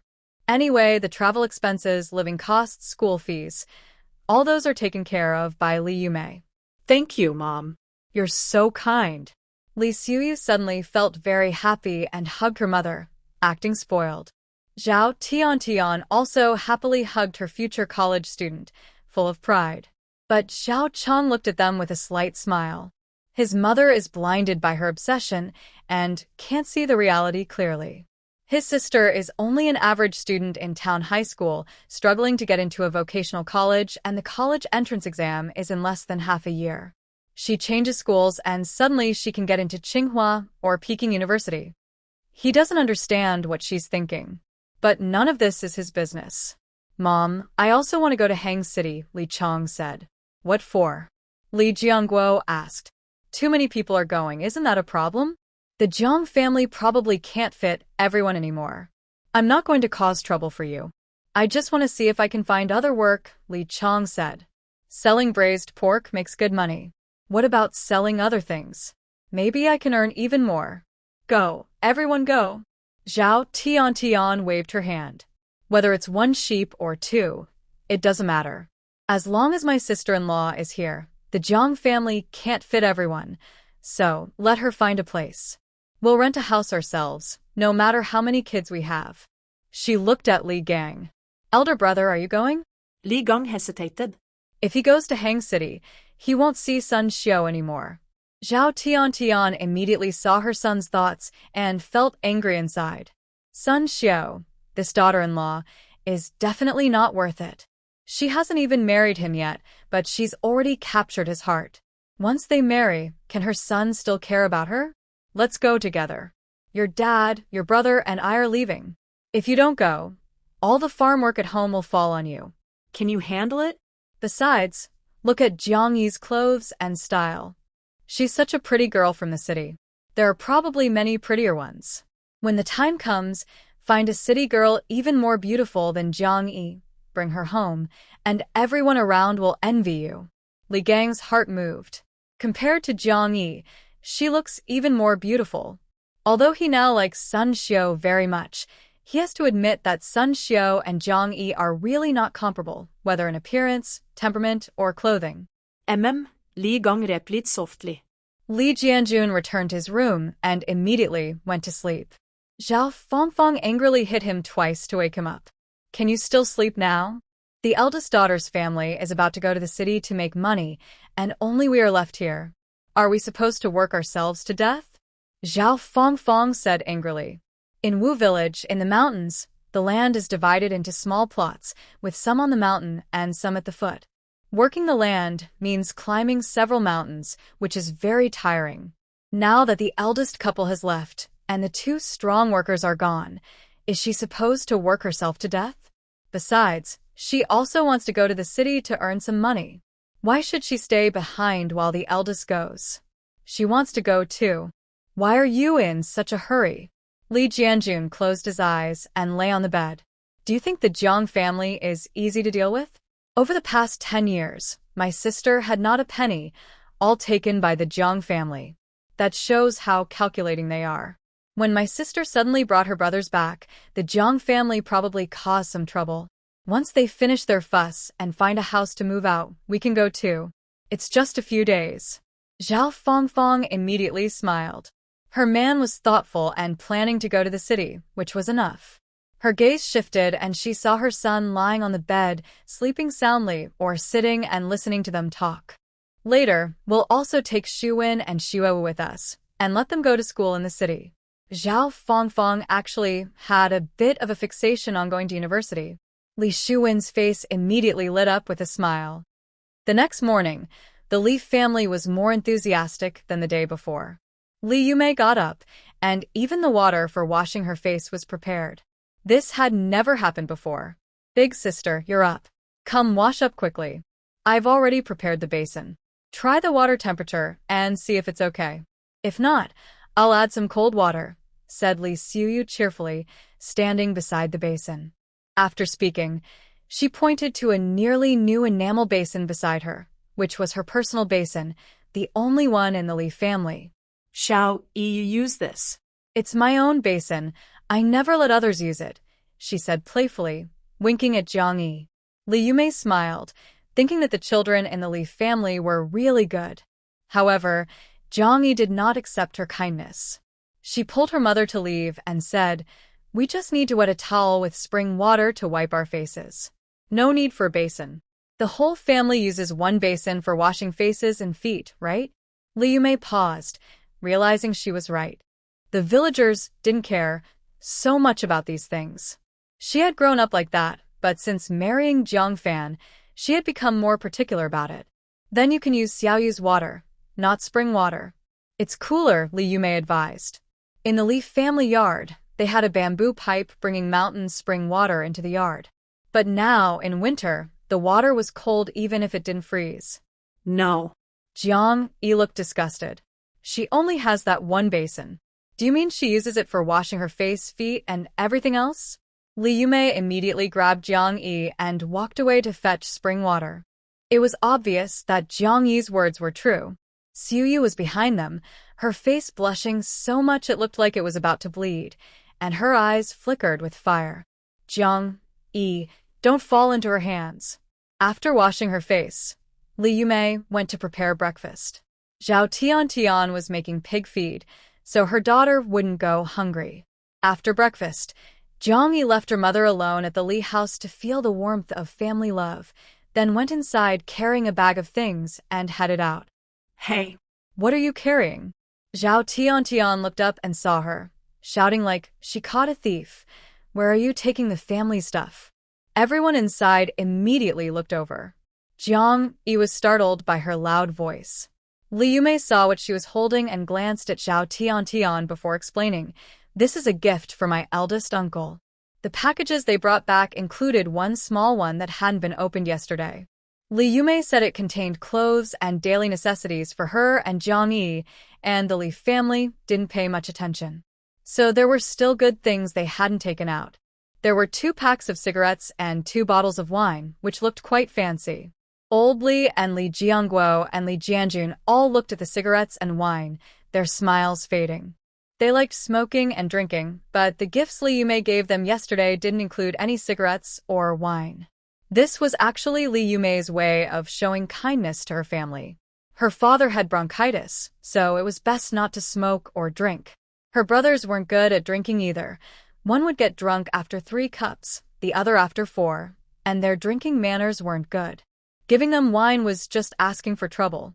She didn't originally want to buy cigarettes and alcohol for her eldest uncle, but Jiang Yi insisted, so she bought them. Jiang Yi knew that Li Dashan liked these things, and he had smoked and drunk every day in his past life, yet he still lived to 90. So she felt comfortable giving them to him. Just buy 2 packs of cigarettes and 2 bottles of wine at the village store, Zhao Tian said. Save these good things for Dad. Later, her husband and son could also benefit from it. Li Gang is 21 this year, and Li Chang is 20. Both have learned to smoke and drink. They also inherited the Li family's tradition, bad manners with alcohol, but they like it. Jiang Yi glanced at Zhao Tian, feeling too lazy to say more, and carried her things out. Oh, look at this child. So rude. Not filial at all. She should leave the good stuff for her grandpa. But she doesn't want to, Zhao Tian shouted behind her. Li Yumei immediately got angry. My Rui is the most filial. She chooses the gifts for her parents, and they're always the most expensive. She also gives her gifts to her uncle. She's being filial. That's my real uncle. We haven't seen him in 10 years, and she's giving him 2 cigarettes and some alcohol. What's wrong with that? This was the first time she had spoken so loudly at home. Even 10 years ago, when she was still in the village and inside the Li family house, she had never spoken so loudly or lost her temper. Oh, Big Sister has changed. She's become a city person, richer, and her temper's worse. Zhao Tian wanted to keep talking, but her own husband pinched her hard. She yelped in pain and turned to see Li Jiangguo's fierce look. Foolish woman. Is this the time to offend people? Li Yumei no longer wanted to stay and chat in the house. She got up and went back inside, rummaging through a bag of things to carry out. Zhao Tian, forgetful as she was, immediately asked, What are you taking now? I'm going to see my uncle, Li Yumei said, then ignored her and walked away quietly. That's a big bag of stuff. I wonder how much it costs. Big Sister really hit the jackpot, Zhao Tian muttered sourly behind her. Then she quickly went inside to pack her own things. She also wanted to get rich. She wanted to go back to her parents' house and show off. Li Yumei's generous gift-giving during her visit was seen by the Li family as just showing off. Li Yumei hurried a few steps to catch up with Jiang Yi. "Child, why didn't you call me to see your big uncle? Why would I not go if you're going alone? Your big uncle must be sad." Jiang Yi smiled and said, "What should I call you? I was talking to you in that room. How many words are waiting for us in there?" Big Aunt's voice is so loud, it even hurts my head. When she mentioned Zhao Tian, Li Yumei also felt a headache, and she was even more worried about their trip to Hangzhou. "Rui, what do you think we should do about this?" she asked. She really couldn't think of a better way to stop them from going. She was afraid that if she didn't let them go, they would still go anyway. Taking a train and a bus, they would just follow behind her. What could she do? She knew a little about the Li family, and she knew they could really do something like that.